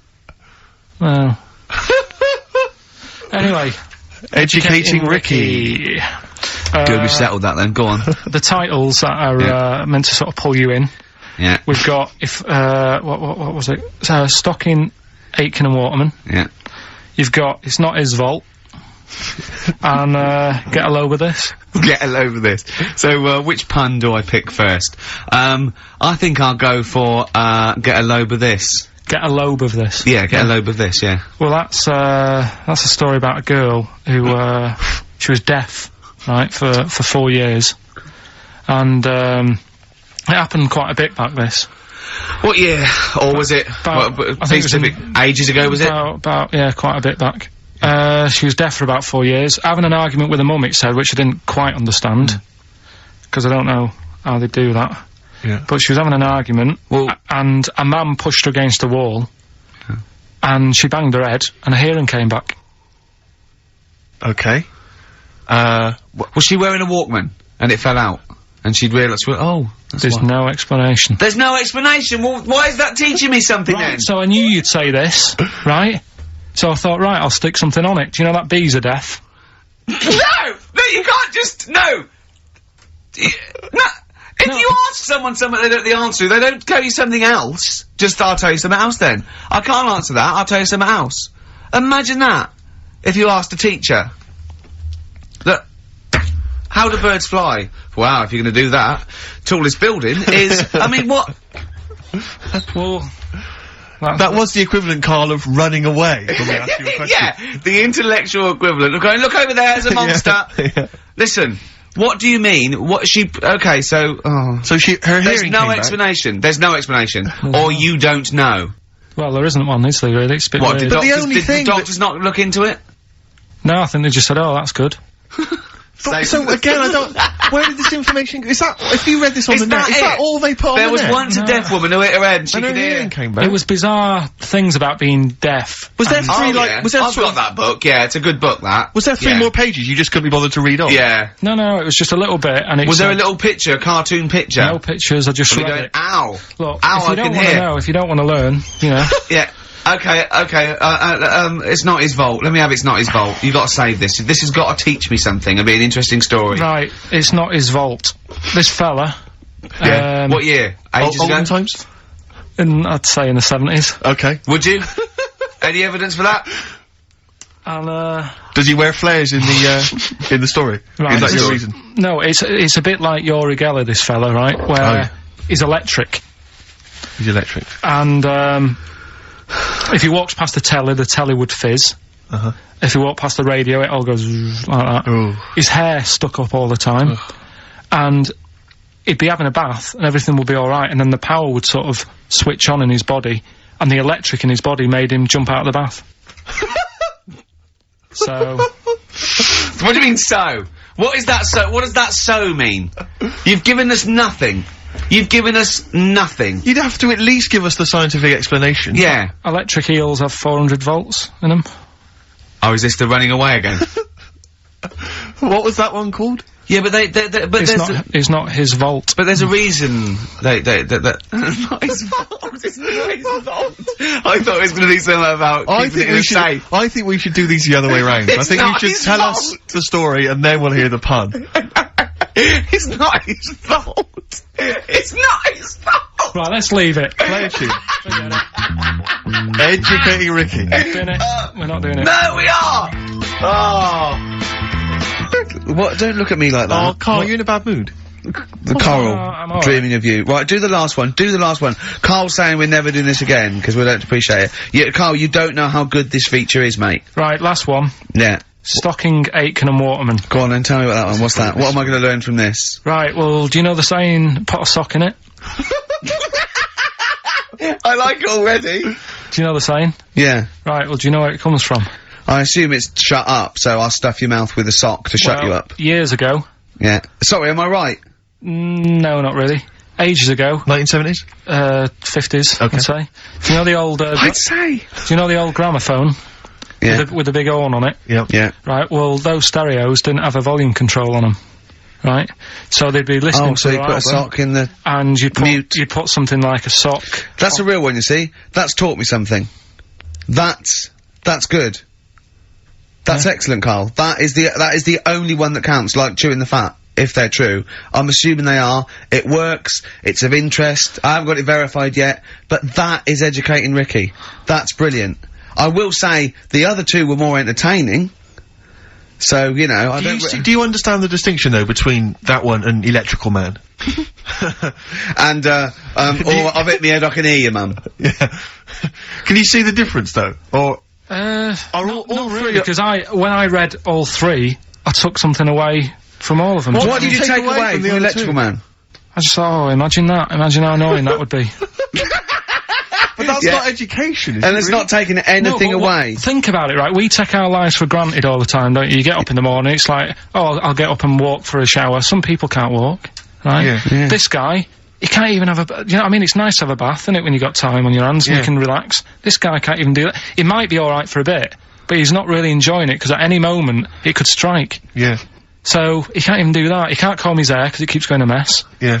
He can't watch his Nor can you. No, he can't. Does he fight crime? What does he do with his powers? I think he just has to sit around, because he can't work with machinery. Right. Because he'll probably blow a fuse. Yeah, so he just sits around. Think about it, what can he do? What normal things can he do? Skateboarding. Going for long walks. Yeah. Put a wetsuit on. Well, he couldn't do that. Why? Ooh, water and electric. No, wetsuits aren't actually wet. They're dry initially. Just put a whole wetsuit on and walk round with flippers and A wetsuit's not like a dinner jacket that's like really wet. Well, all I'm saying is think. Do you know what I mean? Oh, okay.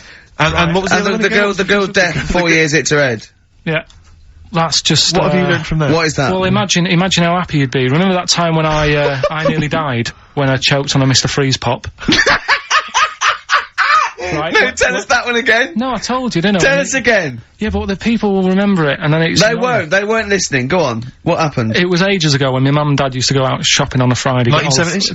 Get the food in. get a week's load of food in the cupboard and that, and we'd, you know, they'd come in with all the food, and we'd all be like, oh god, you know, there's no food left on a Thursday really, so we'd all be hungry on the Friday by the time the food got in. I love that! And That they would need it. I imagine him like jackal puppies. Yeah. Just like licking your parents' mouth for food as they come through the door. So they come in from the supermarket, they're emptying the box. Our kid had got some biscuits and what have you. Frenzy, just a feeding frenzy, like pigeons. I grabbed the Mr. Freeze pop and knocked it back really quick, but it wasn't frozen, so I knocked it back so it was like a liquid, and it went down the wrong way, right, and I was choking, right, and I nearly died. It must have been about, how long can you go before you die? A couple of minutes to do it. I reckon about 1:50. Right, I was really close to dying. How do you know you were close to dying? Did your life flash before you? No, but I just was like... There's loads of instances of him eating pops. Yeah, exactly. I just was dead. 40 of those. Whatever, right? What do you think you'd see if your life flashed past you? What do you think, which elements would stand out for you, do you think? Start now, go back. What do you remember? What's the first thing you remember? As a kid? Yeah, just anything now. Being in the hall and having our dog licking my face. That's your earliest memory? Yeah. Okay, what's the next one? Right, next one's probably being at primary school with Lindsay. Yeah. Was that your girlfriend? Well, a little friend who was a girl. Sure. Yeah. And we used to have like tins with letters in, and you'd have to write stuff. But anyway, what were we doing? I got confused. Right, so anyway, I'm intrigued by the dog that was licking your face. well, bin that. We won't win that. No, it's a great feature. I just think you need to be a little bit more careful about what you consider to be education. Gone, Alright, funny. I fell over. Alright, well, We'll work on it next week. Play a tune, and what have you got for us? Because we've got a big competition. We've Come got on. to do the competition. We've only got 25 Yeah, well, come on Don't then, worry quick about then. it, Carl. Do Play a something, tune. play We'll a come back with tune. Rockbusters. What we playing? Let's play a bit of Tupac. Oh, that's what I'm coming out to, isn't it? The fight. Exactly. Yeah. Imagine it. Whack it up, whack it up. Tupac, California Love. Yeah. And that's the big tune that Ricky will be coming out to when he has his celebrity boxing match. We're all looking forward to that, Rick. Yeah. Competition time, Carl? Oh, Carl's looking forward to this. He's just getting all stressed about his half hour. Pete. Oh, go on. No, it's just, we should have done this a lot earlier. Why? It keeps them hooked in. Right, if you haven't heard the game before, I'll give you some initials, bit of a cryptic clue, and those initials and the cryptic clue makes up some band. Might not be an XFM band, but it's a band or a pop group or an artist or something. Yeah. It's on What's email. the feature called, though? What's the feature It's called? called Rockbusters. Rockbusters, yeah? Absolutely. Do you want to, will we do this on email? I think we ought to, because you don't like taking calls from the public, do you? Well, he can't work the machine. No, that's absolutely right. It's not that, it's just that, then it's pretty fair for everyone, because... Anyone who's got a computer, you mean? So it's open to anyone who's got you know, a computer or laptop at their disposal at this precise moment. Anyway, there's some cracking prizes, Rick, you'll be pleased to know that, obviously, once again, Karl has, managed to collect together an arbitrary assortment of, Just looking giveaway stuff. looking round the office. I mean, where did you get these from? Did you, I mean, seriously, where did you get them from? Because it's such an arbitrary collection. What have we got there? I don't know what kind of a person would want these items. Right. It's such an arbitrary selection, I don't know what kind of person you'd be. Read them out, what have we got? Well, there's another XFM compilation, which you've obviously nicked from somewhere in the office. Yeah, it's a good compilation remix to there's album. an album here, which is a promo album with 2 pigs on the front. I think it's the Smashing Pumpkins Live. I can't be certain. This is the album. Didn't we give this one away last week? This is just an arbitrary compilation album. Again, one of those kind of... Is that the actual one you didn't send, Carl? No. To say? We've got a couple of these. I've got a job lot of them.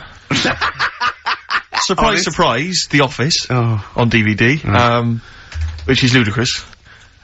I've seen it from here. What film? If it, listen, dear XFM listener, it's 2:30.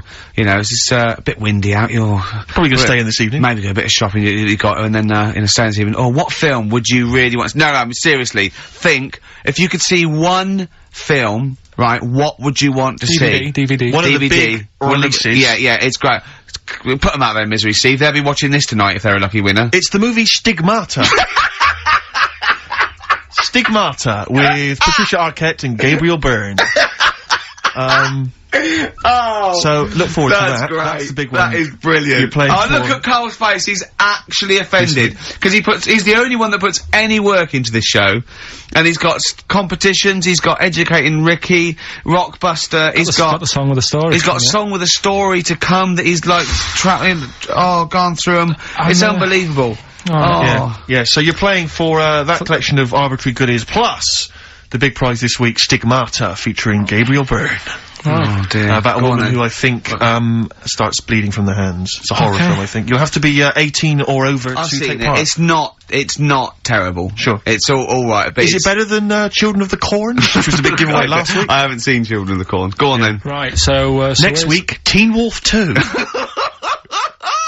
Go on. Here's the and Tony Banks's own solo album, Bank Statement. Tony Banks, remember, is the musician from the much loved Genesis, but we've got that album to give away. All right then. So right to win those exclusive prizes. Go on. Yeah, you've got to email in ricky.gervais@xfm.co.uk. I saw a sellotape dispenser out in the. There's a pair of gloves that I don't know who's out, but they're out there and they've been there for a week. So let's send a pair of gloves, a sellotape dispenser, and Tony Banks's solo album, Bank Statement. Yeah. Okay, go on. Right, first one. Initials JT. Initials JT. What's the cryptic clue? Cryptic clue. At the moment, I'm in a river full of logs. Hold on. Yeah? JT, and what's the clue again? At the moment, I'm in a river full of logs. Full of logs? Yeah. Okay. So, who could it be? JT. At the moment, I'm in a river full of logs. Yeah, go on, next one. Second one, there's 3 of them you gotta get. Letter is W. Yeah. The clue, that lad's got bad asthma. That lad has got bad I've got that asthma. one already. I've got that one already. W. Yeah. And finally, the last one is the letter C. Yeah. And, the cryptic clue is Karl is one of these. Mousetrap is that musical, isn't it? This isn't a clue, by the way. It is called Mousetrap, isn't it? There's not a musical. It's not a musical, but it's a whodunit sort of thing, yeah. Yeah, that's fine. Right, here's a clue. I saw that, Imagine that on the real Blockbusters. Yeah, Bob Owen is going, can we stop a minute? Oi, you with the 9 teddy bears there. Mousetrap, that's a show, isn't it, in London, isn't it? I think so, Bob, yeah. Right, okay, here we go. Yeah, carry on. So the camera's back on? Yeah. So, the letter is C, and the cryptic clue, I saw that Mousetrap the other night, but the heating in the theatre was knackered. What? The heating in the theatre was knackered, right? Ruined it. Well, we've got that one already as well. Yeah. I mean, these are, the first one's hard, but the first two So just a quick reminder, JT was the first one. At the moment, I'm in a river full of logs. Full of logs? Yeah. Okay. Second one, W, that lad's got bad asthma. Yeah. And the last one, C, I saw that Mousetrap the other night, but the heating in the theatre was knackered, and it ruined the whole thing. Okay. And ricky.gervais@xfm.co.uk is the email address. You can win. I'm confused. Various treats, including I'm in a Stigmata. I'm in a Gabriel river Byrne. full of logs. Yeah. I'm in a river full of logs. Well, we'll do it in about 20 minutes. Yeah, you've got to stay tuned for the answers. It's not the quickest, so don't go rushing and sort of messing it up. Think about it. and it's random email anyway, so there's no rush, alright? And if you want to email, you're welcome to say, please do not send me the prizes even if I win. Welcome to put that on there if you don't want that junk in your house. Right. The reason we usually sort of play a record out of an ad break, don't we? Yeah. Carl is so concerned with his little competition, he hasn't got a record ready. Sure. I got one. Okay. Sorry, Larry. Yeah. Do you want to do a quick recap, quick recap? I can't bother to even just say it.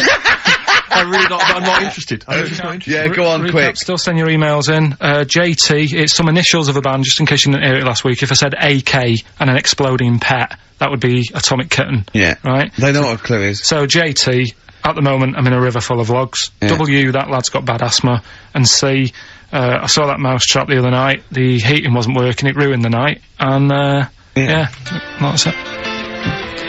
Ricky.Gervais at XFM.co.uk. Some stuff. Stigmata. With Gabriel Byrne. Richard Ashcroft. Check the meaning. Oh, I love that. That's brilliant. On XFM 104.9. And Ricky Gervais with me, Steve Merchant. Karl Pilkington, who's our producer. A proper producer now. No, but he's getting but it's more like it now, isn't it? Before he was someone who pressed the buttons, then he was someone who pressed the buttons who we just made talk like a performing monkey. I hear he's going to be lured away by the Today programme on Radio 4. Because they've lost their news editor, I think. Educating Ricky, quite topical. Absolutely. It is, isn't it? Yeah. Is so when you say topical, What do you mean topical? this is topical. Well, this happened ages ago. Yeah. Your words, not mine. Have they got a Ricky who works there? We can look into that. So this is the Carl big set a prize they've got to be given competition. away, Rick. They've got to be given away. This is Rockbuster. We've got, obviously the big prize Stigmata this week. Yeah. I'm not gonna give the prize to Ira, I think it's Ira or Ira, but she or he, emailed in, the right answers and then said if you could enclose the receipt for Stigmata, that would be much appreciated. But I'm amazed by the number of responses we've had. And someone wants a copy of Tony Banks's solo album, which I was mucking around, so we better buy that in the week to give it away, because I think that'd be an amazing prize to give away. If you just give the clues do again. the clues and then just give the answer. Come Come on. on. What the answers are. Right, well, the one that everyone was struggling with was the first one. Yeah. So I'll save that. So we'll go to the second one. W, Yeah, that lad's got bad asthma. yeah, we know that. That was Weezer. Yeah. Yeah. Good work, well done. The last one, C, the clue was, I saw that mouse trap the other day. The heating was knackered in the restaurant. Yeah. In the restaurant? In the theatre. Yeah. And it ruined the night. Yeah, so it was a cold play, wasn't it? Yeah, that's a cold Yeah. play. Yeah. And, JT, at the moment, I'm in No, a I river- can't think of this one. At the moment, I'm in a river full of logs. Well, I had to say there were some wrong answers. What was it again? It was Justin Timberlake. Justin Timberlake. We had some wrong answers that included Jethro Tull and James Taylor. I don't know how that relates to it at all. I'm annoyed at Lake when he clearly said river. I mean, that's the first thing that cropped up. Not I'm in some water full of logs at the moment. Yeah, I'm in some water full of logs. But he actually had to say river, so not lake. That annoys me. I mean, I didn't get it. Fair enough. I should have worked it out. I should have tried to think lot of like people you. did get it. A lot of people obviously think like you, which is which I'm, worried about. But yeah, James Taylor is great. that's just someone- James Taylor. Just yeah, someone guessing. yeah. James So, Taylor works. Have we got a winner, Steve? He's just going to randomly pick one. I did have a winner. I've just lost them. Oh, Needless to say, that lucky person. won't be watching Stigmata tonight. Just randomly get it's a draw, random. by the way. It's not the It's first just- or okay, anything. I said to Carl in the break, I said, "Is the first one in?" He went, "No, I don't want a competition that relies on speed because I don't want to be rushed." Okay. So randomly click on someone. I'm just going to randomly click on one. Go on. They've not put an address. Well, what we can do, we can email back and say, send us your address. Well, Of course you can. I think if they haven't put an address. Well, no, tweet Okay, it hang on. out. All right. Yeah. Chris Beaumont. He's the Lucky winner. Chris Beaumont as Chris well. Beaumont will be watching Stigmata tonight with a club of Haagen-Dazs, if I'm not much mistaken. So He'll be loving it. Well done to Chris. Need his Yeah. address. Right, then. that's the end of that competition. Right, Can we next- play a record or something? Well, Or we're on to another feature. oh, what is this? This one is... Rick, were you not at the planning meeting? What is this? Go on. This is, that song's got a good story in it. Oh, is this that? Oh, God. So tell us the rules. Right, the rule is that it's songs that we play on the show every week, and there's a lot of music out that they just keep saying the same thing over and over. What is it? What's the song with the story this week? A good story. What's the song with the story this week? Just say it. It's Gene Pitney, 24 Hours from Tulsa. Oh, I'm really sorry about this. If you're an XFM listener, we gotta listen to this. Go on. Well, do you know what it's about? Yeah, isn't he trying to get back to his girlfriend? Yeah, he's been working away. Lives in Tulsa. He works quite far away. Right. And he's Would this save us having to listen to the song? Well, it's always good to sort of hear the story before you hear the story. It's like you know. Sure. I like this before a film. Yeah. No, go on. you might read the book before you see the film, type thing. Yeah. So never in my case. He's working miles away. His missus is in Tulsa. He's driving back. Yeah. And he can't wait. He's only about 24 hours away, as I remember. He's about 24 hours away, and he's a little bit tired on the way home. He's thinking, oh, I don't want to look a mess for when me missus sees me. So he says, right, I'll stay at a motel, get some energy and that, you know, for when I see her, have a shave. Bar. So he pulls over at a motel, and he's locking his car up, getting his suitcase out the back. There's a woman in the car park. He's like, oh, she's alright. She looks at him, he thinks... XFM 104.9. I don't think the suitcase in the boot is mentioned in the song. I think that's maybe a 12-inch mix or something. I've not heard that. Well, basically, right... I don't remember... I'll play the record, for Christ's sake! Let them listen to it! I don't remember him saying, cool, she looks alright in the record. Yeah, well done. Yeah. 24 Hours from Tulsa, Gene Pitney, song with a story. You are quite upset by the lyrics of that song, aren't you? I just think it's a bit annoying that, right, he loved this woman. Yeah. Everything's going fine. He's only 24 hours away from home. I don't know what sort of distance he's done. but he can't wait to get home. And all it took was some woman in the car park to sort of... give him the eye. Give her the eye. And all the, like, the good times he's had with his missus go out the window. And, I don't know. That's the dangers of falling in love with a prostitute. What I like about it though is the fact that he's writing this to his ex-girlfriend. Yeah. It's like talking about rubbing it in. I was kissing her and getting off with her. We were having a while. Didn't take as long as Karl did explain it though. Yeah. But did you hear the very end? Because he's the loser. Because he said, and he can never go home again. Yeah. So even though he's got this new girlfriend and that, he can't see his old mates. He has falling in love with her. Can't see his old mates anymore, he said. He can't see his old mates anymore. Yeah. It's a sobering lesson. I'll tell you next time you stop at the Granada services on the way back from, you know, Swansea, be careful. There was a song that's a bit like that by Jim Reeves, probably about the same time, a little bit before, right? It was just called, just 100 miles from Mary Ann, right? And, it was him and his horse going through the snow, and he was just 100 miles. He stopped at a Little Chef. Yeah, he fancied another donkey. No, but, it's really sad. It used to make me cry when I was little, because he got there, right, and he wouldn't leave old Ben, the horse. And he dies in the snow, and then so he dies in the snow. He's gone again, I get the same way, teary-eyed with, two little boys. Yeah. No, I don't like that. Why not? It's just... Do you think I'd leave you dying when there's room on this horse for two? Climb up here, Jack, we'll soon be flying back to the ranks so blue. It was just like when they were playing with the little horse's head, when they were little, and he was a soldier and he helped him, and he returned the favour in a war, which to me is a bigger favour than just letting him have a go on a hobby horse, but, a lot braver, if you know. Yeah, last number one of the 60s as well. Christmas 1969. And it's of course based on truth, that's a history lesson right there. It is based on fact. It's a famous person. I think it was Cromwell. Winston Churchill and Cromwell. Yeah, it's Winston Churchill and Cromwell. Cromwell and Winston Churchill. Yeah, they were both lived ages ago, so they lived at the same time. Literally ages ago, so they lived at the same time. Yeah.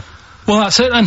Is it? Yeah. Were you listening to anything we were saying then, Karl? Did you understand any of that me and Steve were just chatting about then? That Rolf Harris, did a good song about someone who's got to carry on a horse. Right, and what was about the stuff about Cromwell and Winston? What do you think that was about? I missed that. We're doing humour, we're doing a little bit of humour. It was a satire on you saying ages not being specific. Do you like that stuff we do? Yeah. That's it then. Just a cat looking out a window at a dead mouse or something. You can go, come here! And it's just looking at the mouse it could eat. You wanna press the buttons and finish, don't you? Yeah. What are you gonna do? Play a record or? No, that's it, it's ads and that's it. Okay. Great. Goodbye. What a wonderful ending.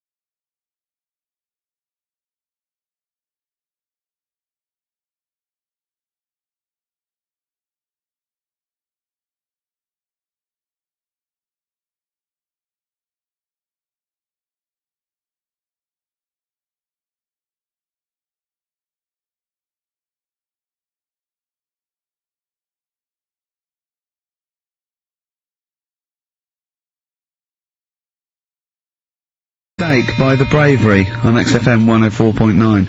I'm Ricky Gervais, with me Stephen Merchant and Karl Pilkington. Yeah. Our producer. Right. In inverted commas, heat put. Yeah. They know. How you doing, alright, Karl?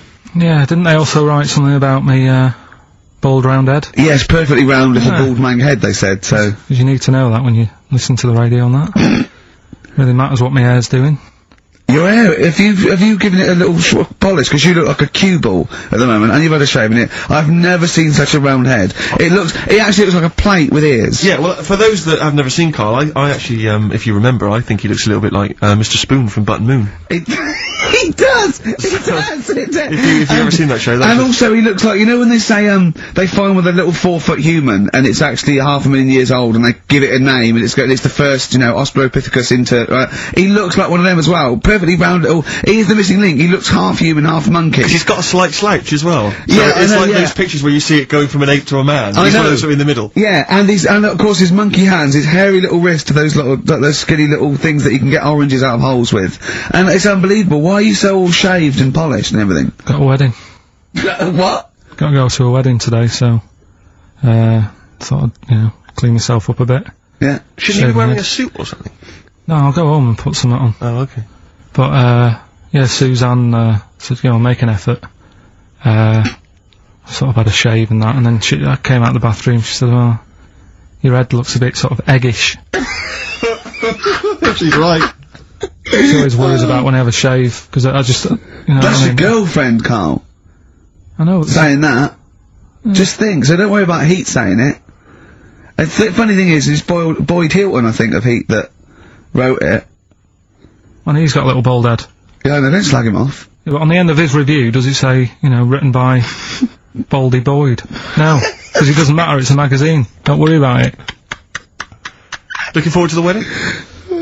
A bit boring, innit? But you've got to do it. They've probably listening! Should we do a shot? No, it'll be a great day for them, but I know what will happen. Suzanne will see, all the fuss and that, and then she'll get ideas, and I'll have to let her down and all that. Why is it you don't want to get married again? I always forget. It's just, who's it for at the end of the day? I've been with Suzanne for 11 years, right? Sure. We're happy. Well, I am. That's what counts. You're never happy. I am. I'm alright. Yeah, no, you're happy with Suzanne and everything, but apart from that, you're never happy. You are the most grumpy, moany thing in the world. I mean, I get annoyed, but I'm always happy. I was annoyed here, I was happy coming here, but there was a bloke behind me walking and scuffing his feet. He had a pair of those stupid skulls on, and he was clicking and scuffing. Wear some shoes, you don't have to click. Pick your feet up. Flip-flops annoy me. But I'm happy, I'm just annoyed. You are just like, oh, the world's on me. It's rubbish, this. I know the world's great, it's just sometimes people annoy me by being there. But, Steve said I should be locked in one of those towers that princesses used to be locked in fairy tales, because everything annoys me. But you're grumpy. I'm not, I'm alright. Oh, right, okay, listen, we better play a record, soon, but, coming up, Steve, I went away with Karl. Okay. It was a little present from Jane. It was a golfing day, and I could take someone. Took Karl. It was a brilliant day, absolutely brilliant. But it ended with us sort of drinking and chatting, and me saying, "Right, I'm going to bed." Because Karl said the most ridiculous thing he has ever said. Think of that. That's something. Oh, sometimes, Karl, I think you're on another planet. He's the only one.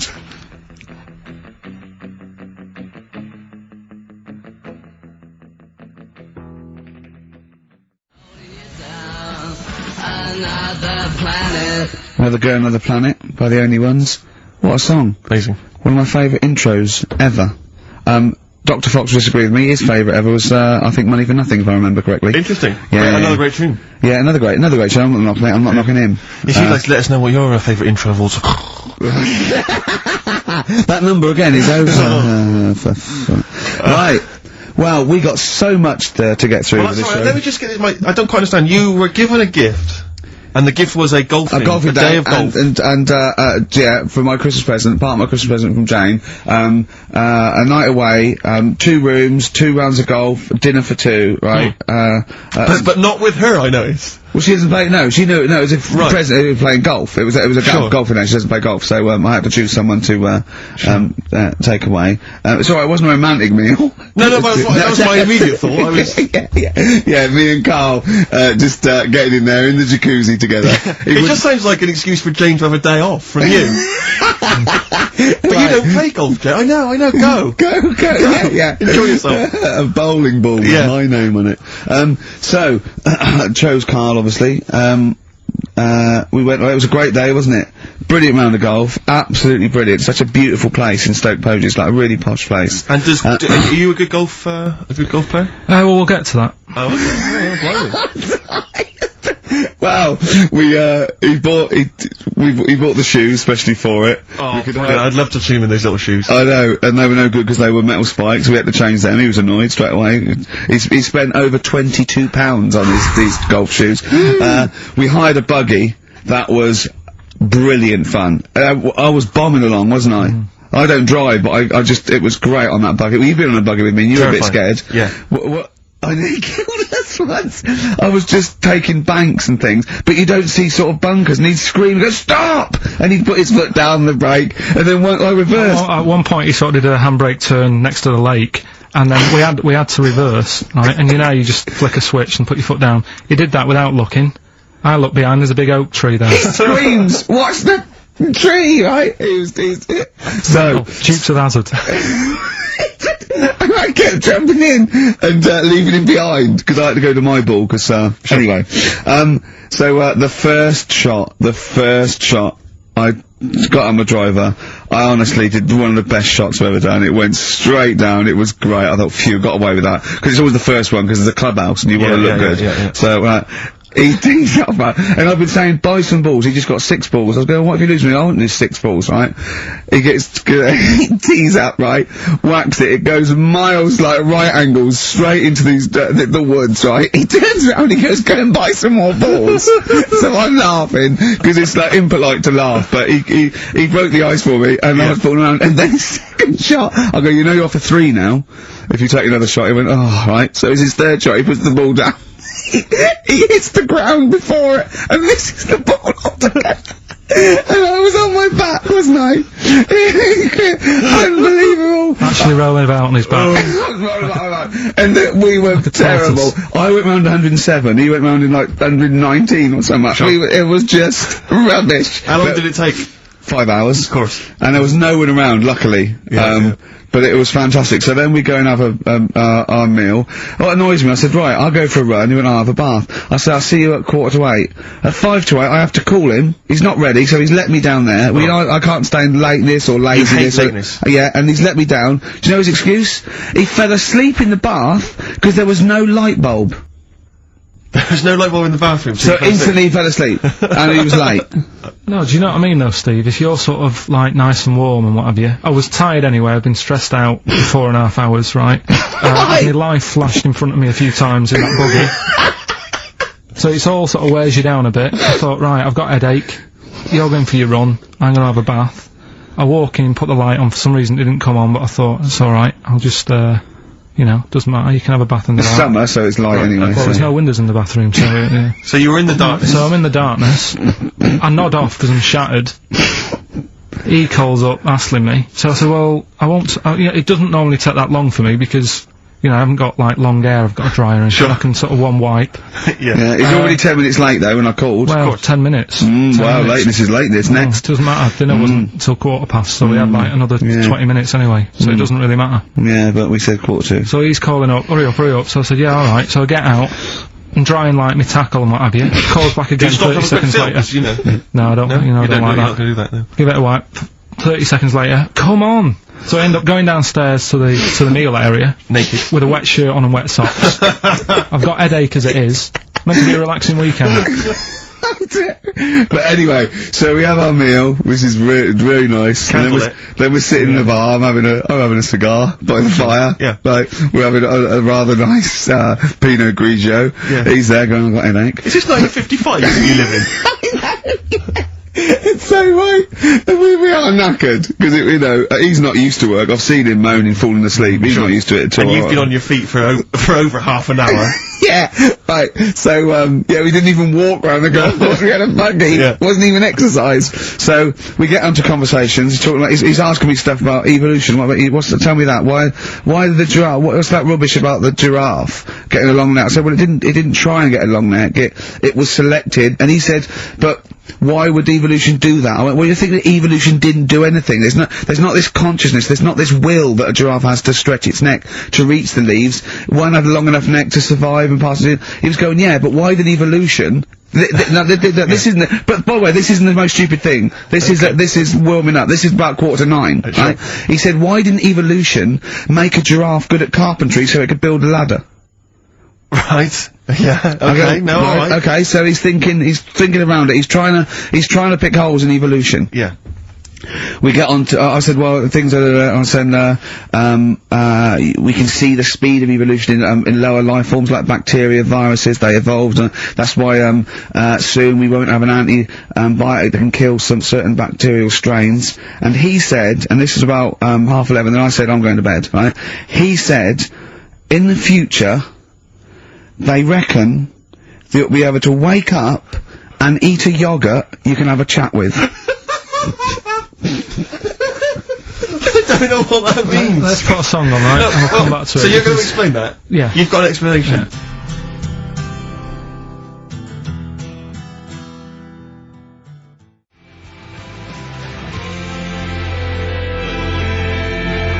The Verve and Sonic on XFM 104.9. I'm Ricky Gervais, with me Steve Merchant and Karl Pilkington. So let's just get this right. What did Carl say? He's just specifically giving those words He said, they reckon, and I said I'm going to bed, he went, no, really, I said, no, I'm going to bed, Carl, there's no point now, because I mean, it's just like, you're talking gobbledygook, you know what I mean? I might as well talk to a pot plant. Yeah. He said, in the future, they reckon, I don't know who they are, Sure. I don't know, people who post things on the internet that he reads, I think. The Telegraph. Anyway, complete the sentence. They reckon that in the future you'll be able to wake up. I love it. There's always a little scenario, an embellishment, like this little. Oh, hello, darling. It's your yogurt. Hello. You'll be able to wake up and eat a yogurt you can have a chat with. All right. Well, thanks for that, Rick. I'm looking at you. I'm going to throw that over to Carl. Right. It's when I was away on holiday, right? I don't normally buy the Telegraph because it's too big and that, innit? So, but, they were giving it away for free on the plane, so I thought... Ding dong. Might as well have it. And I saw a couple of things in it, I thought that would be interesting. I saw this thing about the future, and it was talking about evolution and what have you, right, which I always find weird, because I always think that maybe we've sort of done it wrong anyway. Do you know what I mean? I sometimes think... You can't evolve, by definition, evolution can't get things wrong. Things change, that it's not successful, it can't pass on its genetic material, or but if you're around, it's working. If you're around, it's working. Slugs are as evolved as they need to be. Slugs are as evolved as you and me. That's true enough. Yeah. No disrespect, but it works. It works. Sorry, what's your point, Carl?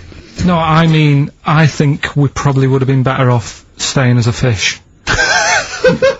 Just because there's more water than land, isn't there? Right. And you wouldn't drown. This is why I went to bed. No, I'm thinking of dozing off now. No, but do you know what I mean? From, what was it? It was bacteria, it was fish, mermaid, man, onwards and what have you. So anyway. Oh God! No, there are a few knowledge gaps in your theory of evolution. You generally got it right though, so I mean, basically, yeah, it went bacteria, fish, mermaid, man. What's next is the big question. So it was telling you all about this and what have you, and saying how, like, we shouldn't have interfered, because maybe if we wouldn't have invented planes and what have you, maybe we'd be able to fly and what have you, if we really needed to and stuff like that. Okay. So we've interfered with evolution, you see. Right. But then it was saying, well, what's the future got? Well, yes, in one way we have interfered with evolution, yeah. The evolution of the human being in society is changing. It's no longer based on the strongest or the fittest, because medical science can keep us alive long enough. People can pass on their genetic material where, without this civilization, they wouldn't have been able to. So, yeah, there are different parameters, there are different pressures, there are different things that say whether we're going to pass on our genetic material or not. Okay, so in that sense, you're right. And that, Rick, as far as I'm aware, has led to a yogurt that you can eat and have a conversation with. So this is what it was saying. It was just saying, you know, we're living in mad times and that. You know, there's a lot of weird stuff going on. One of which is... Go on. And the fellow was just saying, you know, with computers and stuff like that, the way it is, we'll be able to wake up... Go on. Have a chat with your yogurt and have something to eat. What do you mean, have a chat with your yogurt? Because of the amount of... I mean, you have them yogurts already, those friendly yogurts. Those bacteria-friendly ones, so this is just a really friendly one. Yeah, they don't...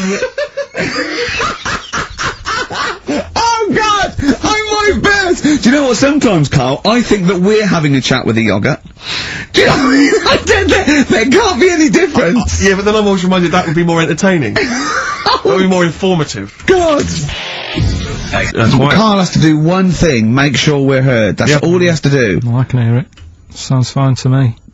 Well, not to the listeners, and that's who we're trying to please. Well, it's one person, so they can't hear. Yes, but we've only got one listener. So he's not happy. We're buggered.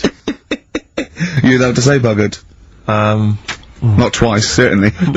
Once could have been a mistake. Yeah. Twice, pointing it out is definitely, complaint material. Now, Carl, you haven't told us about your holiday yet. You were meant to do it last week and you didn't.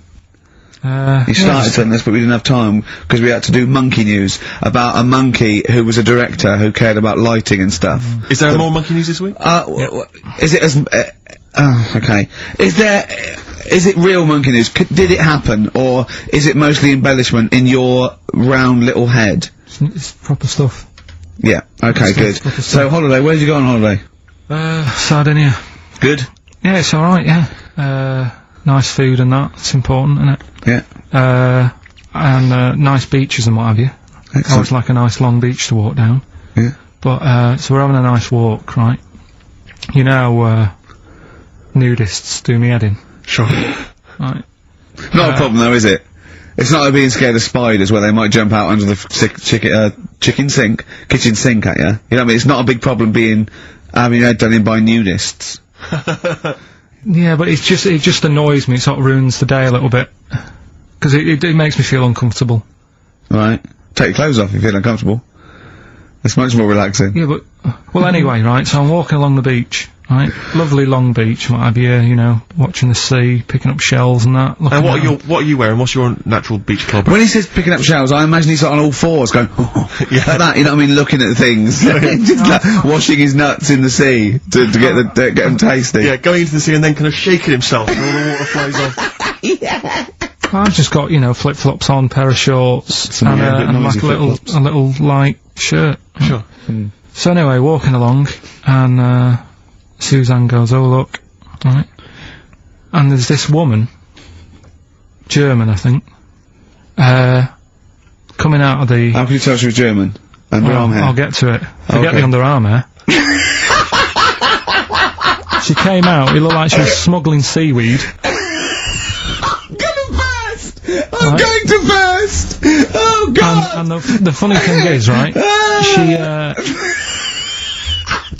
smuggling seaweed! Oh, God! She was a bit hairy down there, was she? Mental. I felt bad because I hadn't had a shave for 2 days, right? Looked at her, it was ridiculous. She might as well have kept her trunks on. It was just like she was wearing furry trunks, right?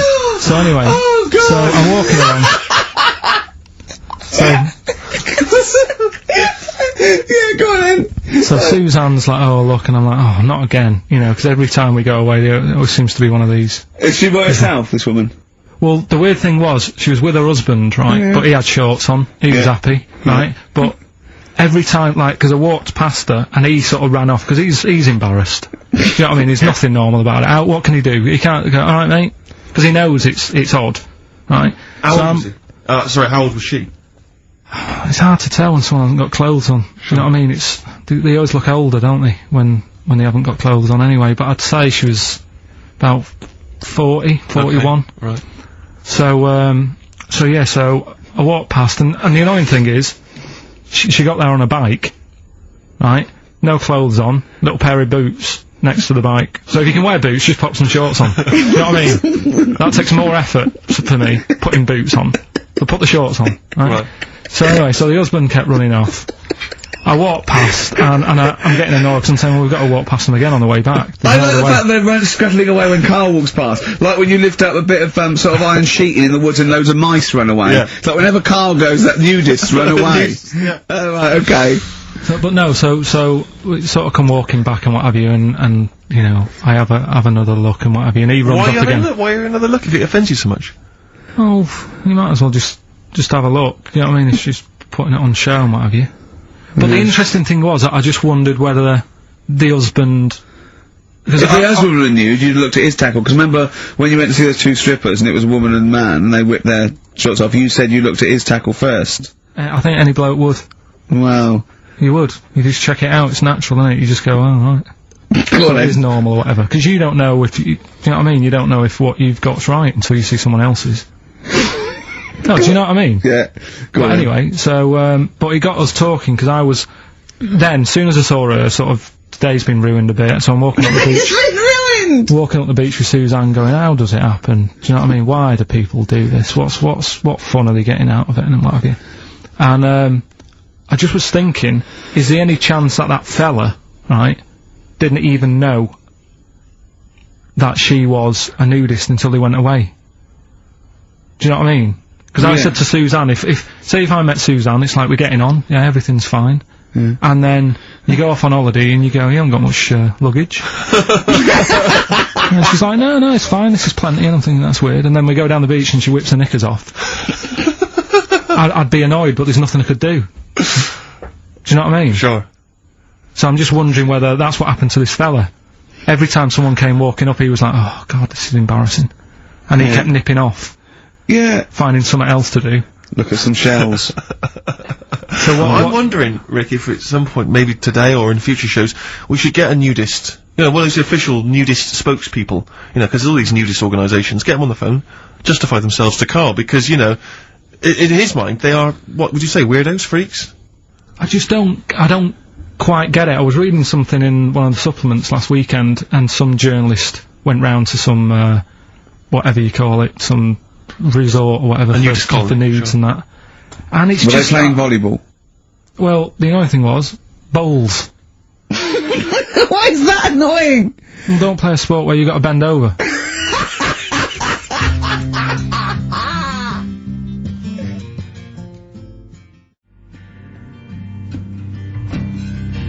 Neil Young from the album Zuma, and that's Pardon My Heart on XFM 104.9. Ricky Gervais, Steve Merchant, Karl Pilkington. We just had a text here that says, and I don't know what truth there is in this, as ever, but John says there is apparently a nude bike ride today in Hyde Park. Now, I can't believe that's the case, because I don't think it's allowed, is it? You can't ride around with your veg, can you? I don't know. Why would you want to? Well, it's a good point. On a bike. On a bike, I like the fact that that's what disgusts him. Do you know what? If we did appeal for a nudist to call in, I'd want a very specific sort. I don't want I want a German nudist, a middle-aged man called Helmut. Okay. If there is any, or the closest one to it. So, I want a middle-aged man from Germany. If your name is Helmut, you're in, but I'll accept hands, Carl would be good, wouldn't it? Alright. Yeah. I think, I'm wondering if the age might, maybe we could we broaden that Okay, just a German nudist bloke. Right. Could he at least be fat? Could I find a fat German fella? If your name's Helmut, we're gonna give you a big prize. Yeah. But, you know, any fat German fella who likes to get his sausage out. Sure. Okay? It's sauerkraut. Yeah. What's the phone number? 0871 222 1049. It'd be good just to get an email or a text over the contact, wouldn't it? And then I can just call them up in the week. Sure. And 83936 is the text number. I don't know what our audience demographic pans out like, Rick, but I'm suspecting that's probably a fairly small fraction of our listenership. I know, but you know, there must be someone out there, if you know a fat German who likes to get his tackle out, the phones are going. Straight away. Just answer it, Carl. Just answer it. Just pop that. It could be anything. Well, just see what it is. To be fair, it could be a nutter. It could be a nutter. But just say hello. Just tell you it's not straight away. He'll stay there, won't he? He'll stay there. Well, answer it. Answer it. Leave it. Answer it. Oh, you see this? It's gone. It's gone. There you go. He bottled it. So, just as well. Well, you took too long to answer it. There's a vicar in Australia who's started sort of doing his services and all that in nude. Hot isn't it out there? Yeah, well, the churches aren't. Churches are pretty cold. It was on some website. Of course it was. Yep. Just saying about a vicar and that who's there's a lot of nudists and that who want to get married. Do it, you know. Don't mess about with the wedding dress and that. Just snip up. Isn't it? Well, I suppose it's so. I suppose if you believe in God, you believe that that's the way to be in it, because Adam and Eve and that. Yeah, but then in Adam and Eve, the shame made us dress up, didn't it? Yeah. Eating the apple and things. Yeah, but God didn't want that, did he? No, he wanted to see it all. He was loving it. He was having a whale of time getting a life full of all of that, and then the snake said, cover yourself up. Stitched him right up. Yeah. So if you believe in God, which clearly I don't, do you believe in God, Carl? Dunno, I don't really worry about it. It was ages ago, wasn't it? So, you know, if he's about, whatever. Not that bothered. Adam and Eve is pretty interesting though, isn't it? It's not, well, how is it interesting? He made man out of dust. Then just 'cause he could, he's having a laugh. Then he made her out of one of his ribs. Again, he'd like to vary it a little bit. Then they had 2 sons, which gave rise to the entire human race. What was going on there then? What would have happened if they didn't get on? That's interesting. Sometimes with pandas, they don't fancy the other one, do they? They go, well, that's my choice, one. You've brought me one panda from Lisbon Zoo, and I've got to shag that. What if I don't fancy it? What if they bring in a right slapper? Do you think what if it's the equivalent of, like, Love Island, whatever it's called? It was like Celebrity Love Island. Yeah, and they're going, I'm not shagging that slapper. Every panda in the world has seen that dirty old mott in magazines. Why am I meant to mate with it? I've got some dignity. Are you talking about Adam there, or Panda? Was that? Either is fine, I suppose. No, bad pandas. Do you think that Adam had any say when God was making Eve? Was he saying, "Can make the boobs a bit bigger, would you?" And then I'm a blonde guy. I'm into blondes, really. I mean, I don't know. Did he have any input, or was it just? I don't know. Well, I suppose it was one of his ribs. I know, but he's probably restricted. You go, well, I'm working with a rib, Adam. Give me a break. There's only so many things I can do. Well, he's probably in kind of intensive care, wasn't he? With the whole. They go, well, I can't just keep making the boobs and things bigger because their legs will get shorter. I don't mind short legs. Yeah, make the legs longer. I don't mind no legs. I don't mind no legs. As long as the boobs are sizable. I tell you what's weird though, Steve. Right? Everyone's heard of like Adam and Eve. Yeah. What's the surname? Yeah. Where'd they get their post from? Unbelievable. Now listen, before you play the next tune, we should just, we were trying to mop up some stuff from the last couple of shows which we haven't dealt with yet. One of which is an obsession of yours, because we're on a radio station, Ricky and I come in, we bring in CDs, music we love, it means so much to us, we adore it. You don't really care about music, you work at a radio station, it's just, you know, I don't care. I do. No, you don't. I do like a good track. I don't like everything that comes out and everyone raves about. Yeah, you thought the iPod wasn't worth it because you named the 5 tracks you'd like. What was it? It was In the Ghetto, Babushka, Living in the City. What was the other one? Killing a Georgie, and there was one other one or something. And you just only like songs with a story. Yeah, but then there's a reason to listen to it, isn't there? Well, no, only once. Going on. No, because you might forget the ending. Listen to it again. Yeah, anyway, you've been listening to Babushka quite a lot, is that right? Because you've really got into your head now, you're trying to decipher the story. When I've been sort of asking for songs with stories, people have texted in, emailed in and whatever, and I've had a couple, you know, last time we did the show. So I've gone, oh right, that sounds interesting. And Babushka, when I was away on holiday, I listened to it a few times because I like the story. It's a good little story going on. You got some thoughts on it there, have you? A couple of questions. We'll have a listen to it. Let's have a listen to the track, and then I know you've got some queries you'd like to raise. It's just about a woman, innit, who, I don't know, she's ugly or something, aged badly, and her husband gets bored with her. Have a listen, see what you think. Right. XFM.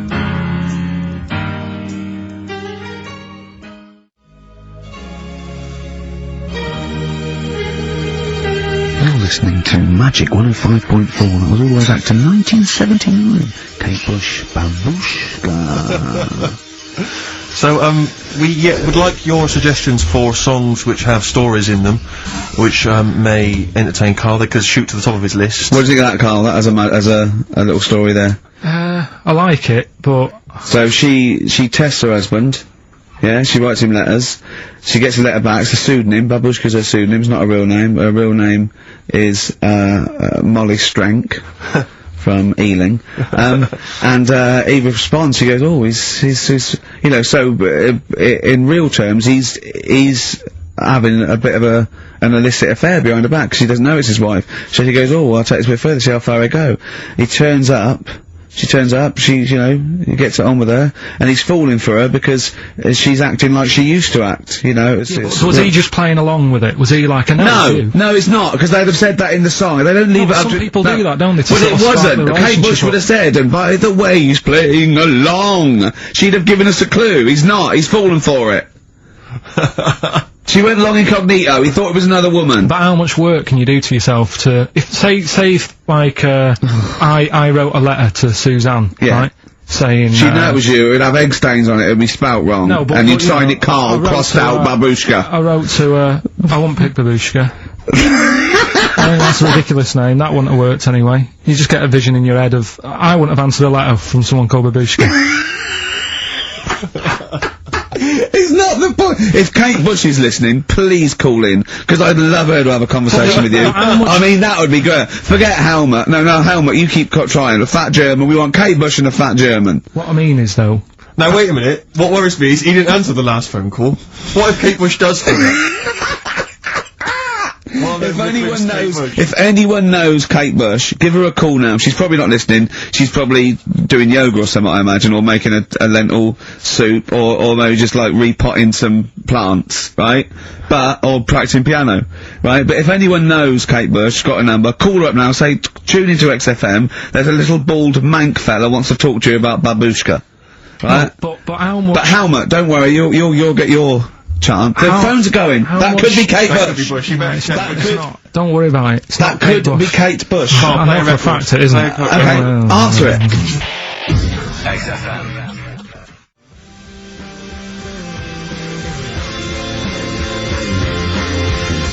Half Light by Athlete on XFM 104.9.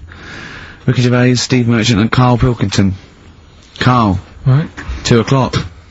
Let's get Rockbusters rolling.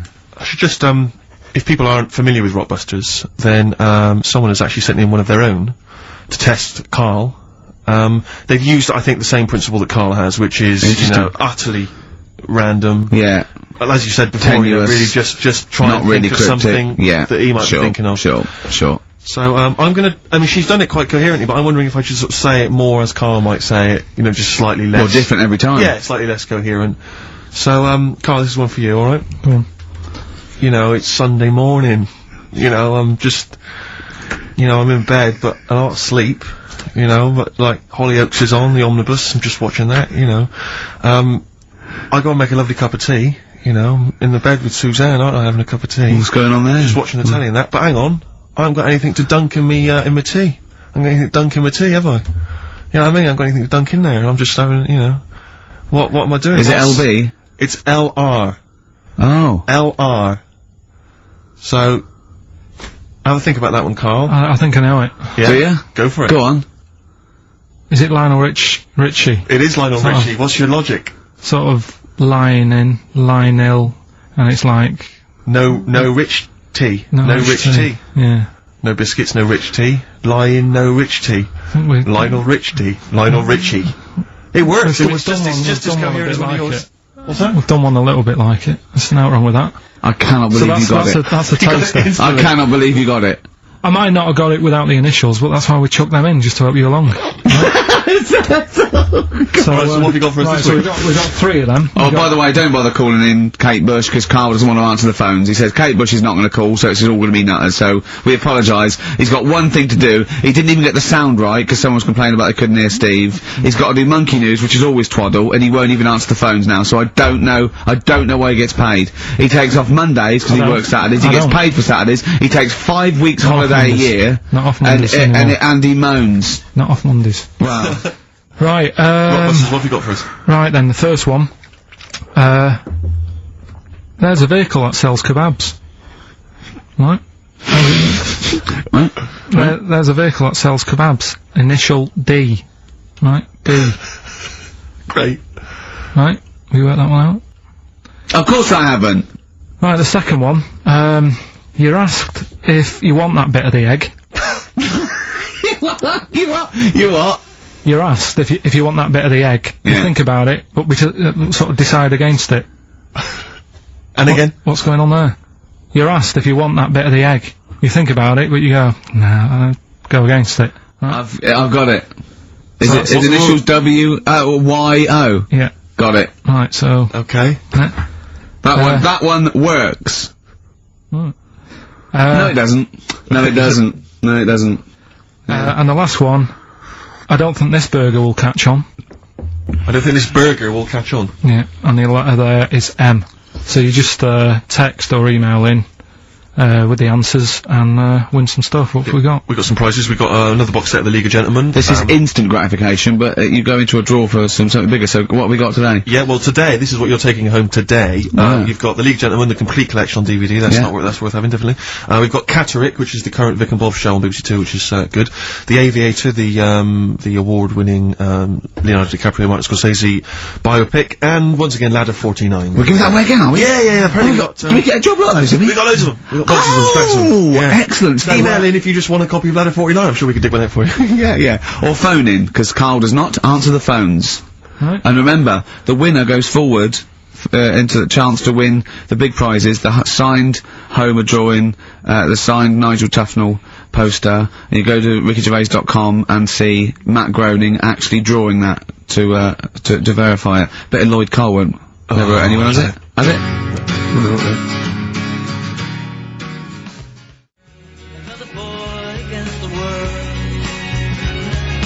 Lloyd Cole, Impossible Girl, on XFM 104.9. Wow.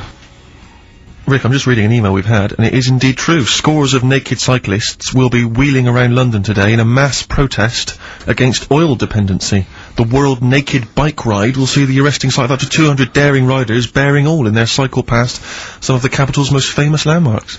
Have they got to wear an helmet? Are they against wearing an helmet? Well, I think they're trying to make a statement, I would imagine, I don't know. Well, they don't have to wear a helmet. It's not law to wear a helmet on a bike, is it? It's for your own safety. It's sensible, you're right, yeah. Well, it's also sensible to just pop some pants on. Pop some pants on. Are you going to be popping down there and cheering them on? I'm not going anywhere near it. What are they going against? What's the problem that's going on?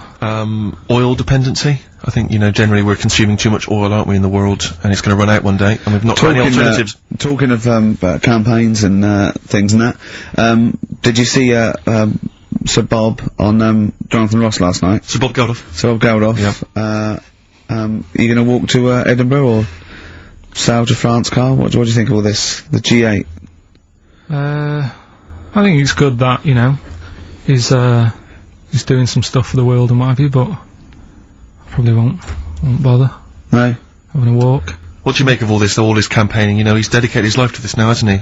Yeah. I mean, it's interesting. I was watching him last night, and I respect the man. I mean, he used to work here, didn't he? Did some shows and that. Mm-hmm. It's good. It's alright that he can do it, but... I assume that's not why you respect him. I assume you respect him because he's trying to save a nation, as opposed to used to work in XFM for a while. Yeah, I know, but I'm just saying it's good that he's given up a lot of his time to, try and save the world and that, but, there's a bit of me that's kind of like, is he wasting his time a bit? Right, what do you mean wasting his time? Well, he tried it before and... No, wait. What he's trying to say is that the G8 are I think the 7 most, wealthy nations in the world, and Russia, and they get together and they can wipe out the third world debt. I.e. they owe us billions and billions of pounds, they can't afford to pay it back. So he's gonna say let's wipe the slate clean, and pledge, I think, a lot more aid and stuff to them, isn't it? Mm-hmm. So what do you think of that? But, won't they just do it again? Right, what's you thinking? No, I knew I had a little diamond in the rough here. I mean, obviously, I admit, I brought this up because I really wanted to know what Carl thought of it. Sure. Yeah, I had ulterior motives. It wasn't just for awareness, for the very worthy cause. It was because I know, look at him looking at me. Look at him, he looks to me like a cat. Honestly, it's like there's nothing behind those eyes. Right, what do you mean? They're just gonna run up the debt again, you think? Well, what I mean is, right, when I was a kid, right, and I wanted to go to the arcade, I'd borrow £1 off my mum, right, and she'd say, don't come back asking for more and what have you. But I'd have a go on a pinball machine or whatever, game on a fruity, and then go back, and she'd go, can I have some more money? And she goes, have you ever your £1 before? And I go, no, but I'm on holiday, and she goes, there you go then. And then I go off and do the same thing. I didn't go, no, I wasted the last one, I'm gonna pop this in the bank. Right. So you think that's what's gonna happen with... That's a nice metaphor. So what do you think happening there? Is the Africans are blowing it down the arcade? Instead of putting it towards a fishing rod, they're blowing it down the arcade. I'm trying to win a watch. Look, I've got 100 goals. I think this thing is dodgy. Yeah. I'm trying to win a fluffy toy. That's what Bob's saying, you're never gonna get the Snoopy. You're never gonna get the Snoopy. It's always gonna fall out of the little claw It's before it rigged, gets to the the top. claw is not strong enough. Yeah. Do not waste it. No, Midge. Midge, you have to write a song. Write another song, mate. They've flown it down the arcade.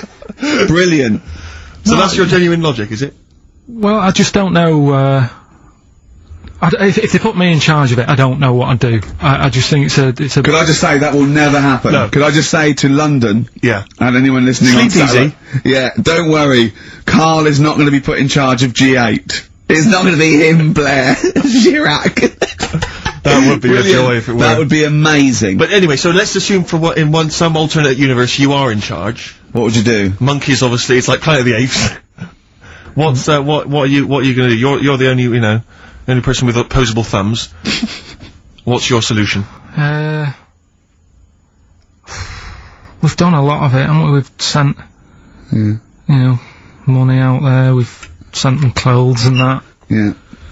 I mean, have you? It's gone. You say we, have you sent... I've done loads for charity. Go on. No, loads, I've done loads of stuff. Go on. For what? Oh, I give stuff to Oxfam. Yeah? What stuff you don't want anymore? Yeah, junk, you mean? Well, yeah, but it'll be alright for them. I mean, I said to you the other day, like, when they collect clothes for over there, I don't know, none of my stuff's gonna fit them well. But the thing is, I do loads of charities, I do loads of things like, Go on. I pay for tools, you know, I do that thing, a monthly payment of £5, paying for, you know, toolbox and that for someone out there. I help old people, which I'm gonna stop, to be honest. Why? Because, do you know this thing I do, Steve, right? No. This is a £5 a month as well, right? I got stopped in Leicester Square one day. He said, oh, there's a little old woman somewhere. She's cold, are you gonna help her out? So I was like, oh, why me? Right? So anyway, so they said it's easier if people look after one old woman, right? So why me? I've signed up to look after this old woman called, I don't know, call her name June or whatever, it doesn't matter. So... It does to her, but go on. So anyway, so I'm paying this £5 a month, and the first £5, you know, first time I paid it, I got this thing in the post, right? And it had, you know, thanks a lot, Karl, you're looking after June. Here she is, you know, here's a little, picture of her, and she's sat there, what have you, with a cardigan on and stuff like that. Every £5 you pay, you know, it'll be cheering her up, and, you know, look after her, pay for her food and what have you. So, for a bit, you feel good, don't you? And you think, well, I've done my bit for the world. Anyway, 2 months later, get another package, right? Picture of June in there again. She's got a tan. So he's saying you're paying to keep her warm. No, they meant a week in Mallorca, or whatever. And this is what I mean, people turn... because they can get away with it. I don't know where to start! That isn't having a go, though. What do you think? So what do you think? You think they're going... Don't bother, getting a job or anything. Go off a bit, Go off a bit, it's June, I don't know, it's difficult, isn't it? It's difficult. So you think Sir Bob should just wash his hands of the whole affair? You think it's a complete waste of time, is that what you're saying? That you should just leave them to it? Just leave them to it, let them sink ever more into debt, ever more into hunger. You just think that should just carry on? Do you know what I think he's saying? I think, now, I'm not putting words in your mouth, are you saying they blew the last lot we gave them, they've got to learn a lesson? Is that what you're saying? No, I'm not gonna say that. I'm not gonna say that. Is that what you're thinking? No. What are you thinking? I'm not thinking anything like that. All I was thinking is about this gig, it might have been better to do it, like, rather than, I don't know, ruining a grass field in Edinburgh and that, do it out in Africa, right? get people out there, get the tourists up. Do you know what I mean? Get a load of people out there. They've got loads I don't reckon he's gonna get people to walk to Edinburgh. I very much doubt but people are gonna fly to Addis Ababa to see Coldplay. cheap flights and what have you. Right. Hot dog stands and that. Locals will love that. Right. Job done. Brilliant. Let's put him in charge. Yeah, just for one day. Let's put him in charge of Live Aid. If Bob Geldof is listening, I know, you respect him because he used to work on XFM. No, but he's done a lot Bob, as if well. you're listening, please, I would love, oh my God, a conversation, Bob Geldof talking to, forget Kate Bush, forget That would be Helmer. amazing. Can Bob please call in and speak to Carl? No one call except Bob, so we know it's Bob calling. Right, get on the phone. What's the phone number? What's the phone number? Can't we talk to him next week? He might be busy next week. No, He's he got won't. stuff to organise. You won't, don't worry about it. Don't worry about it. You can talk to us next week. Alright, I'm not gonna I'll go through the phones, it's mental. Play a record. Alright, what we're having? Bit of Killers? Yeah.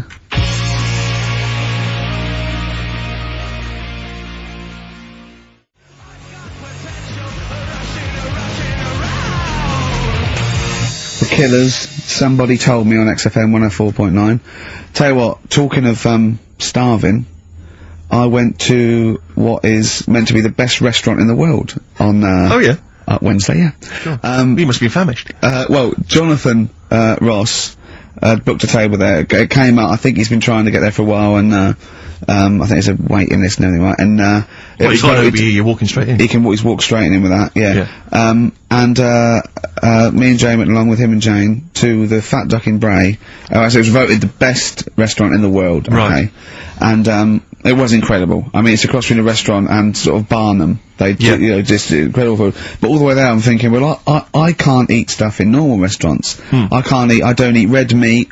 I'm squeamish about things like seafood, anything that's got too many legs, or was a crustacean once, or feeds on worms. I knew that one of their signature dishes was snail porridge, so I'm thinking I'm not gonna be able to eat anything here. So I was thinking I had something to eat before I went, and I was thinking they better not have mucked around the bread, right? Got there, beautiful, and it was really quite fantastic, and I let them know straight away that I was a Philistine, and they really accommodated me. You know, I didn't have the snail porridge. They put mushrooms in my snail porridge, which is more of a risotto, and there's tasting menus and that, and it was really fantastic. But Jonathan, halfway through, on the way there, I don't like travel well. On the way there, he actually phoned me and said, "Why are we taking you to this restaurant?" Good point. Very good point. They know, even if I go around there, they cook me sausage and mash. Yeah. Or, do you know what I mean? Well, you have the palate of one of those kids from the Jamie Oliver school dinners programme.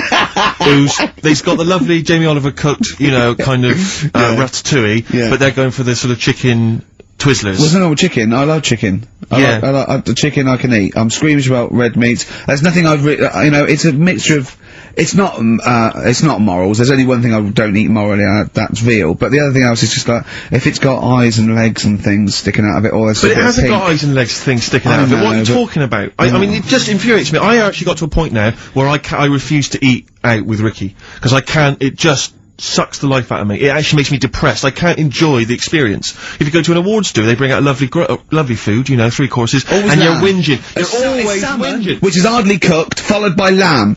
Lovely bit of lamb. Who doesn't think lamb is the best of all the meats? Oh. And you whinge, you complain, you look at Jane like a little boy who's like, "Oh no, why have you brought me here?" You are just, it was, and I tell you, and I put it at the, you know, I don't want to, you know, badmouth people, but I suspect it's your family, I suspect it was your upbringing, I imagine that if I came to your house, you know, late 60s, early 70s, came round to your place in Reading, it would have just been the smell of chip fat. Just everywhere, pervading, just one of those chip fat fires that's just, yeah, like you say, constantly, 24 hours a day, I used to eat just things. bubbling I away. used to eat beef and pork and that, and I used to have to, eventually, when I was getting sort of squeamish and getting older, I'd make her burn it so much that it was just like chewing on a piece of leather anyway, where I couldn't stand the sight of blood or so. A salad in your house would have been I'll tell you what a pickled onion and a packet of crisps. No, a salad in my house, right, was when it was summer, we were out in the garden, lovely salad, grated cheese, grated egg, 2 bits of beetroot with your leaf, a pickled onion, and a packet of crisps. and that was a salad. But yeah. Now, is that? Do you agree that is probably the reason why you've got this palate? And I don't even. It's not even a palate. That's too nice a word to use I've got more squeamish as I've got older. Because I say I used to eat beef and pork. What do you mean squeamish? I don't understand what you mean. Squeamish. If I suddenly think about it, I can eat like, you know, like it has to be blasted. It has to be unrecognisably an animal. You know what I mean? I mustn't see a bit of pink or a bit of fat. So if we were in biblical times, and you're there, and Jesus Christ has just fed 40,000 with some fishes and some loaves, you'd be going, I'm not into the fish, JC. I say take the head off, really cook it, take the skin off. I can see a bit of spine. And unless that bread is mighty white, I'm not interested. Yeah, but the thing is, what he hasn't said is, well, he gets frustrated because we have to go from restaurant to restaurant for something I can eat. But the reason we've only got about 3 restaurants to choose from are that, because he doesn't want to spend more than a £5 at lunchtime. At lunchtime? If I was going out of an evening, you'd spend a decent amount of wallop. But lunchtime, you'd be happy to spend 20 quid on lunch. Imagine that every single day. There's no one out there who's eating lunch 20 quid a day on lunch. It's crazy. You don't need that much food at lunchtime, because I know what happens. You go in there, you have some kind of, you know, Thai green curry for lunch, you're asleep by 1:30, we're trying to work, we're trying to write TV shows, and you're dozing off like one of those giant anacondas that's just eating a sheep, and it's slowly digesting it. It takes like 3 weeks. He does not like this, but he'll walk a mile out of his way to get a sandwich. Having an argument over that 50p that time. I don't want to bring it back up again. Here's the situation, Carl. I lent you 50p, and you decided you weren't going to pay me back. It should be to my discretion if I say, don't worry about it, Carl. You should offer me the 50p, go, there's that 50p I owe you, and I'll go, don't worry about it, Carl. But you didn't even do that. No, it's the way that you were, like... I said, where's my 50p? You went, oh, you don't need that. That's not your decision to have. I didn't say that. I said, I don't think I've got it at the moment, or whatever. Rubbish. And you're going through my pockets and that. Rubbish. 50p. Ridiculous. You've just given him a keg of beer for free, hadn't you? Well, let's not go over it again. I mean. I just think value for money is important. Like, now, okay, so for instance, in the morning I have to get the tube, but you can get a travel card, zones 1 and 2, right? It's about £4.70, I think. But before 9:30, it's about £6.50. Alright, and then at 9:30, when the clock, literally on the clock ticks over to 9:30, it's £4.70, right? Now, sometimes I'll get there, it'll be about 9:20. Now, you'd be saying to me, oh, just spend it, and I'm thinking, I've got 10 minutes. I'll perhaps read the paper, wait for it to click over to 9:30, and then I can get a cheaper ticket. Now, surely that makes sense. Surely that's logic. I mean, if you were in that situation, Rick, if you were there, right, and you had, let's say you had 3 minutes to wait before 9:30, what would you do? Would you stand there and wait? No, because waiting to me is worse than anything. It's madness. It's madness. I can't stand queuing, I can't say, no, I'd pay, yeah. How long would it have to be before you'd wait? If there was like a minute on the clock to go, would you wait? If they literally said, if you wait 30 seconds, I go, alright. Well, that is the case. That literally is the case. Okay, but not 10 minutes now. What about you, Carl? I'd feel, if it was 30 seconds, I'd feel flash going, I'd spend £3. But if it was like a couple of minutes, I'd go, oh, it doesn't matter. I just wouldn't. Madness. Yeah. Think about how that tots up over the years. Amazing. Carl, what about you, Carl? Would you do it? It depends, doesn't it, what your job is and that. If you're a doctor, you've got to get to, you know, go and save someone or whatever. You can't say, oh, just 10 minutes. Depends. Depends on the situation, depends. Most of the time I've got to get in work early, I can't be hanging around till half 9. But you don't know, do you? I've called him when I was filming, he was I've seen him do one day, right? I've seen him for one whole day, he went away, he fell asleep at 7:45 in the bath because he was knackered, so, you know, he has 5 weeks holiday a year, he's taking the piss. XFM. Feeder. Pushing the senses. Quite a food-related sort of show, isn't it? It is. Thinking of gluttony, did you see in, I think it was Heat magazine, it was former Pop Idol winner Michelle McManus. Oh yeah. She's lost a lot of weight. Oh yeah, she's lost 5 stone, hasn't she? Please see that the headline was, I used to eat, 12 packets of Doritos a night. At night. 12 packets of Doritos. I just like the idea that you got to 11 packets, and you're thinking, one more it's a bit peckish. One more will do it. Yeah. Yeah. Oh, unbelievable. But someone sent in a couple of odds and ends news stories, you know, they've gleaned off the web. And apparently, Britain's fattest family have shed 23 stone. None of them died. Between the 5 of them, oh come on. Between the 5 of them, the Phillips family from Worcester weighed more than 100 stone. Jesus. Well, how many are there, though? They spent 5 of them, and they spent £300 a week on food. an evening meal consisted of an all-you-can-eat Chinese buffet and another ice cream stop at McDonald's. The mum, she was generally happy, like Karl is, but she said she used to get upset when she couldn't buy clothes for her kids because the shops didn't stock anything above XXXXXL. It says here, it says Mitchell, 13, was the heaviest of the three, weighing 27 stone. By the age of 4, he was Britain's fattest toddler, weighing 10 stone. Is that competition still going? He broke 5 bikes. He broke 5 bikes by buckling the wheels. Oh, that's I know you're always embarrassing, kind of fat kids, Karl. Chasing an ice cream van. Yeah. But the bike just fell apart. Yeah. Who knows? Maybe now he's on that nude bike ride, you know, because he's lost some weight. Oh, that would be painful, wouldn't it? If one of them buckles. Yeah. Well, I've got another food-related item here. Now, Karl, I got a little email via my agent, sent from someone here, okay, sent from someone at XFM, okay, and I won't say it was, she just said, I thought this might be good for Ricky to use on Saturday, and obviously what happened is, Suzanne has sent you an email in the week, it was Wednesday, and you've returned it, but I think you've returned it to the wrong email address. You returned it to someone here, who of course immediately forwarded it to my agent for ridicule on the show. Don't panic, it's nothing that bad, okay?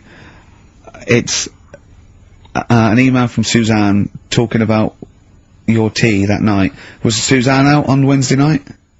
Was the, an England game or something? Yeah. So you were alone. You were home alone, were you, Wednesday night? Yeah. Did you enjoy your meal? Was it a quiche? Go on. Right. From Suzanne to Karl. Take the quiche and put it on the baking tray. Cook for 30 minutes on 190. Take lettuce and put on plate. Take 3 tomatoes, wash and chop into quarters. Place on lettuce.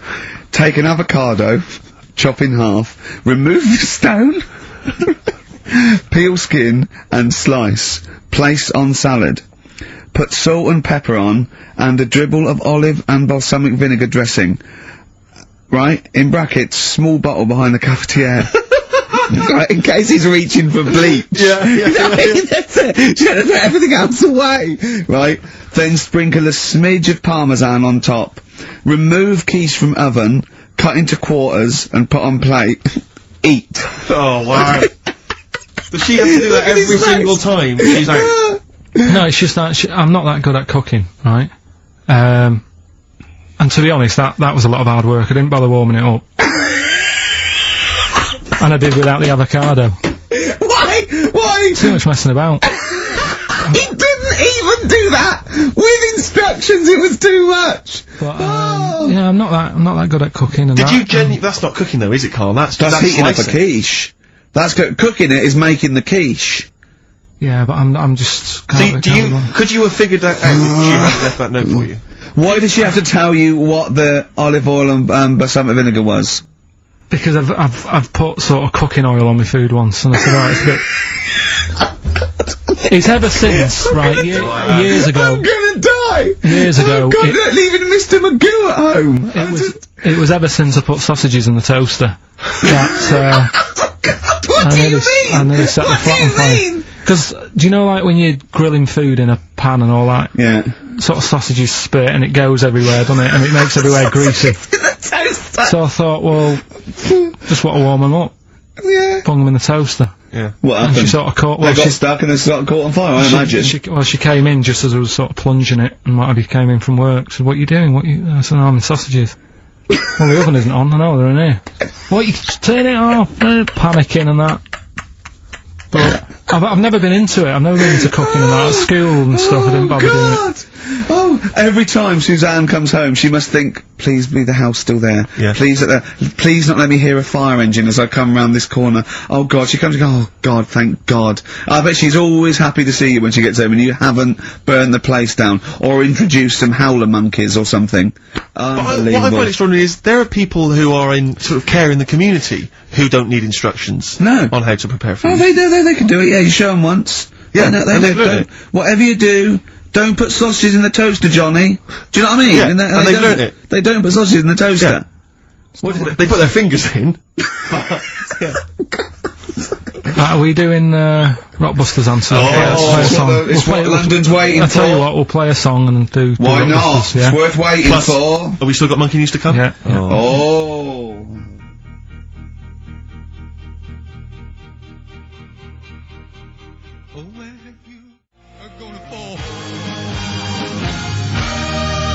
Roxy Music with the old Dylan classic Hard Rains on XFM 104.9.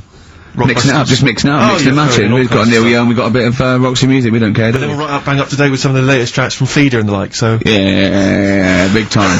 But, it's what they're waiting for, it's the Rockbusters answers. That's right. Right. Okay, give us the clue, give us the answer. Right then, first one. Hurry up, because we haven't got long for Monkey News. Don't worry about it, don't worry about it. First one. There's a vehicle over there that's, changed? Selling kebabs. Oh, it's changed, go on. Initial D. Yeah, what is it? That was Donovan. Okay. Alright, yeah, okay. Yeah. That Good. worked. I'll give you that. Yeah. Second That's a one. real clue. Well, they got it. Like they always do, so they're always real clues. Second one. You're asked if you want that bit of the egg, right? You think about it. Then you decide against it. I think I know this one. What was the initial again? Y-O.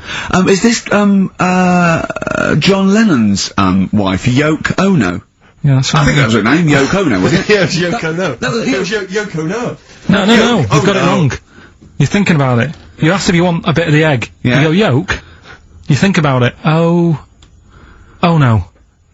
Oh, so you say it twice, you stutter. So No, it's no. Yoke, oh no. No, you do it No, her wrong. name's Yoko Ono, though. Yeah, Yoko Ono. Listen to the clue again. Okay, no. Listen to the clue. So what you say is, do you want this bit of the egg? You think, oh, the other bit, no. Yolk, oh no. Yolk, right. oh no. Yolk, oh no. Yolk, oh, no. Oh, yolk. Yeah, go on, brilliant. Yeah, okay, yeah, Yoko, no, yeah, go on. Works perfect. Next, yeah. And the last one was, I don't think this burger will catch on. That was, initial M. Yeah. McFly. Right? So, there's your three clues. Which one? It won't catch on. Well, who'd want to eat that? You know what I mean? It's like a Mac burger or whatever. Mac chicken. McFly. Don't want one. Put it back. We'll have a chicken. Right? So who's got the three then? Well done to Ian Shillham from Mansfield, who's got all those answers right amazingly. He wins all those great prizes, including Ladder 49, starring Joaquin Phoenix and John Travolta, which I don't think anyone's ever seen. There's 49 of them. And he wins that, but he also goes forward, as you say, to the big draw, which will come up at the end of it's our little to run. win the signed Homer saying I like Carl 'cause he's stupid like me, and you can see Matt Groening drawing that to know it's real on rickygervais.com, and you can win that and a signed Nigel Tufnell poster. Brilliant.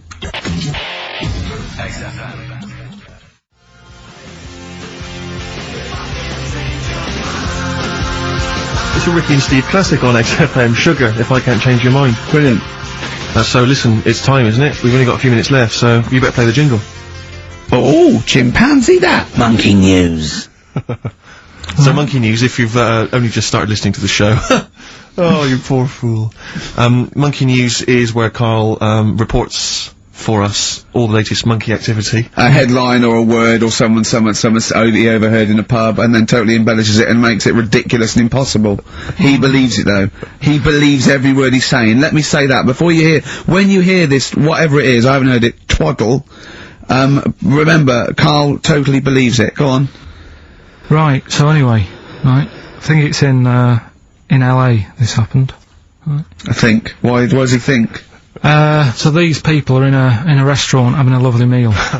Is one of them short and hairy, but totally covers from top to bottom in a spacesuit, so he didn't know it was a monkey? It's not one of the customers, one of the waiters? So they're having a lovely dinner, probably one of the best sort of dinners they've had, right? Mm. So the waiter comes over, and it's like, can we just say I've had a lovely meal and that? Right, it's the chef. Of course it is. Can we see the chef? Yeah. So can we just, see the guy who cooked it? Of course. Yeah. Short fella, hairy? So the waiter said, to be honest, the waiter said, look, he's busy, he's got meals to cook and what have you. He hasn't really got time. He said, only take a minute. He said, no, I prefer, So this is a restaurant in LA that serves brilliant food. I'll pass your message on and what have you, right? So, so he sends for, Monkey Pierre White. So it's a bit odd. Anyway. So they go out, right? They go out to the car and they notice the the kitchen door's open. Yeah. Yeah, of course they do, because they're going to discover something that I don't know. So They're going to this just out of interest, this where did this chef train before we see him or reveal, you know, what he might look like or like to eat? So anyway, so they pop their head in and think, we'll just nip in and go, you know, love fruit salad or whatever. So they stick their head in. We better see the human chef. You never guess what? Go on. Monkey stood on a chair, right, cooking veg. Right, so anyway, so they're like, what's going on here? What do you mean? What do you mean he's cooking veg? What is he doing with it? Well, he's stood on a chair by the cooker, and he's chopping stuff. Oh, he's chopping as well now. He's and all like that. Isn't it? Yeah. It's got a little, you know, he's got the bosses in there. They're like a bit shocked, so he's a bit panicking because he's got this monkey working for him. So they say to him, "What's going on here? We didn't know this is what's going on. You know, why have you got a monkey cooking stuff?" So he said, "Well, incidentally, a monkey, I should point out, who probably doesn't need instructions from its girlfriend."